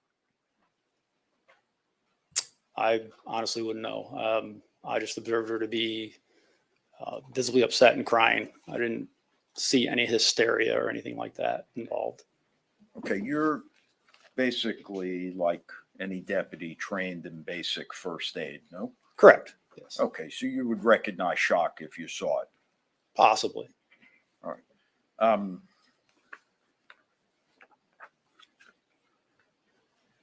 Do you recall giving a deposition in this case, Deputy Brawl, on August 20th, 2021? Yes, sir.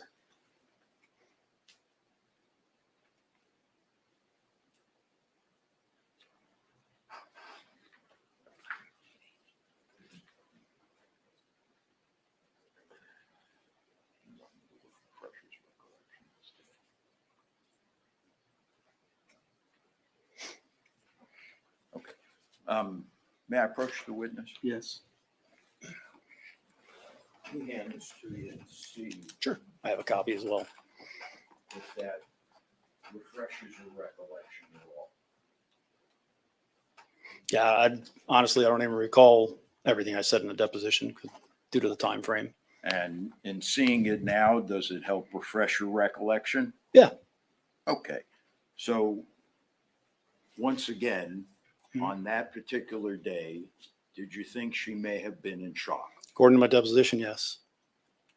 May I approach you on? Yes. Thank you.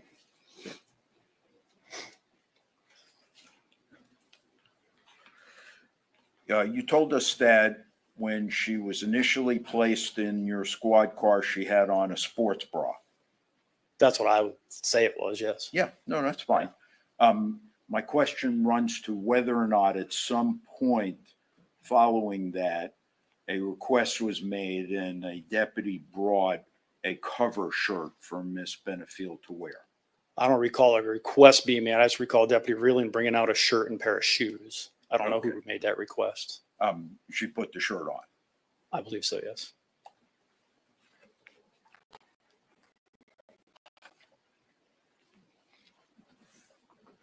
I want to ask you for a minute about report writing. Did you write a report that reflects your participation in this particular case? I did a supplemental report, yes, sir. Okay, that's pretty routine for deputies, is it not? Yes, sir. In fact, Deputy Burrell, would it be a fair statement to say that in Police Academy, they actually train you in report writing and how important it is? Yes, sir. Okay. And that would be because, can you even give us an estimation of how many calls you might respond to in a month? It'd be very hard. Okay. And by documenting significant things in your report, you don't have to rely on your memory 8 months, 2 years, 3 years down the road. Most of the time, yeah. As with any call, sometimes you remember things after the fact. Of course. So I want to ask you if you independently recall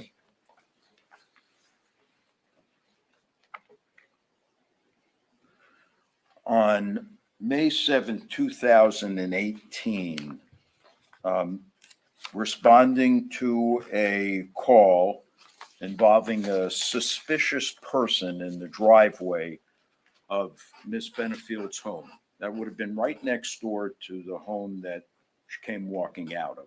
I have no recollection of that, sir. May I approach the witness, Your Honor?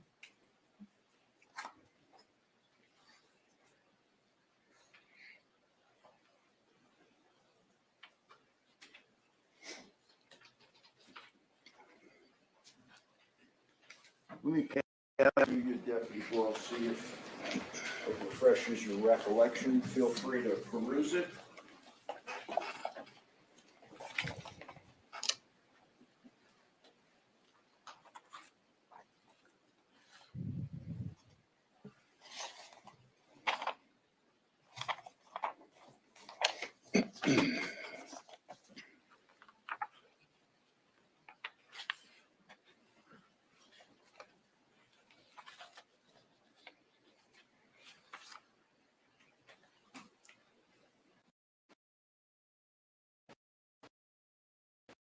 Sir.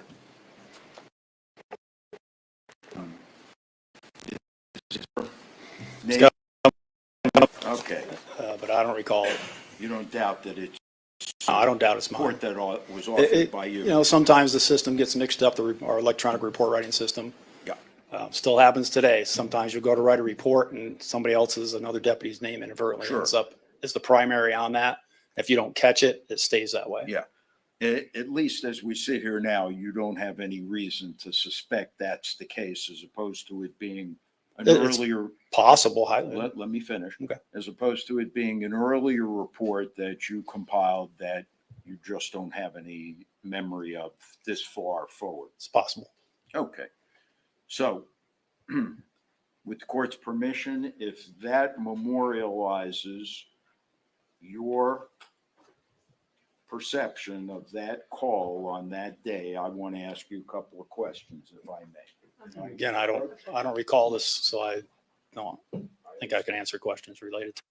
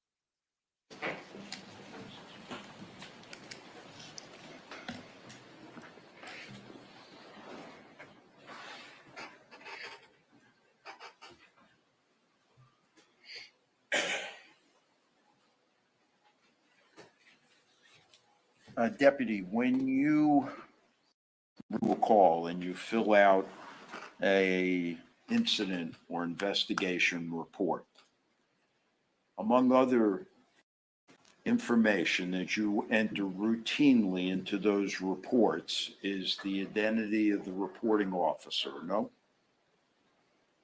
No. Again, as I previously stated, if you're one of the responding deputies, sometimes this is, that was an old system. We're on a new system, still does the same thing. Sometimes it can inadvertently put one of the other deputies on there as the primary.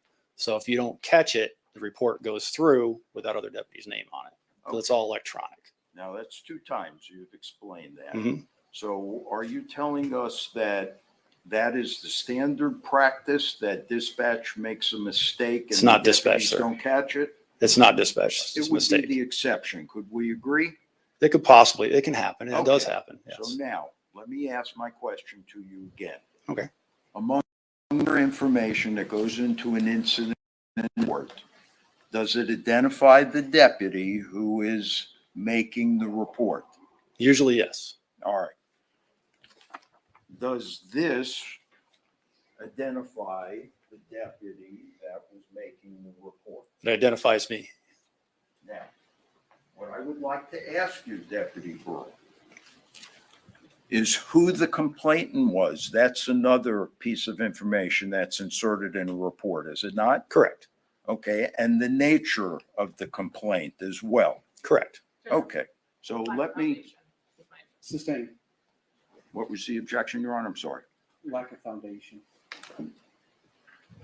Does this report that you've seen include the information that we just discussed, the nature of the call and who the complaint was? Yes. Now,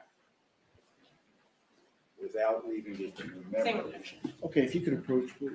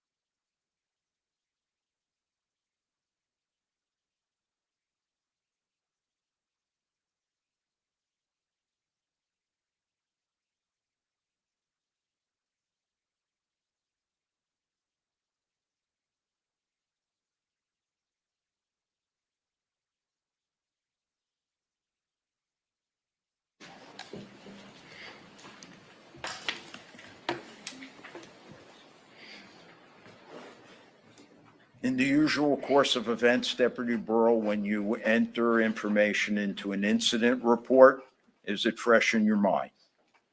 Say that again. Sorry. In the usual course of events, when you fill out an incident report, is the information fresh? Usually, yes. Okay. And while it's fresh in your mind, you place it into the report as to such things as the date and the time and the complaint nature of the call. Correct. Told us that sometimes mistakes are made in these reports and they're attributed to different deputies. Correct. I think you also told us that that's the exception rather than the rule. Correct. Do you have any reason to believe that this particular report is that exception or not? Do you have any information that leads Again, you? I don't recall that particular call that you're speaking of with that paper, but it's most likely was me. Okay. Now, may I proceed, Your Honor? It's the same objection. Overruled at this point. Thank you. Would you tell us, Deputy Burrell, who the complainant was for that call? Ashley Benefield, Would you tell us what the date of the complaint was? May 7th, 2018.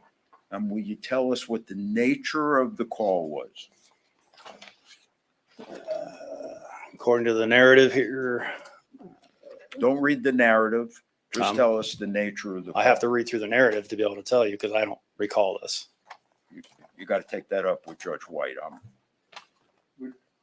What's been allowed is not detailed, just a Correct. Yeah. very general description. Yes, sir. I understand. Yeah.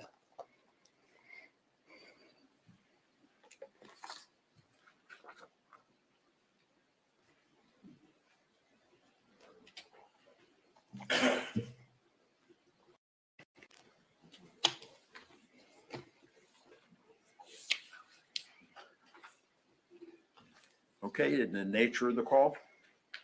Person in their driveway suspected to be Douglas Benefield. And that was at what address? That would be 11/3/31. And what was the time of the call?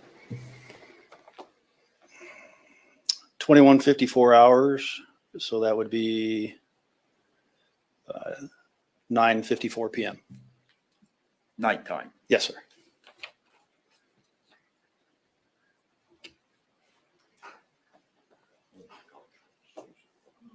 All right, Your Honor, I have another report, but we have an objection.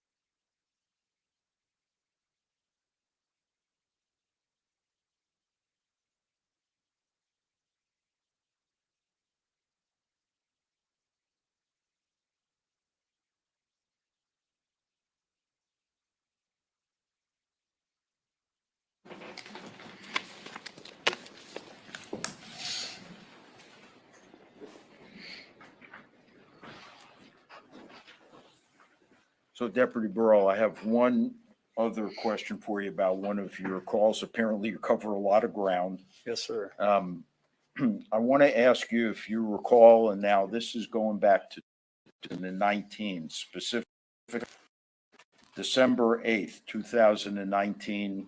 You obviously worked the night shift at 2055.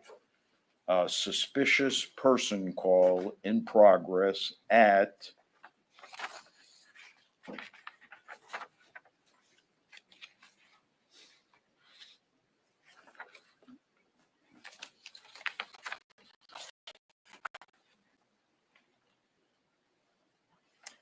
11332 White Rock Terrace in Bradenton.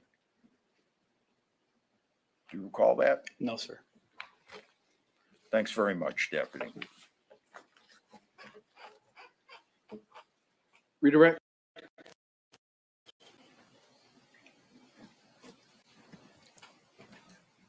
I don't have anything, Judge. Thank you. All right, can this witness be released? Yes. Defense?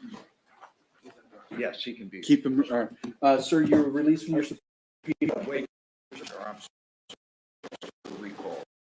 You need to still go. Sir, you are not released from your subpoena. The rule of sequestration has been invoked, so you're not to discuss your testimony, the questions asked, or the testimony given here in the courtroom with anyone, including the attorneys, or any other witness or anyone else. And you're not to view or watch or talk with any witnesses about their testimony. Yes, sir. Thank you, sir. Okay, state. Thank you. The state would call John Jones. I think the deputy already wants to get him.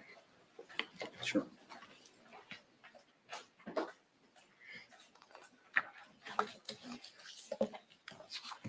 Oh, and Judge, I will need the system for this one. Please.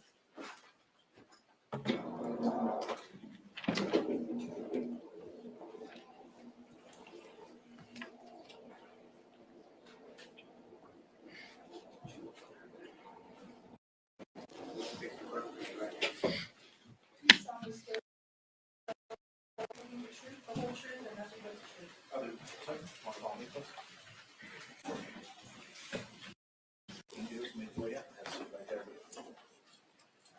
Hello, sir. Hello, sir. How are you? Good. My name is Judge Ryder, presiding over the case. Just make yourself comfortable in that chair. Get about 12 to 15 inches from the microphone and adjust up, down, left, right, however you need it. If you're speaking a loud, clear voice, we'll be able to hear everything. If we hear you breathing, you know you're too close. Yes, sir. May I inquire? Yes, ma'am. Good afternoon. Good afternoon. Please state your full name and spell your last name for the record. John Jones, Jones. And how are you employed? I'm a detective with Manatee County Sheriff's Office And how long have you been so employed? since September of 2014. And what are your current duties at the sheriff's office? I am currently, And does that mean you investigate property crimes? yes, Okay. And back in September of 2020, were you in that same unit or a different unit? a different unit, And what was that unit? the Violent Crimes Task Force. And what are your primary duties as a member of the Violent Crimes Task Force? Investigate violent or aggravated circumstance, respond to same. And when you, what kind of education did you obtain to become a law enforcement officer? Went through the basic law enforcement academy at Valencia and Orlando. And since then, have you continued to take classes through the sheriff's office? Yes, And do you take some on providing first responder aid as a first responder? yes, Thank you. I want to draw your attention to September 27th, 2020. As a member of VCTF at the time, did you work a specific shift? I worked 3 p.m. to 3 a.m.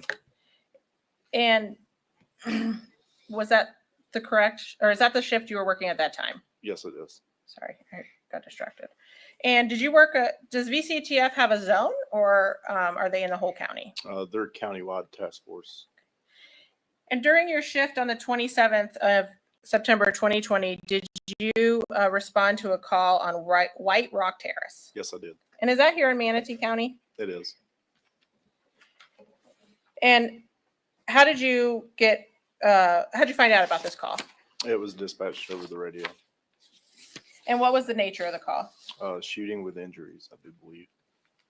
And does the nature of the call affect how you respond? It does. And how did you respond to this call? Lights and sirens activated. And is that because of the fact that there was a shooting? Yes. Do you remember how long it took you to get over to White Rock Terrace? Not very long. Where you were close in the area? I was at State Road 64 and Lakewood Ranch Boulevard when it came out. And what kind of area is this where this home is? Residential. Like a subdivision? Subdivision, yes. And when you arrived, were other law enforcement officers already on scene? Yes. Several or just a few? A few. And what did you do when you first arrived? I was asked to ensure nobody come out of the back of a residence. And nobody came out of the back of the residence. okay. And after that, what did you do? I went to the front of the residence to clear the house to ensure there was no person inside the house. And was that the same house, or was the back of the residence the neighboring house? Back of the residence was the neighboring house. So you started at the back of the house next door to the one where you eventually entered? Yes. Okay. And you said you went over to the neighboring house. Did you notice anything about the outside?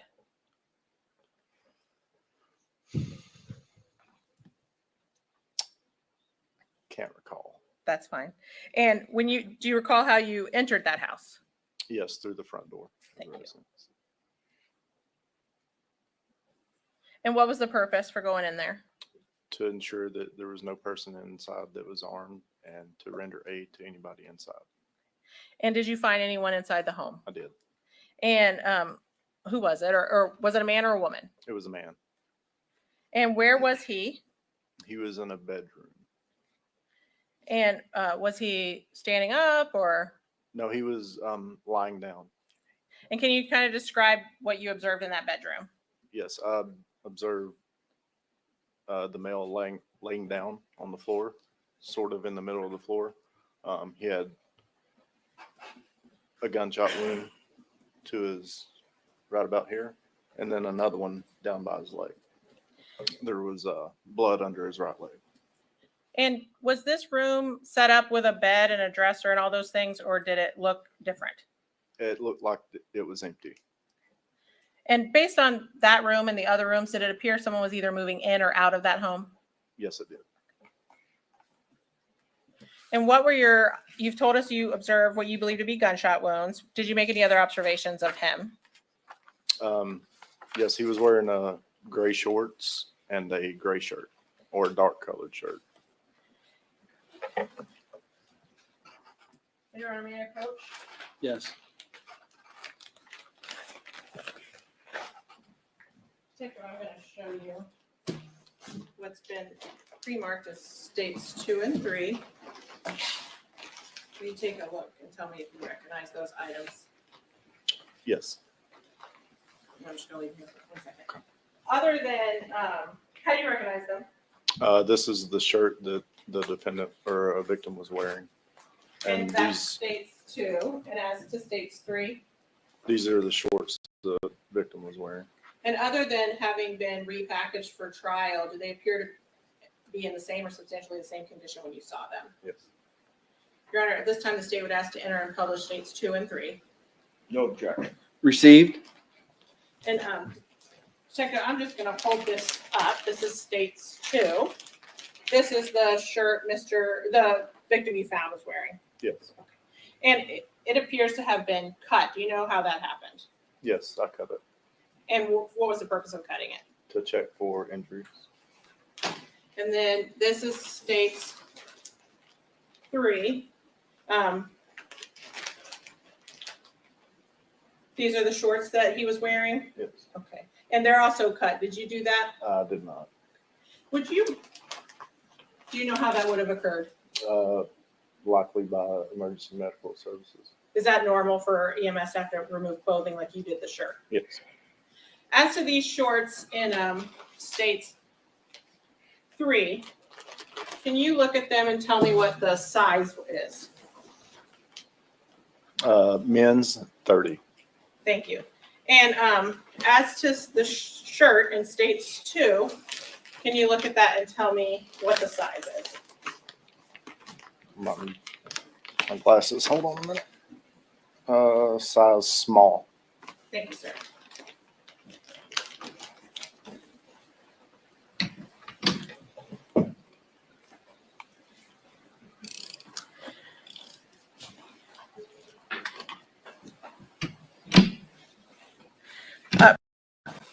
Other than cutting his shirt, well, let me ask you this first. Did you touch him? I did.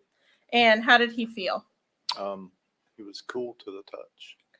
And did you attempt to provide medical aid? I did. And how so? I began packing wounds to initiate CPR before EMS arrived on scene. And what does that mean, packing wounds? Putting gauze over wounds to keep whatever's inside when you're doing compressions. And did you eventually start CPR? No. And why not? EMS arrived on scene. And were they very far behind you when you arrived? Not very far, but I can't remember exactly how long. And while you were attempting to provide medical aid, was somebody else taking some photos of the scene as you found it? Yes. And I'm going to show you states 18, 19, and 20. Will you take a look and tell me if you recognize those photos? 18 is me checking for the pulse on the victim. Just take a look at them real quick and tell me if you recognize them first. Yes. Okay. And Yes. and are those photos that we just discussed that were taken while you attempted to do aid? Yes. And do they appear to fairly and accurately depict the scene as you recall it from September 27th, 2020? Yes. Your Honor, the state would ask to enter states 18, 19, and 20 and publish the same. May I just see them, Your Honor? Of course.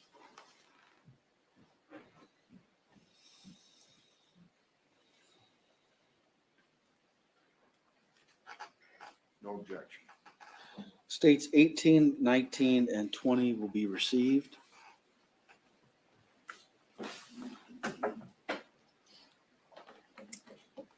Detective, So I'm when going you to. say publish, you mean up here? Yes, sir. All right. Get the lights, please.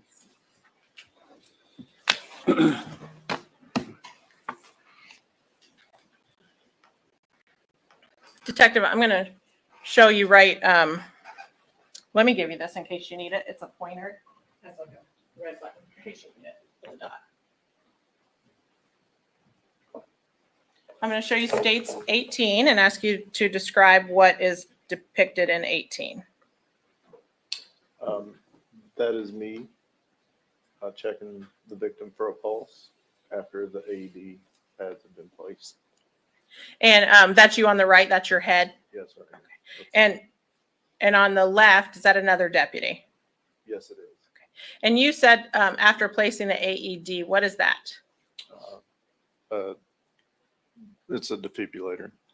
And that is that the stickers we see on his body? Yes, those pads. Thank you.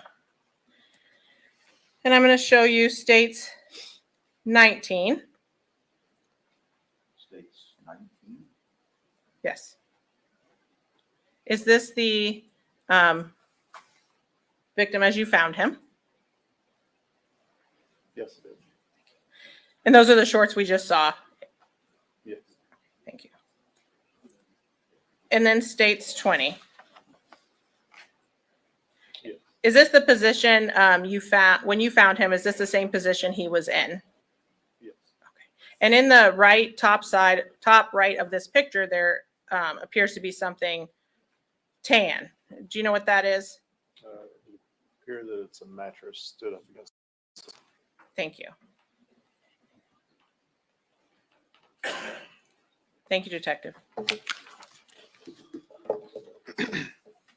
Did you make any other observations of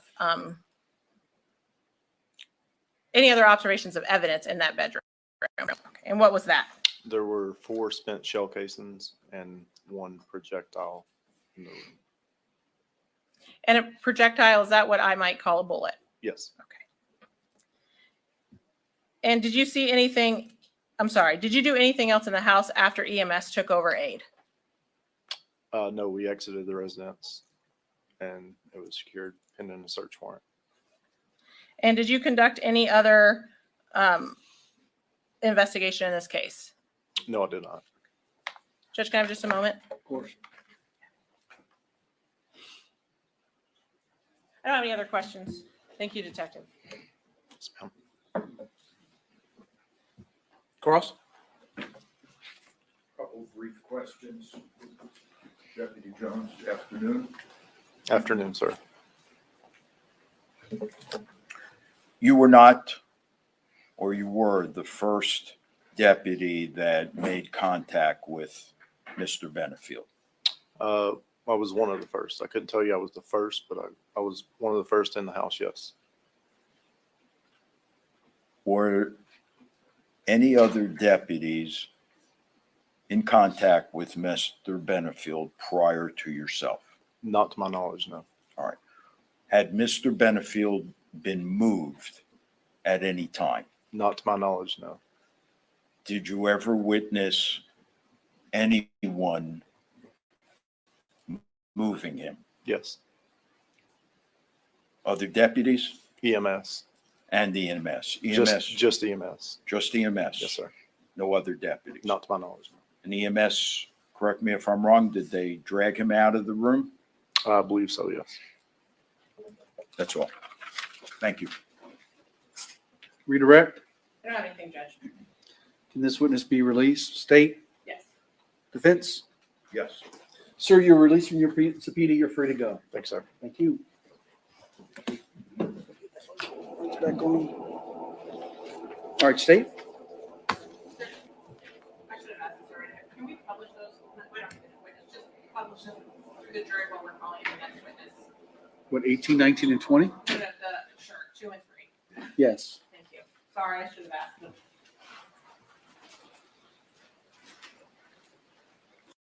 As I said, members of the jury, just take each of these items, take a look at the first one, pass it on. These will go back with you in the jury room during your deliberations. You'll have as long as you want to analyze and look at them.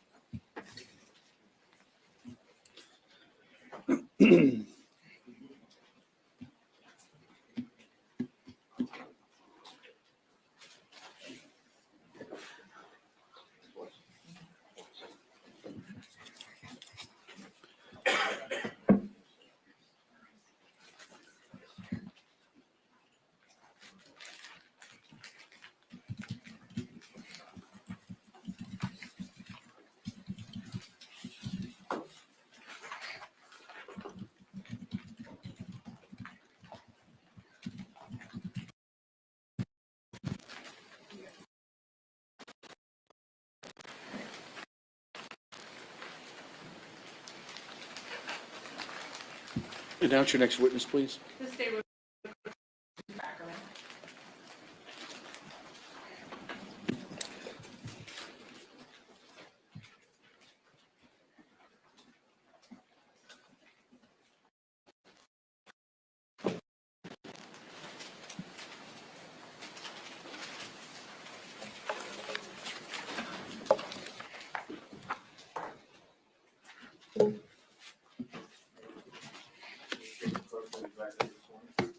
You solemnly swear or affirm any testimony about to give be the truth, the whole truth, and nothing but the truth.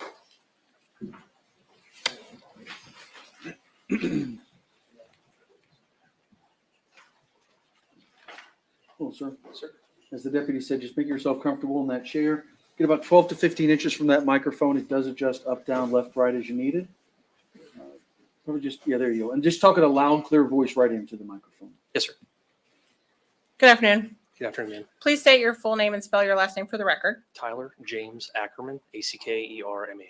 And by whom are you employed? I work for the Manatee County Sheriff's Office. And how long have you worked for the sheriff's office? Just about 9.5 years. And what are your current duties with the sheriff's office? Currently, I'm a violent crimes task force detective. And were those the same duties you had in September of 2020? Yes, ma'am. And what are your daily activities as a violent crimes task force detective? What area? What do you do? Your Oh, okay. So we'll go out to assist patrol with calls for service pertaining to shootings, stabbings, robberies, stuff of that nature. And then we'll also assist other detectives with investigations. Thank you. And what kind of training did you obtain to become a law enforcement officer? Prior to becoming a law enforcement officer, I went to police academy, which was a full term for 6 months. And then after that, there's additional training that we received at the agency to include in-service training, about a 3-month program that'll get us ready for on the road to be able to pass to become a solo deputy. And does that training in the academy and going forward involve firearms? Yes, ma'am. And what did you do before you were a law enforcement officer? Prior to law enforcement officer, I was in the United States Army. And when you were in the Sorry, I didn't hear it. I was in the United States Army, sir. Thank you. And when you were in the Army, did you also receive firearms training? Yes. And when you were in the Army, were you in a position where you carried a gun regularly? Yes, I was an infantryman. It was my job. And as a law enforcement officer, do you, and a member of VCTF, do you carry a gun every day? Yes, ma'am. And do you, are you required to go out to the range and make sure you know how guns operate? Correct. We're required annually to pass a test, but then we're also given the opportunity to go out to the range to practice and do more because it takes more than shooting once a year to be proficient. And do you do that? Yes, ma'am. And I want to ask you a little bit about September 27th, 2020. As a member of VCTF, were you working shift? Yes, ma'am. We work 3 p.m. to 3 a.m. That's our standard shift, unless something else that's happening in the county dictates that we change it. And do you work in a specific area? We have the answer jurisdiction. And during your shift that night, did you respond to a White Rock Terrace? Yes, ma'am. And how were you informed of this call? I believe it was through the radio. There was a shooting that was dispatched. And I couldn't tell you exactly how many of the members of my team, but we were together on a meal break. And how long did it take you to get over there, if you recall? I couldn't give an exact time frame, but maybe about 10, 15 minutes. I'm not 100% sure. When you arrived, what did you observe going on? When I first got to the scene, there was an ambulance that was parked in front of, I believe, the incident location. And there was a stretcher that was being loaded into the back of the ambulance where there was a male that I visually observed on the stretcher. And did you see a female? Yes, there was a female that was being placed in the back of a marked patrol car, I believe.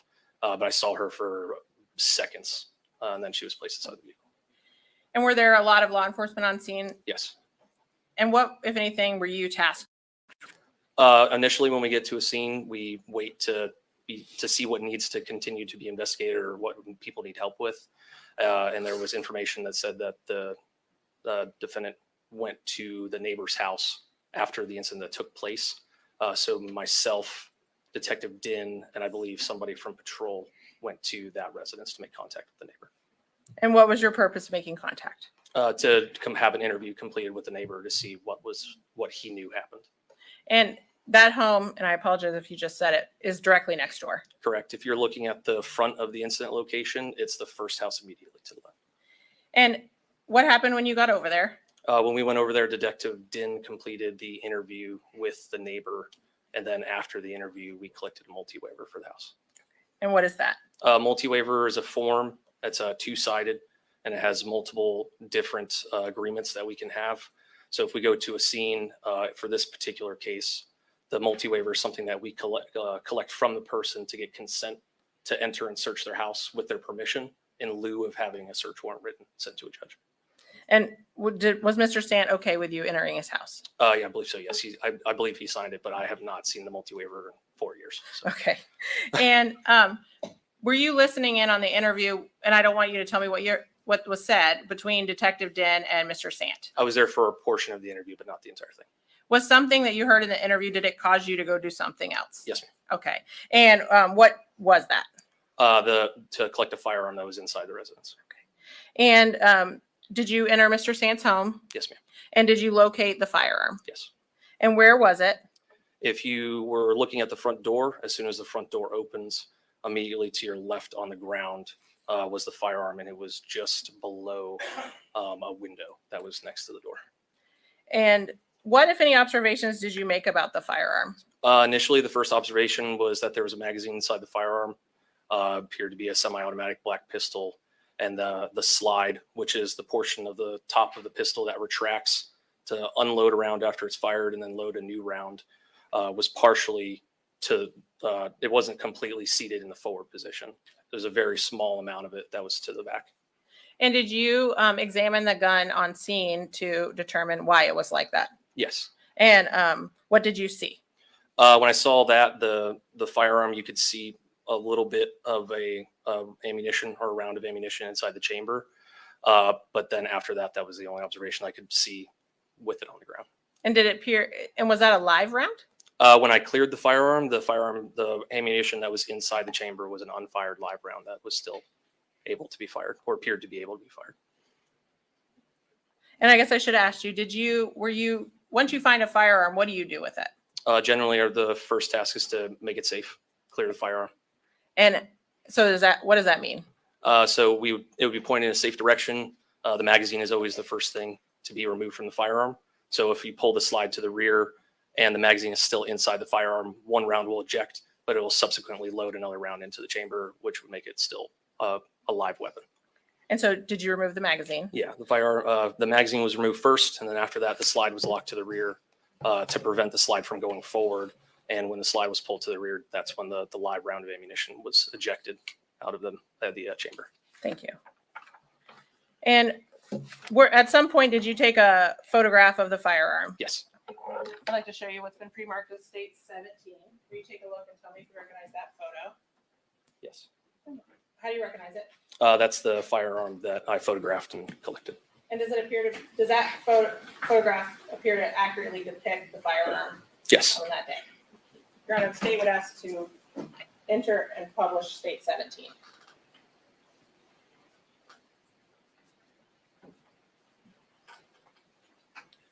Mr. Taylor, is there any objection to the admission of state 17? No, sir. Received.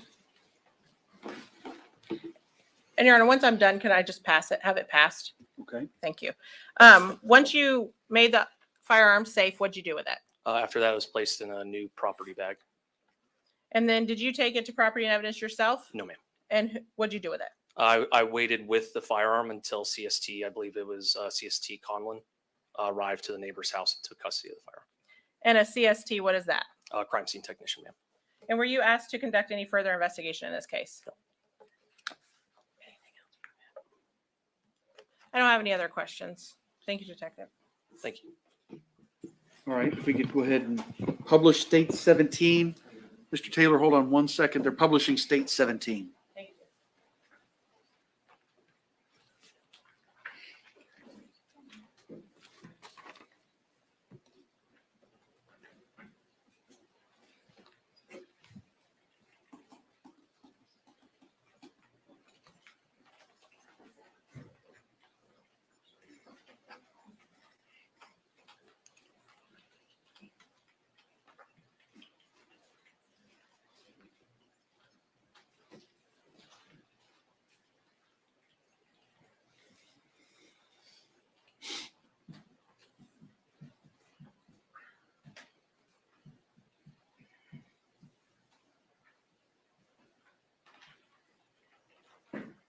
May I see a copy of it? You can see the actual exhibit.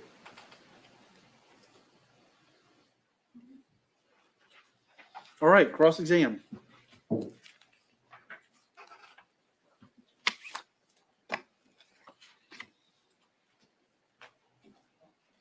Afternoon, Detective. Good afternoon, sir.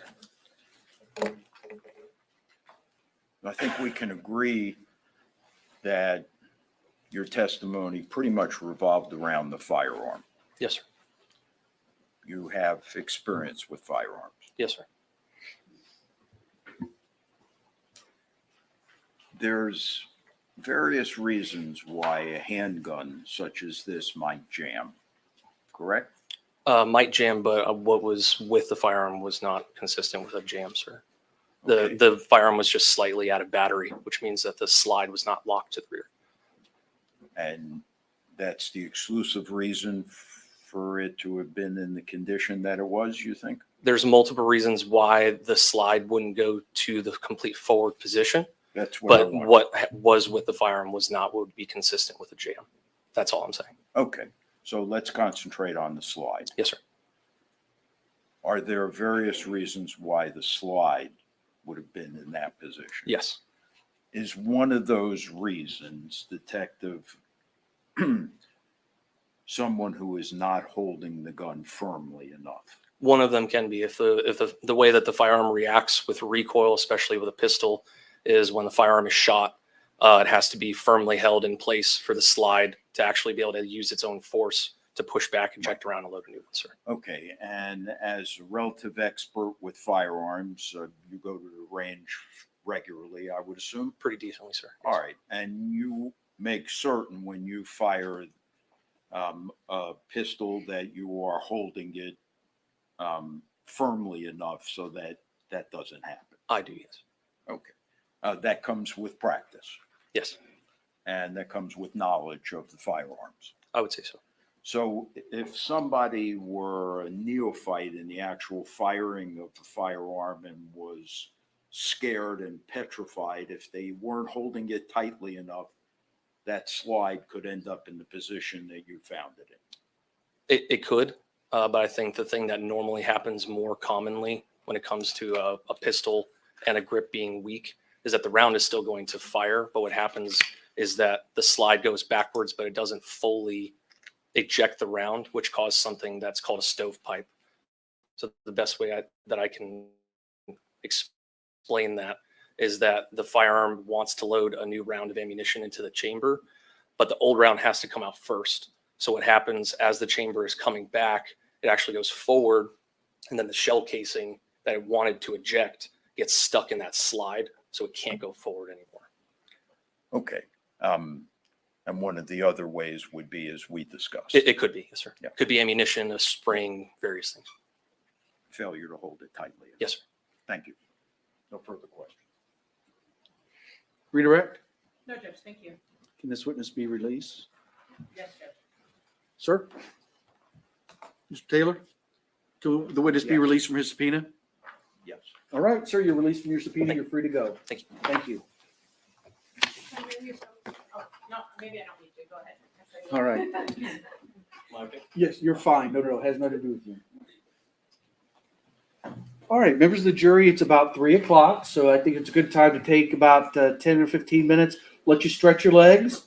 I'm going to let you go back to the jury room. Please remember, just leave your notes here. Please remember, don't begin discussing the case or anything about it amongst yourselves. You are free to use your phones if you need to send and receive text messages or calls or email. That's just fine.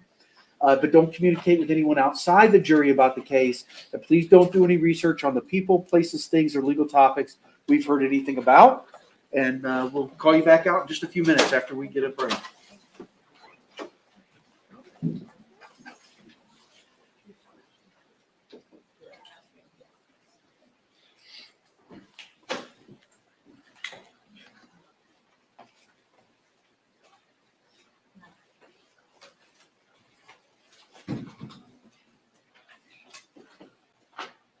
All right, the jury is out. You all can have a seat. Thank you.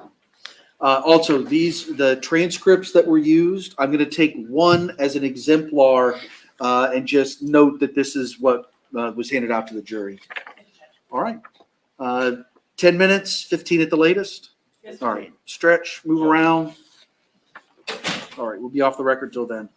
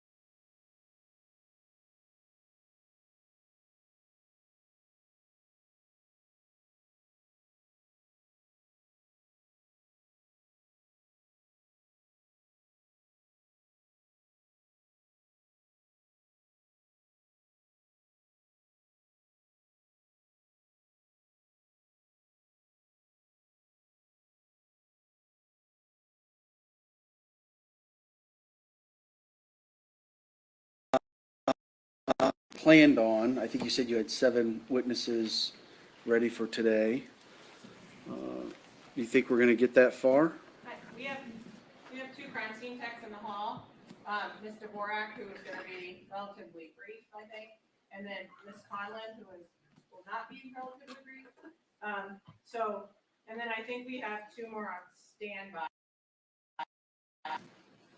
Right, I have Ashley Byers out in the hall and, Alicia Byers and Dr. Barbara Russell. I don't anticipate their testimony is going to be very long at all from the state side. So I was hoping to get them done today if possible, so they don't have to come back tomorrow. All right. We'll see how far we get. And just, I'm sorry.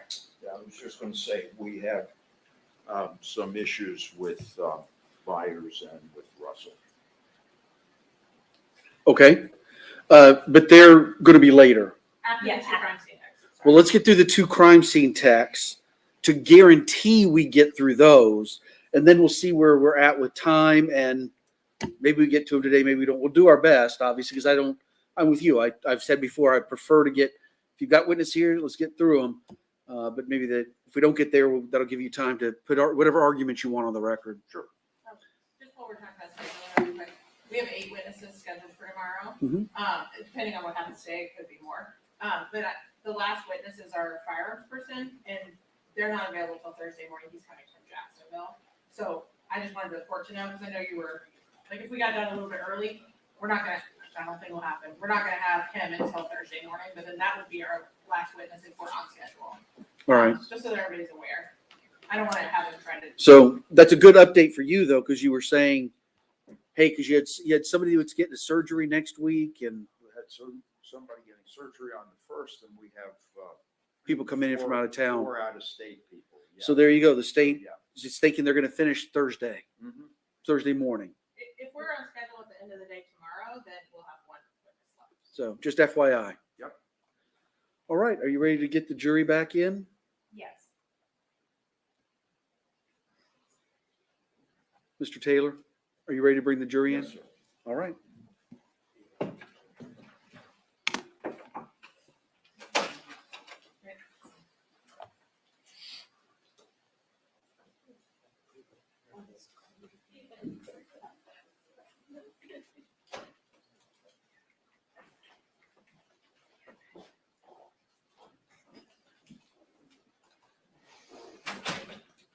All right, welcome back. Y'all can have a seat. So I had gone up to my office, and when I came back down on this floor, I realized, well, it's cold today. So again, I apologize. It's set somewhere else. So just keep in mind throughout I see some of you shivering throughout the rest of the trial. Please dress in layers so you're ready for kind of like going on that trip up north sometimes in the spring. You're never quite sure what to take, so be prepared. While you were outside, did anybody discuss amongst yourselves anything about this case or begin your deliberations? Did anybody discuss anything about the case with anybody outside of this group? Did anybody do any research on people, places, things, or legal? Everybody says no. When we took that break, it's case, so they're going to resume from there and call their next witness. The state would call Megan Dvorak.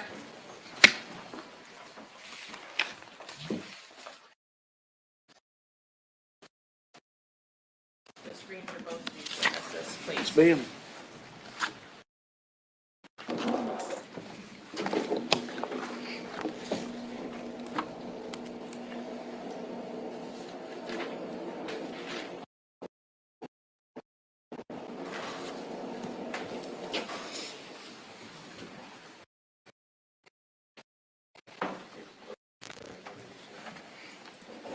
Swear affirm the testimony you're about to give is the truth, the whole truth, and nothing but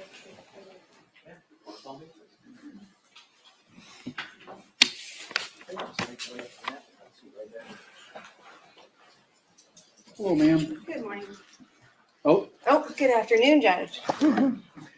welcome. My name is Judge White. I'll be presiding over the case. Make yourself comfortable in that chair. Get about 12 to 15 inches from the microphone. There you go. And adjust however you need to. Speak in a nice, clear voice right into that microphone. We'll hear everything. Thanks, sir. Please state your last name for the record.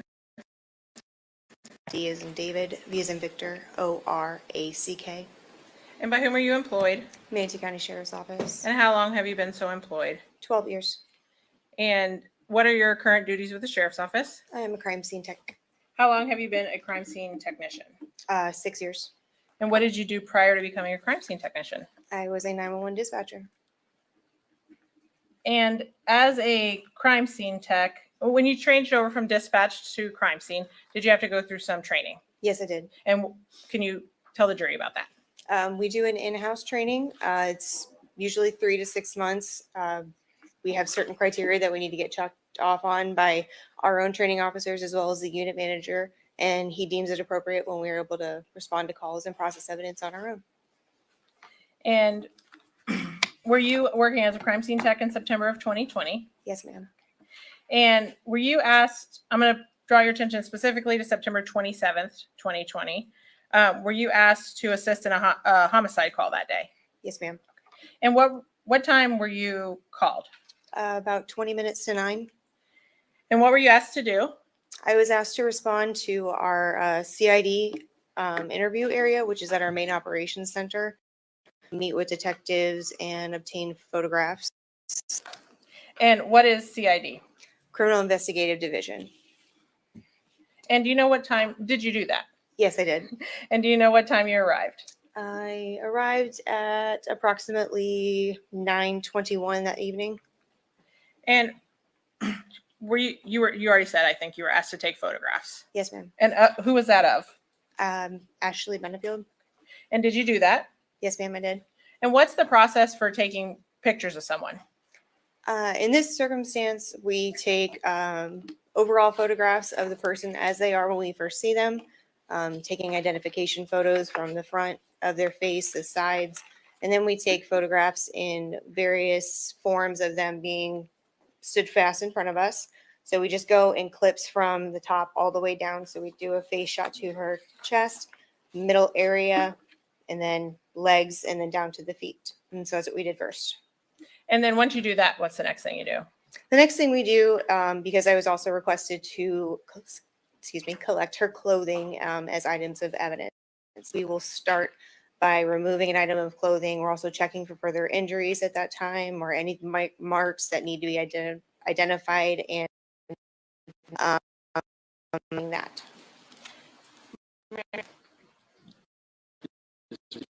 21 through 30, will you take a look at them and tell me if you recognize them?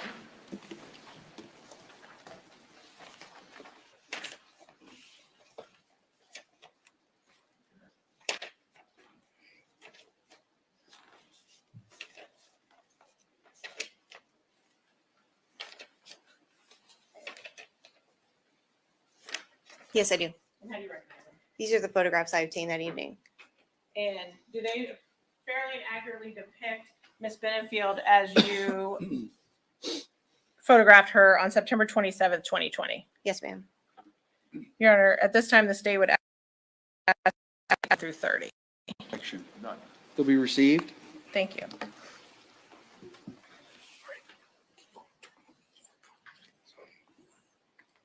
And Mr. Bork, you have a laser pointer there. You may have to check if it's on.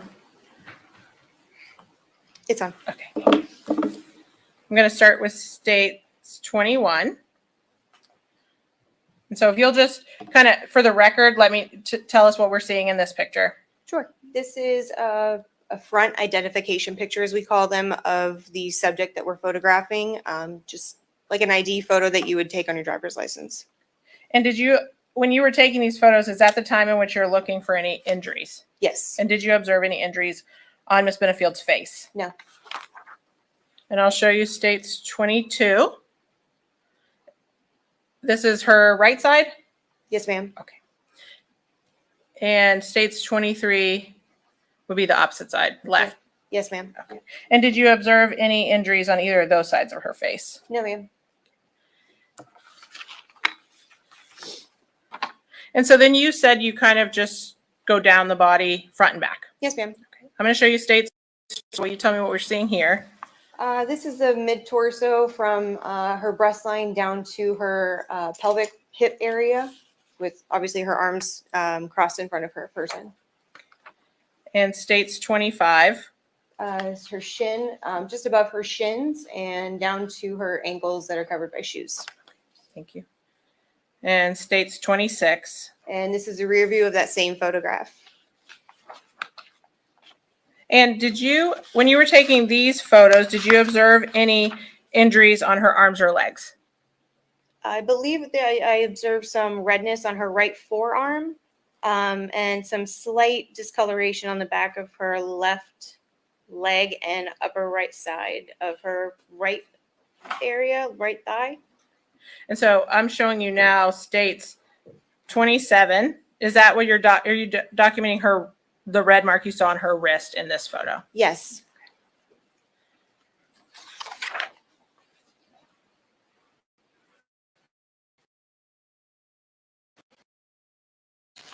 And you said at some point, or that you did not observe any injuries to her face or head. Overruled. Thank you. I believe you just testified that you didn't observe any injuries on her face or head. Is that Correct. correct? I did not see any. But did you document her left? Show you states 28. Is this her left ear? Yes, ma'am. And why did you document her left ear? Her attorney that was present at that evening with her in the room advised me that she had. Hearsay. I think it's Is it effect on our? no, it's effect on the listener. All right, overruled. Her attorney advised me that she had seen some redness on the defendant's ear. And so I did take it for posterity reasons, photographs of that ear. Thank you. And then once you took these overall photos that we just saw and documented those, the scratch on her wrist, did you have her remove her t-shirt? I did. And did you observe any injuries once she removed her t-shirt? Yes, ma'am. And what was that? I noticed a scratch, a little vertical scratch under her right breast area, and then more scratches above her right hip. I'm going to show you states 29. It's been cropped just for modesty purposes, but can you kind of orient us to where this is on Miss Benefield's body? Looking straight forward at Miss Benefield, this would be just under the right breast area, just under the bra line. And go ahead. And then right here is the scratch I was referring to. Thank you. And states 30, are these the scratches you mentioned on her hip? Yes, so this would be the side of her right hip. And I'm going to show you the picture. Up there, they kind of look brown, but were they in fact brown? No, ma'am, they were red. Thank you. And you said that's her right hip? Yes, ma'am. Thank you. Did you observe any other injuries once Miss Benefield removed her clothing? No, ma'am. And did you collect her clothing? I did. Did you conduct any further investigation after you documented Miss Benefield? No. Do you have anything else for her? I don't have any further questions, Mr. Warwick. Defense may. Thank you.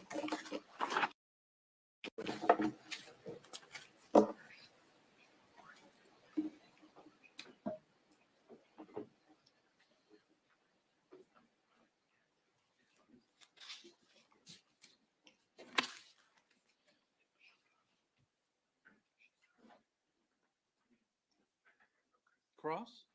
Yes, sir.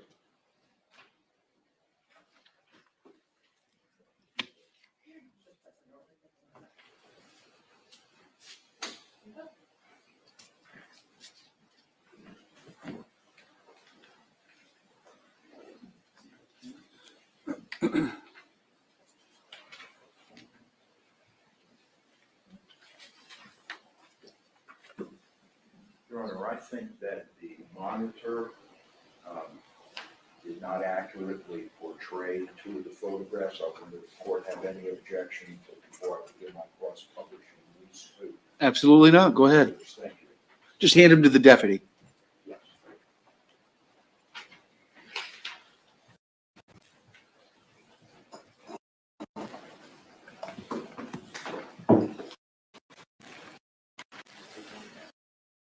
State for the record which numbers they were? They would have been 29 and 30. Judge. 29 and 30. Thank you.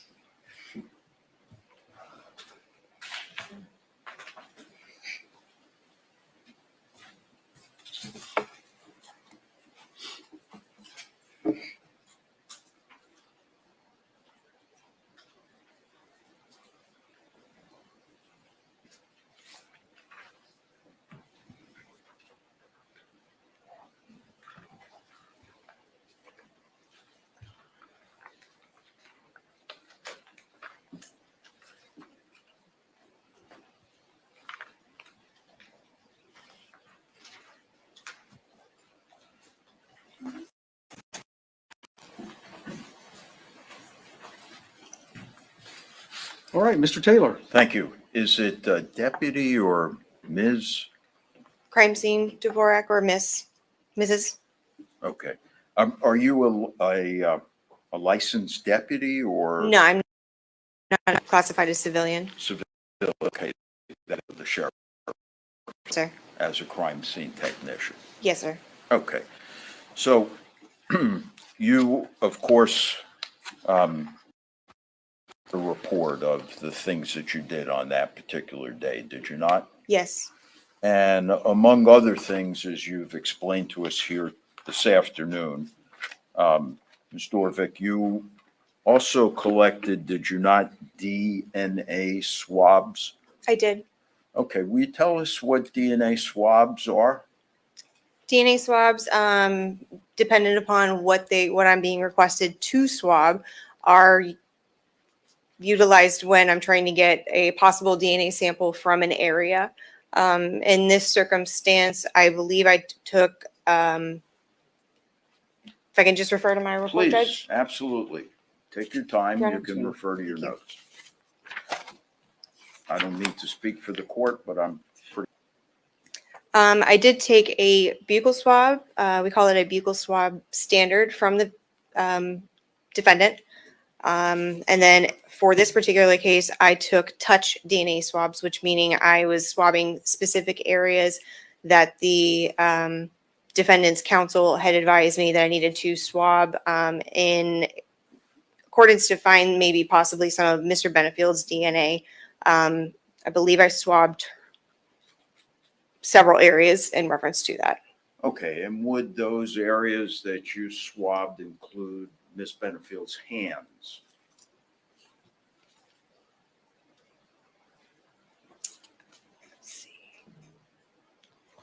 I did swab her forearm and wrist areas, both from the left and the right. Mm-hmm. Now, I think you referred to that as touch DNA. Yes. In other words, trying to break this down in its simplest terms, it would indicate when the results came back whether or not a particular individual may have touched Ashley Benefield in those areas that you swabbed. If she can answer, overruled. You may answer. It is possible, yes. Okay. And in this instance, by what you just expressed to us, you were taking those touch DNA samples off Miss Benefield's wrists and forearms to check to see if Douglas Benefield had touched her. I believe it was just to see if any touch DNA profile came back. Okay, would Douglas Benefield be included in that? I don't know for certain. I did not send off the swab, so I'm not sure who they were actually putting a profile against or running it against to. Okay, so you swab it, it's sent off to the lab? The detective is the one who determines what swabs get sent off and who the DNA comparison is related to. Okay, and the lab analyzes it and sends it back? Yes. And when they send it back, they distinguish what individuals may or may not have left their DNA in the areas that you swabbed. I can't answer that. I don't know what their results look like or what their job entails. Well, do you know what the end result of your swabbing is for? I do not. Okay, you don't know whether it's to establish if somebody touched them in those areas.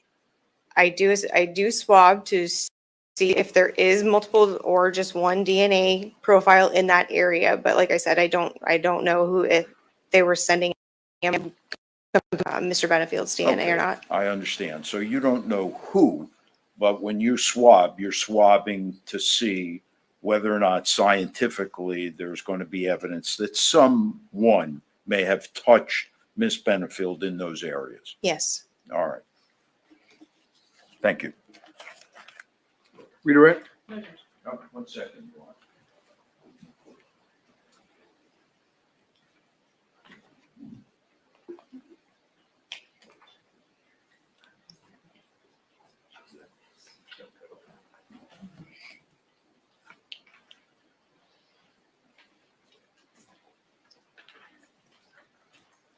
Store vet, you have your report with you? I do. Would you look at the first page where you begin listing the areas that you swabbed? Yes. Does it not at the bottom also say that you swabbed the suspect's right hand and left hand? Yes, it does. I Not the apologize. I suspects, missed that. Miss Yes. Benefield's right hand and left hand. Yes, it does. Okay, so you did the right hand, the left hand, the right wrist, the left wrist, the right forearm, and the left forearm. Yes, the forearms and wrist were one swab individually on both arms. And then, yes, I did swab both her right hand and her left hand individually. And what do you do with the swabs after you've completed your task? They are sealed with evidence tape and they are signed on the seal to ensure that the seal is not broken. And then I place them into our property and evidence division, to which the detective deems that they need to be sent off or not. Who's the lead detective on this case? Detective Justin Warren. All right, thank you very much. You're welcome. All right, can the witness be released? State? Yes. We have her under subpoena, Your Honor. I'm going to have to ask that you remain under. All right, ma'am. You're not released from your trial subpoena. The rule of sequestration has been invoked, so you're not to discuss your testimony or the questions asked of you with the attorneys or anyone else, any other witnesses. You're not to talk with any witnesses about their testimony or other evidence. You're not to watch or hear anything about the proceedings until you're released from your subpoena or the jury has been discharged. Yes, sir. All right, you can go.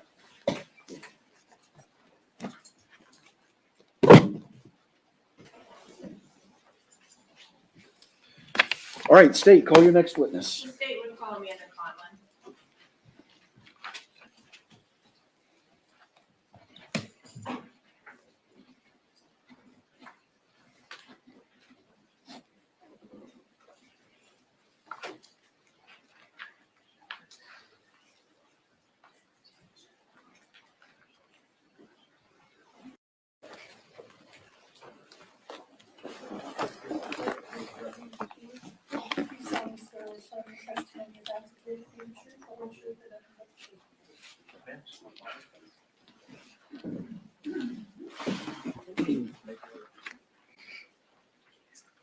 Hello, ma'am. As the deputy said, just make yourself comfortable in that chair. Get about to 12 to 15 inches from that microphone. It adjusts up, down, left, right, however you need. Speak in a loud, clear voice right into it. And you should be able to hear everything. We hear you breathing, you know you're too close. Okay. All right. Thank you. All right, Ms. Friel. Thank you. Good afternoon. Hello. Please state your full name and spell your last name for the record. It's Amanda Conlon, Conlon. And by whom are you employed? Manatee County Sheriff's Office, And how long have you been so employed? 20 years. What is your current duties? What are your current duties? A crime scene technician. And have you been a crime scene technician that whole 20 years? No, What'd you do before that? I was in teletype, which is part of dispatch. And then how long have you been in the crime scene unit? 17 years. And what kind of training do you get to become a crime scene technician? I went to St. Pete College and for crime scene specifically. And then once you join the unit, do you have any on-the-job training? Yes. And do you continue to receive trainings if methods change or new science evolves. Yes. I want to draw your attention to September 27th, 2020. Working that day Yes. and in the same capacity. Yes. And were you called out to a scene at 11331 White Rock Terrace? Yes. And what time did you arrive there? Approximately, I got called at 1937 hours.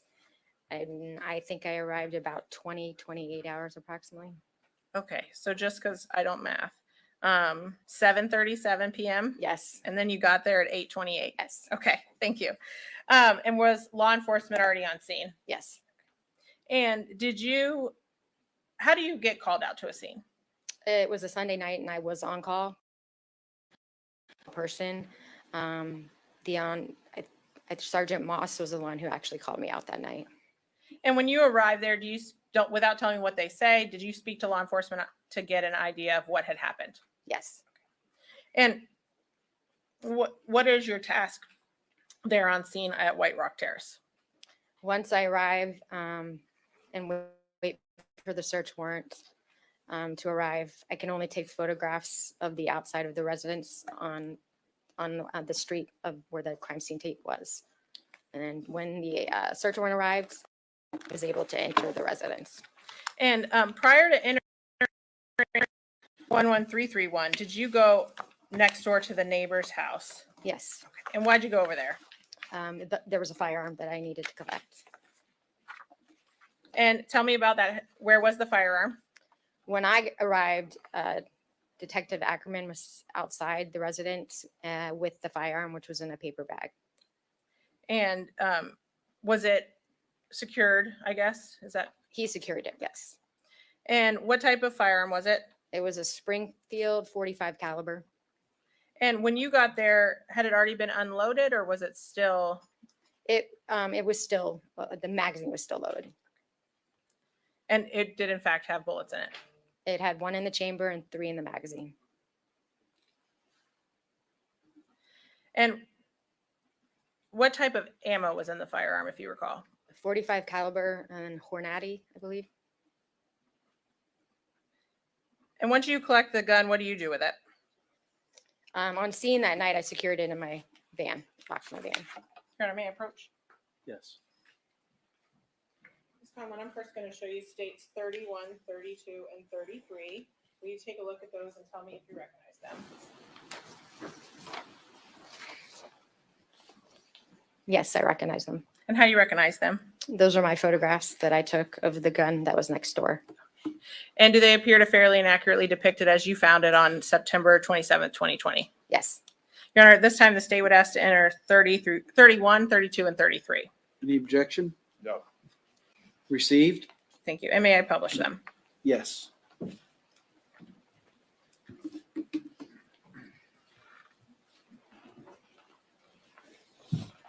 Ms. Conlon, there's a pointer there. I don't think you'll need it at this point, but if you do, I'm going to show you first states 31. What's the purpose of this picture? That is the next door neighbor's house. So I'm showing the address. And I'll show you states 32. Is that how you found the firearm that day or that evening? Yes. And are those potentially Detective Ackerman's feet there? Yes. Okay. And is this the front porch of that same address? Yes. And then states 33. That's the firearm. And the slide is back in this firearm in this picture. Was that done by the detective prior to you getting it from him? Yes. Thank you. I can't get it to close. And Ms. Conlon, I left an item there with you. It is states 13. Would you take a look at this item and tell me if you recognize it?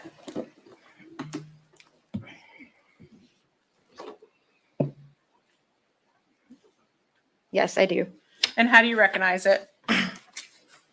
It's the box that I packaged the gun in, and it's got the information on the side of it. And your information from when you packaged it. Yes. Okay. And did you look inside? It's open. Yep. Okay. Yes. Does it appear to be in the same or substantially same condition as when you packed it back in September of 2020? Yes. Your Honor, at this time, the state would ask to enter and publish states 13. Received. Thank you. Would it be okay if the deputy just walked it in front of I think, yes, I would prefer that. Thank you. Thank you.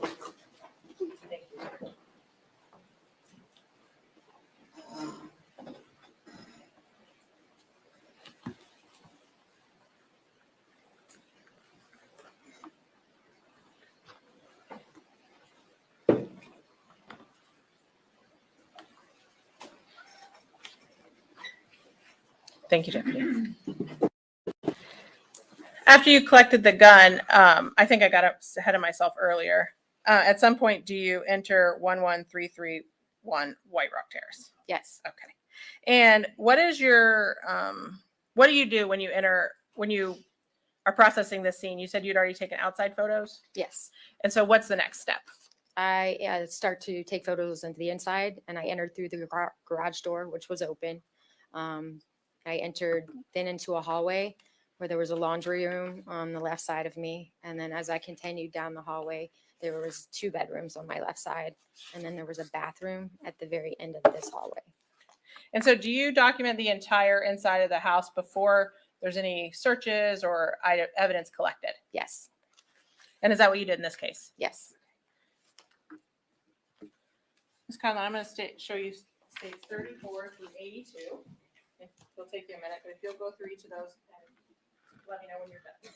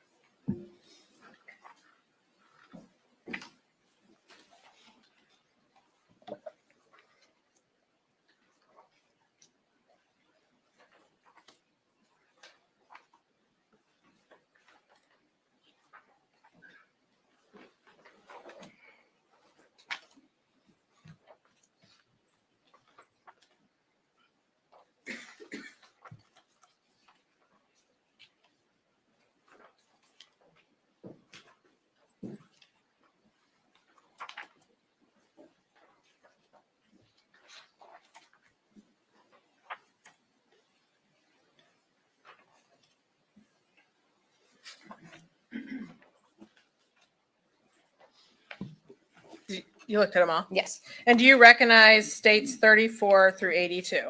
I do. And how do you recognize them? Those are the photographs I took that night. And do they appear to fairly depict the home as it was, documented it, and then collected evidence back in the Yes. And I'm also going to show you state 16. It's laying there. You kind of were describing the layout. Mhm. Do you recognize that? Yes. And how do you recognize it? It's the residence. And does it depict the portion of the residence we are going to discuss this afternoon? Yes. Your Honor, this time the state would ask to enter states 16 and states 34 through 82. Any objection? None. They'll all be received. Thank you, Your Honor. And may I publish? Yes, ma'am. And Ms. Conlon, would that sketch, if I had blown it up, assist you in describing the house as we walk through it? Yes. And can you take a look at this blow up and tell me if it is an accurate depiction of state 16? Yes. Thank you.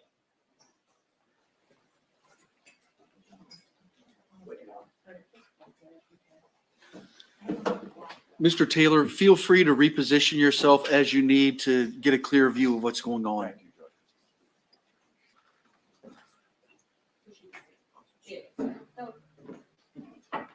Perfect. Thank you, sir.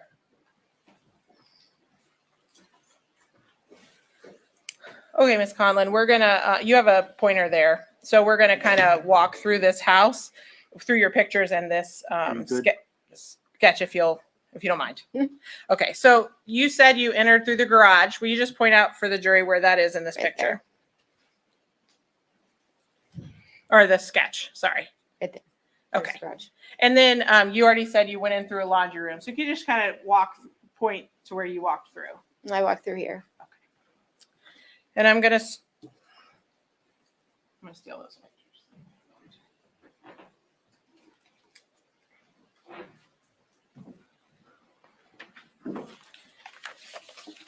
I'm gonna start with states 34. What is this picture? This is the driveway of the residence. And this is the 1331, right? Correct. Okay. And that's a U-Haul truck. Correct. Okay. And then this is states 35.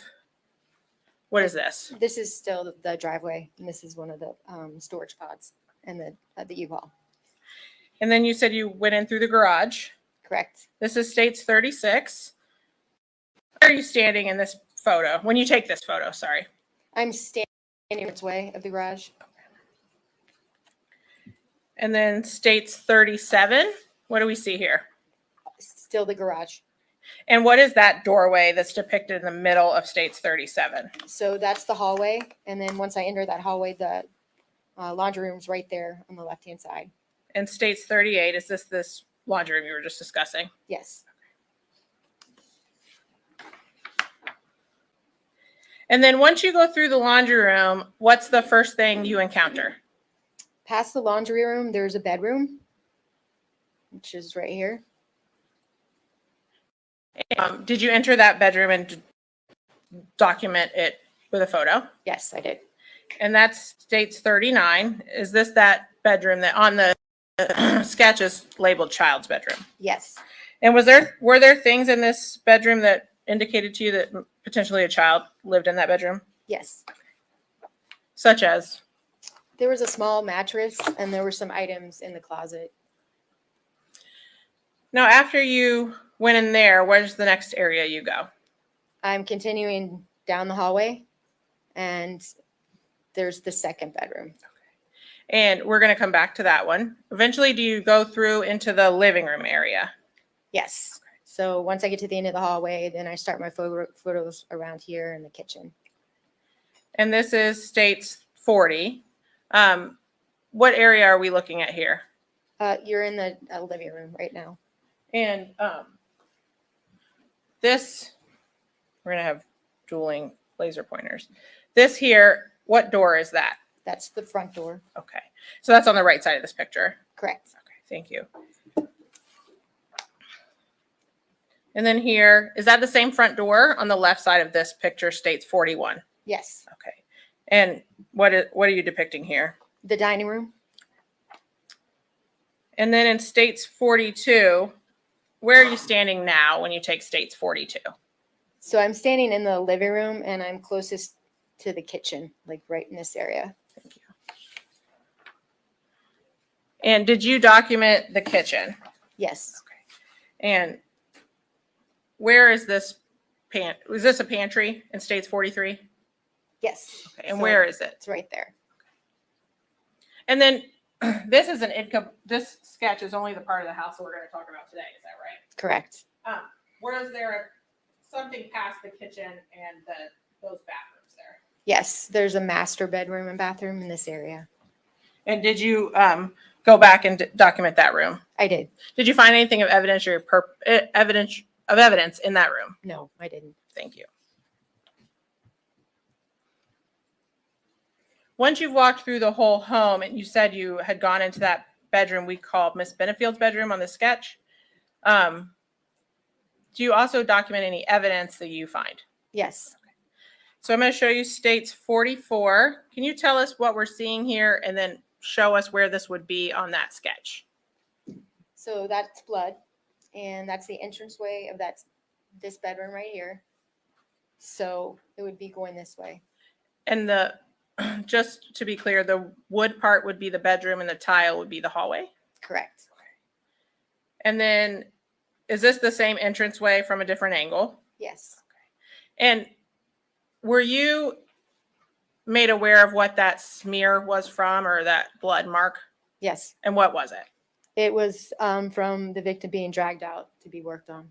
And did it go all the way? Did it start in that bedroom? Yes. And where did it end? It ended at the front door. And I'll show you states 46. I think it's a little more clear, but this is the bedroom. Correct. Thank you. And then what bedroom is this? This is once again in the same bedroom. And this is 47. And we'll call this Miss Benefield's bedroom if that's okay with you. Okay. And so what are we looking at here? I've started to take my photographs like in a 360 inside the bedroom. So I'm documenting right now the blood that's right there in the middle. And I'm just gonna, can you just kind of mark it on there? Circle it, I guess. There you go. Yeah. Thank you. And that states 47. Oh.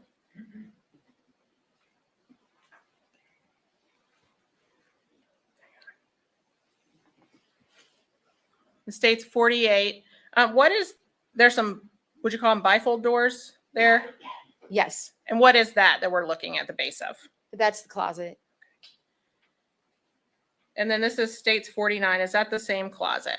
Yes. Thank you. And then you said you did a 360 view. Does that mean you take pictures of the whole room? Yes, corner to corner as best I can. Thank you. And this is states 50. What are you documenting here? Once again, the room, I'm just standing at a different corner and then I'm starting to focus in on the casings that are in the room. And after you've gone through these pictures, do you later mark items of evidence in a certain way? Yes. And how do you, I'm sorry, go ahead. Yes, I'll come back and place evidence markers down by anything that I think is evidence. And did you do that in this room? I did. Okay. I'm going to show you states 51. This is the same bedroom? Yes. Okay. So what markers do we see here? You're seeing 1 through 6. And do you then also kind of zoom in or get closer pictures of what each item you're documenting? Yes. And so we'll start with, this is states 52. That's that same room we've been seeing, right? Yes. Okay. And in states 51, we can see that next to the room is marker number 1. Yes. Okay. So it's just kind of hidden in this picture. Is that right? Yes. Okay. So if I'm capable, I'm going to try to zoom in.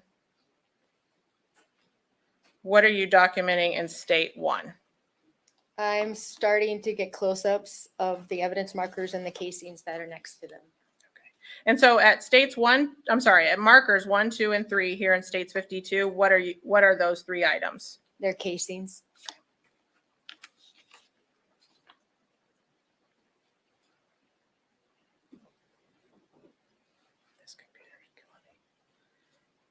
And then in states 53,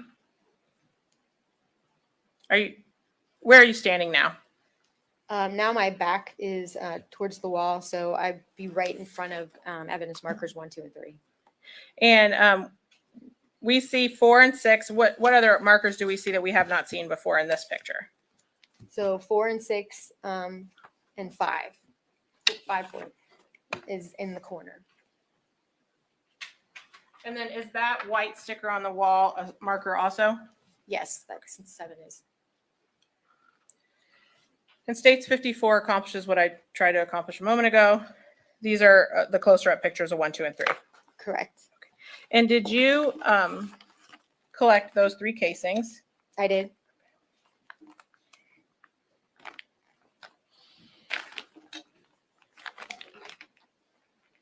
I'm going to show you what's been pre-marked as states 4, 5, and 6. Will you take a look at those 3 items and tell me if you recognize them?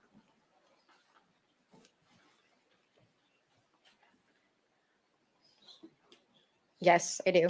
And how do you recognize them? They've got my ID, my last name, my seal. And do they, other than having been repackaged for trial purposes, do states 4, 5, and 6 appear in the same or substantially the same condition as when you packaged them? Yes. Your Honor, the state would ask to enter 4, 5, and 6. Any objection to states 4, 5, and 6? Received. Thank you, Your Honor. Now we're at state's picture 55. What are you depicting here? Pardon me. So there's a casing there, but also a close-up of the blood. And did you collect that casing? I did. Same question on state 7. Do you recognize that? Yes, I do. And how do you recognize it? My last name, my ID. Repackaged, does it appear to be in the same or substantially the same condition as when you packaged it? It does. Your Honor, at this time, the state would ask to enter state 7. Any objection to states 7? No, sir. Received. Thank you, Your Honor. And Judge, could we just publish by having these casings passed, these 4 casings passed? You see them? Yes, sir. No, I just need, just hold them up. Yes, you may pass those. Thank you.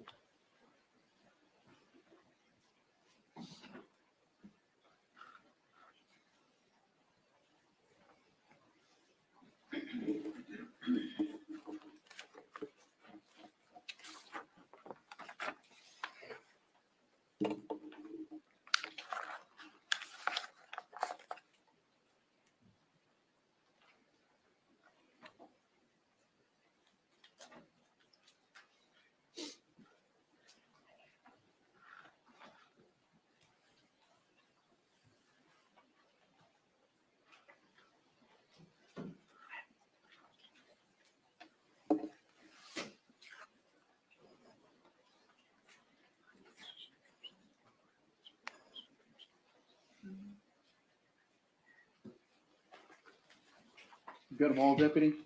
All right, ma'am. Thank you, Judge. I'll show you states 56. We see 1, 2, and 3, which we've already discussed, but also number 5. What were you documenting with tent number 5? There's a projectile at 5. And in states 57, is that a close-up of that projectile? Yes. And did you collect it? Yes.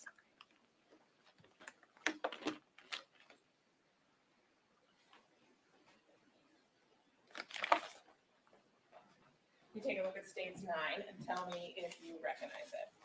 I do. And how do you recognize it? It's my last name, my ID, and my seal. And other than being repackaged for court purposes, does it appear to be in the same or substantially the same condition as when you collected it from marker number 5? Yes. Your Honor, at this time, the state would ask to enter states 9. No objection. Received. Thank you, Your Honor.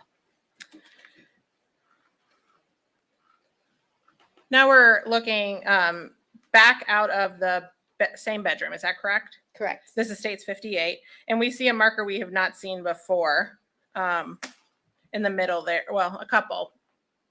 But that first one in the hallway. I'll sustain. She can explain. Thank you.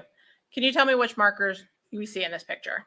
So going out into the hallway towards the front door is 13, 14, 15. And would you point to them if you don't mind with that laser pointer? Right there, there, and there. And then on the wall, do we see a marker, or is there any other markers besides number 6 and the ones you just discussed? Number 7, And what were you documenting with number 7? a projectile hole. And this is states 59. Is that the same hole? Yes. Thank you. And at some point, did you attempt to determine what happened to the projectile after it went through number 7? Yes. And were you able to figure that out? Yes. And where did it go? It ended up in the bathroom's door frame. And do you have some type of equipment that you use to try to help you in that, to figure out the path of a bullet? A trajectory rod? Yes. And did you use that in this case? I did. I'm going to show you state 60, and if you could describe for the jury what they're seeing here, please. So the hole starts at 7 and enters. So that's an entryway. Then this is where it ended up. So the projectile's right there at 11 in the door frame. Thank you. And did you document the path that it took? I did. Okay. So that was state 60 if I didn't state it for the record. This is state 61. So that would be on the other side of 7. So 7's an entry, 8 is an exit. So that's going into the bathroom cabinet underneath the sink. And if you can, well, I guess, so 7 would be on the opposite side of the wall? In the bedroom, correct. Thank you. And then after it left 8, did you determine where it went? Its path continued through the cabinet door. And this is state 62. What do we see here? So now it is entering the cabinet door. So that's what number 9 is labeling. Thank you. And what's this in states 63? So that's the same cabinet door. And this is it exiting that cabinet door. And this is state 64 for perspective. Will you show us, just point to where states, the marker 10 is? Right there. 10, I'm sorry. Oh, sorry, 10. And did you determine the final resting place of this projectile? I did. And where was it? It's at 11 in the door frame. So this is state 65. What's this? That is where the projectile ended up. And state 66, what do we see here? That is a close-up, and you can actually see the projectile right there. And did you dig it out of the wall? I did. And state 67, what do we see here? That is, it's been dug out, so that's just showing that it came out and it's right there. And did you collect that projectile? I did. I'm going to show you state 8. Same questions. Do you recognize it? I do. And how do you recognize it? My last name, my ID, and my seal. And other than being repackaged for court purposes, does it appear to be in the same or substantially the same condition as when you removed it from the wall back in September of 2020? It does. Your Honor, at this time, the state would ask to enter states 8. Received. I'm going to show you state 68. Can you tell me what you're documenting here? So that is the blood trail. So I'm now in the living room, dining room area. So that's 14, 15, and 16 are all blood. And we saw a 14, 15, and 16 in a previous picture. Are these the same ones? Yes. You only use each number once. Correct. Thank you.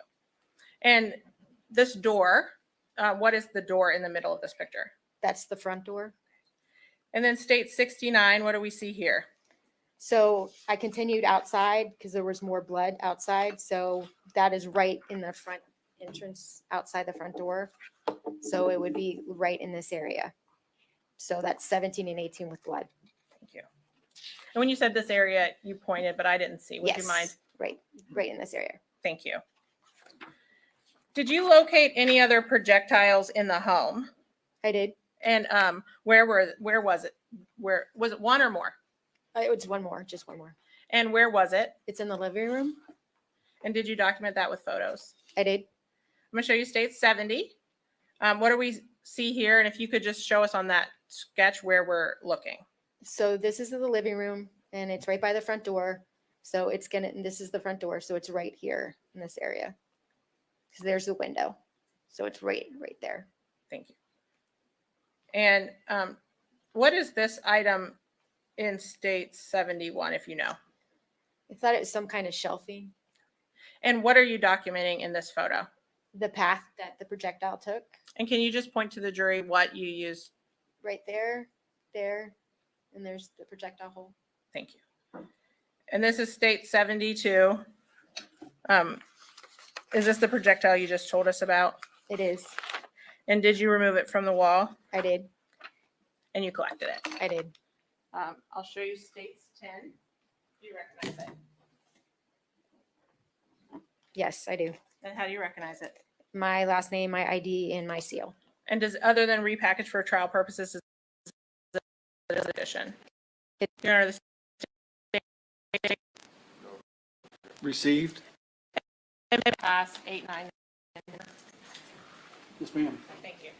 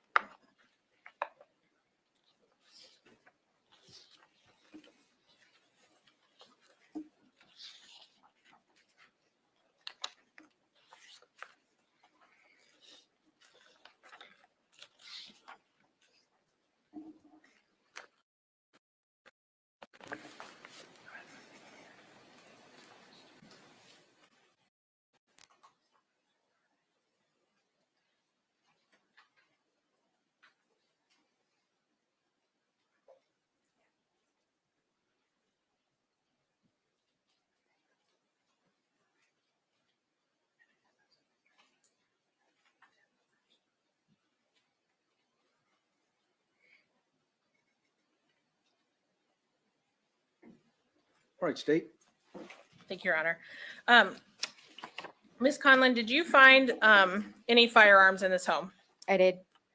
And I want to show you States 49. We previously viewed it. What do we see here in 49? The backpack that's in the closet. And did you search that backpack? I did. And did you document that search? I did. And so this is State 73. Is that the same backpack? Yes. And what did you find inside that backpack? A firearm. Did you find anything to indicate to you whose backpack it was? There was a driver's license. And this is State 74. Is this the driver's license you found in the backpack? Yes. And would you mind telling me the name on it? Ashley Benefield. Thank you. And what do we see here in State 75? That's the firearm. And then at some point later, once you collected it, did you lay it out and document it? I did. I'm going to show you State 76. And let me ask you first, what kind of firearm was it? It was a Sig Sauer 380. And in State 76, is that the same firearm? Yes. I can zoom in if you, maybe. To be sure, or give you the other picture. Is that the Sig Sauer? It is. Thank you.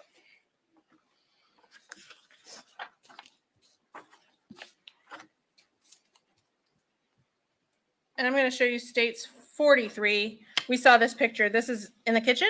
Yes. Okay. And did you find anything of evidentiary value in that pantry? Yes. And what was it? A firearm. And can we see it here in this picture? You can't see it, but it's where the Jiffy peanut butter is. There's a basket, and it's in that basket. And so now, sorry. State 77. Is that the same Jiffy or Jif? Yeah. Okay. And 78. The basket's been taken down to a lower shelf, and then the firearms in there. And did you also later document this firearm on some brown paper? I did. And in State 79, is that what we see? Yes. And what kind of firearm was that? It was a Springfield 9mm. Thank you. Did you collect, and I'm sorry, let's go back to the SIG that was in the closet. Was it loaded? It was. And you said that was a 380? Oh, yes. And the one that this one we're looking at here, was it loaded? Yes. And in this picture, can you tell us what all we see in this picture? It's been secured. So the slide is back. This is the magazine. So there was 1 in the chamber and then 9 in the magazine. And they're still in the magazine at this point? Correct. Thank you. And I know you already said 9mm? Yes. Thank you. Just don't want to get them confused. Did you collect any other items of evidence from the what were they? 2 cell phones were collected. And I'm going to show you states 80. What is this item? That is a cell phone which was on the living room couch. And you collected it? I did.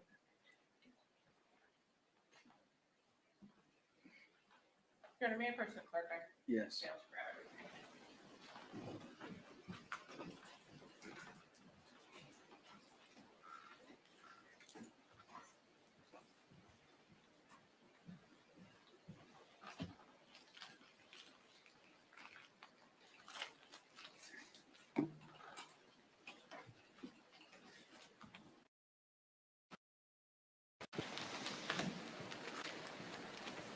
Ms. Conlon, I'm showing you states 11. Can you take a look at that and tell me if you recognize it? Yes, I do. And is that the phone we see? I'm sorry, what is it? It is the cell phone that's on the couch. And how do you recognize it? It's the same color, everything. And is it documented with the number and the time of this case? Yes. And other than possibly some paperwork being added, does it appear to be the same or substantially the same condition? Yes. The state would ask to enter states 11. Received. Thank you. And how many phones did you collect? 2. And where was the second phone? In the garage. 1. So it's a shelf. So it's right outside, going back to the garage. So it's a shelf that's right here at the entryway into the house. So there was a shelf area. And is that same phone depicted in states 82? Yes. And I'm showing you states 12. Do you recognize it? Yes. And how do you recognize it? The case number, what kind of phone it was, and the date that this occurred. Thank you. I didn't mean to interrupt you. And does it appear to be in the same or substantially the same condition as when you collected it back in September of 2020? It does. Your Honor, the state would ask to enter states 12. Received. Once you collected these phones, what did you do with them? Everything was secured back in the lab once I cleared the scene, but these 2 phones were assigned over to a detective so they can be searched. And what detective was that? Plazinski. Thank you. His last name? Plazinski. Thank you. You just call him Ski.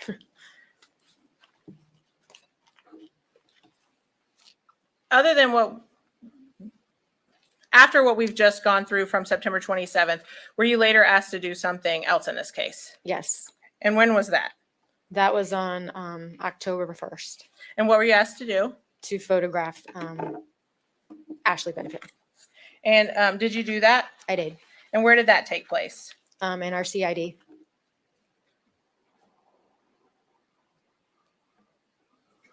And I'm going to show you states 83, 84, and 85. You haven't seen these today.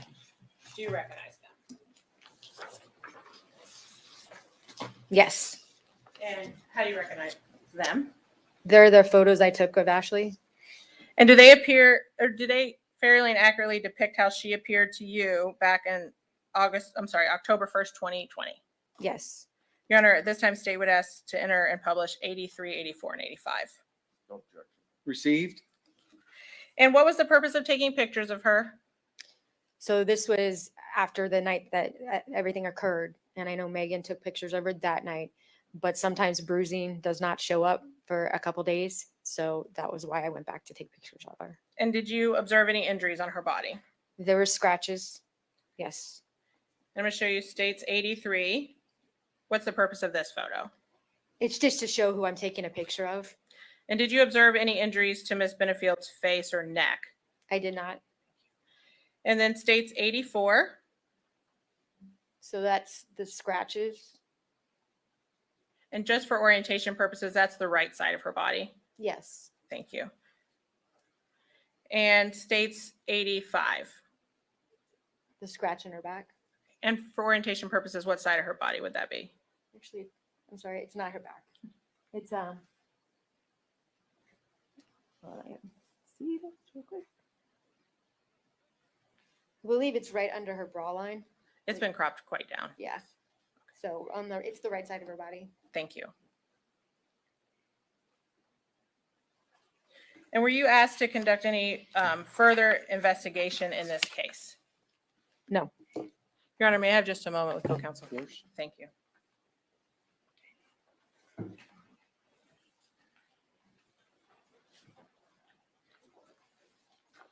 Thank you, Ms. Conlon. I don't have any other questions.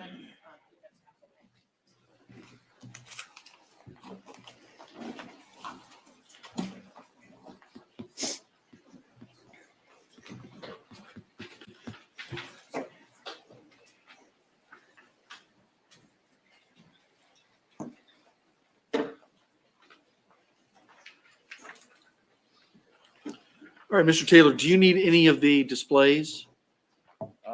I'd like to just take a moment, Your Honor, and look through the pictures.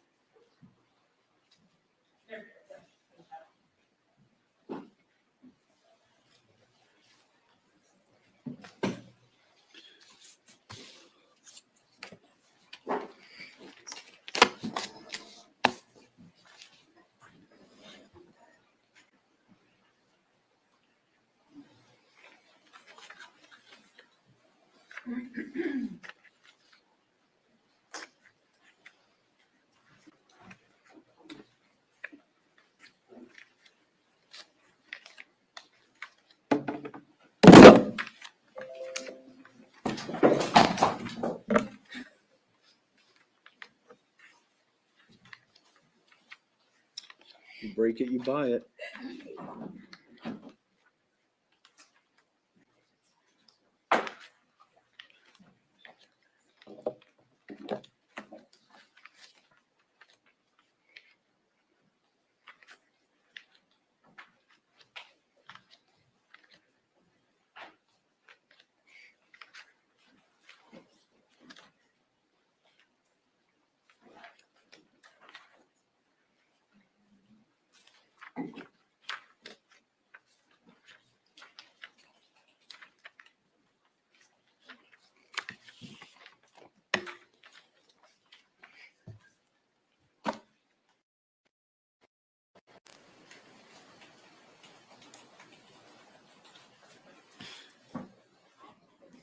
So, Mr. Taylor, would you like me to leave that on, or would you like me to get that out of your way? You can pull it up. Yes, sir.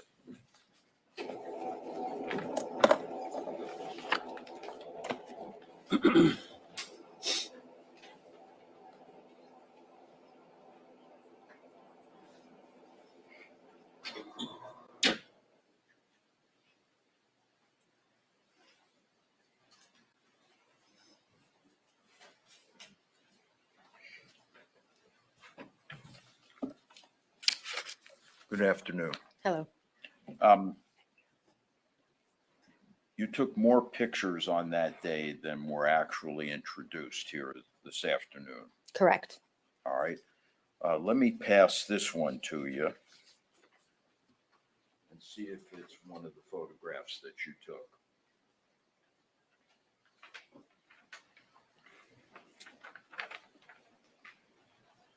May I, Your Honor?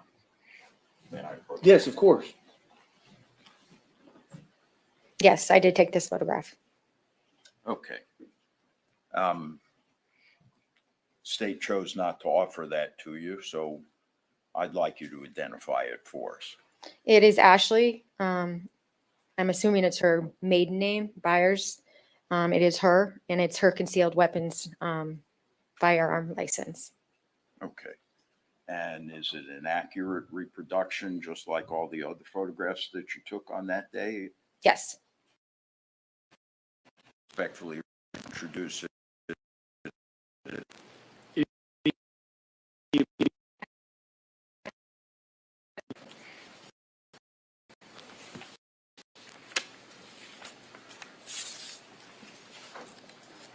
I want Has that one, to- I'm sorry, so has that already been marked? Yes, sir. Okay, We pre-marked all of them. thank you.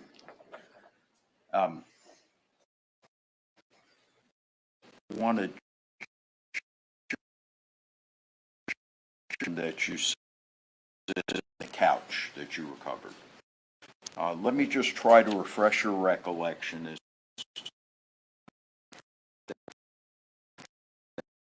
in the couch. Yes. Yes.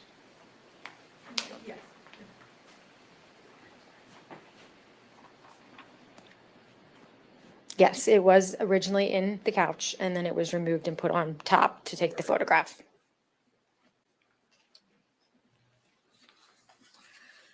The crime scene photographs that you took, I want to make sure we understand.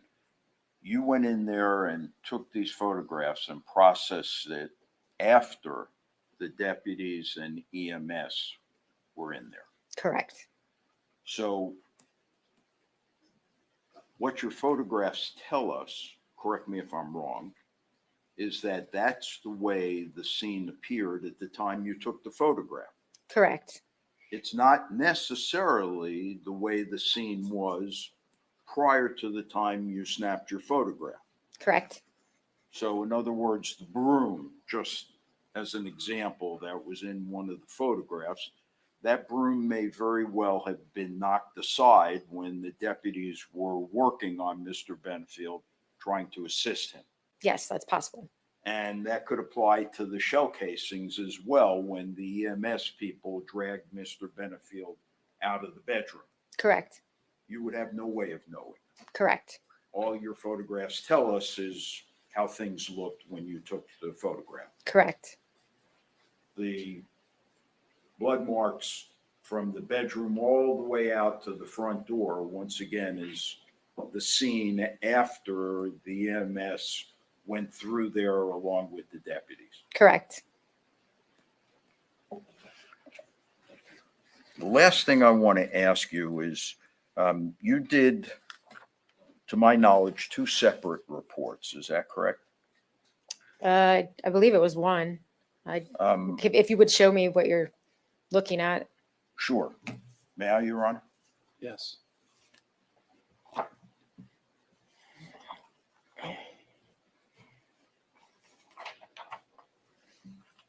So these are my property receipts. Yes, okay. So that would be separate from the original written report. Okay, but these are reports that you did. Correct. Yes.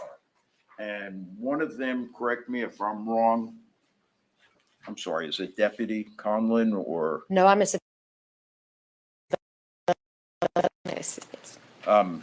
Correct me if I'm wrong, but one of the dates of the report is on the day of the incident, 9/27/20. Correct. Okay, and the second one is on October 20. Yes. And on both of these reports, Ms. Conlon, you, under type of case, noted as a homicide. Correct.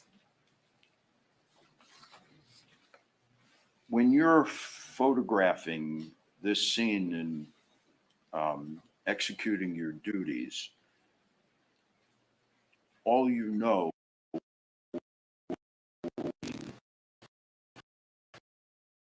in there. Correct. You don't know whether or not it was a crime. I do not know. That's why you call it a homicide. Correct. If you knew it was a crime, you'd call it a murder. Correct. Nothing further. Redirect. Sorry, just one second. I don't have anything else, Judge. Thank you. No? All right. Hold on one second. Can she be released? Yes. Can she be released from her subpoena? No, we'd like to keep her under subpoena. Your Honor. All right, Ms. Conlon, and you were Your not Honor, I released would from your like- trial. I'm sorry. I'll let you finish. You were not released from your trial subpoena. The rule of sequestration has been invoked, so that means you cannot discuss your testimony here today with anyone outside this courtroom, including the attorneys. You can't talk about it with any other witnesses. You can't talk with witnesses about what they testified about or what questions were asked of them. All right, so remain available. Yes. All right, thank you, ma'am. Your Honor, can we publish defense exhibit 2, please? Wait, Absolutely, yes. that too.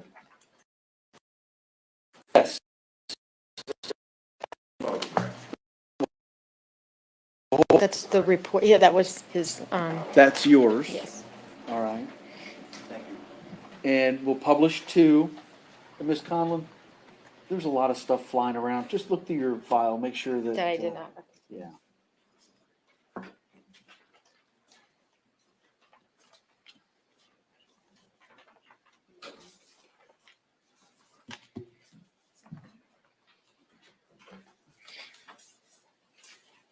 Everything's yours? Yes. it's All right, ma'am.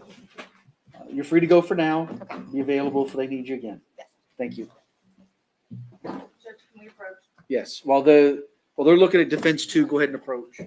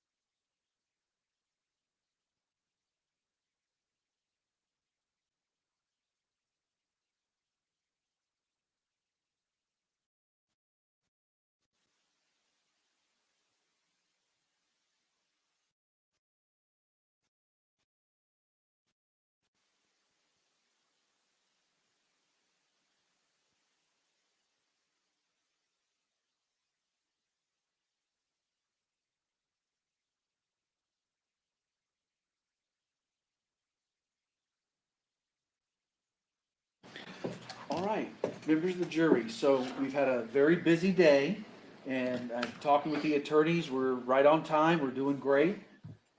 There's some couple legal matters that I need to address before we go to tomorrow, just to kind of smooth things out and make sure the presentation doesn't take up too much of your time, and it's as smooth as possible. And I think what I'd prefer to do is go ahead and let you all go for the evening now. And then we're going to stay and work. I don't want you to think we're going to run home right now. We're going to stay and work, talk about tomorrow, and get it all worked out so we can hit the ground running tomorrow. Now, I had originally said that tomorrow morning I might need to start late because I had court. That resolved itself, but I think we're still moving along pretty good. So I think we're going to look for a 9 o'clock start time tomorrow. So if you could be downstairs in the jury assembly room at, I almost said 7:45. 8:45. That should be plenty of time. The deputies will come get you. Is anybody picking tomorrow? Okay. Do you know if everybody's been released?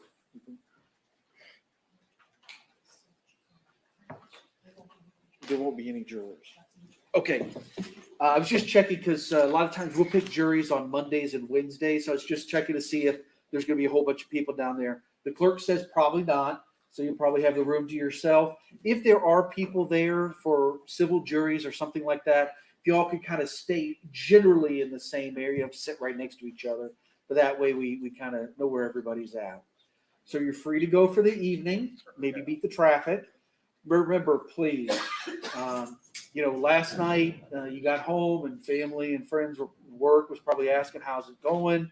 You got to say, hey, I don't know anything yet. We haven't done opening statements. All we do is pick the jury. But now you've heard some testimony.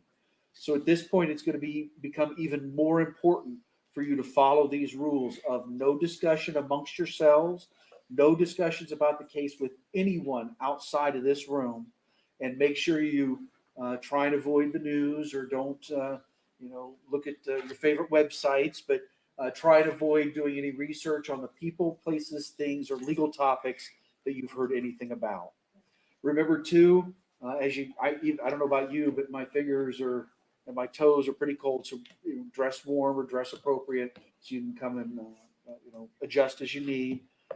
I don't know if anybody brought snacks, but as you see, we have breaks throughout the day. So if you do want to bring something, they can bring coolers in. I'll discuss that with them. Okay, they'll discuss that with you because I want you to be able to bring in snacks as you need. All right, you're all set for the evening. We'll see you back here. Yes, please leave the notes. Those must stay here. If you just put them face down on your chairs, the deputies will pick them up and we'll hand them back out tomorrow. All right, we'll see you in the morning.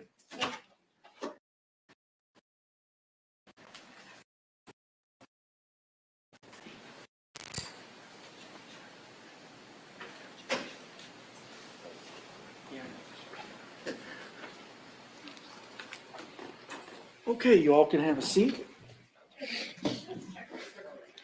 Yeah.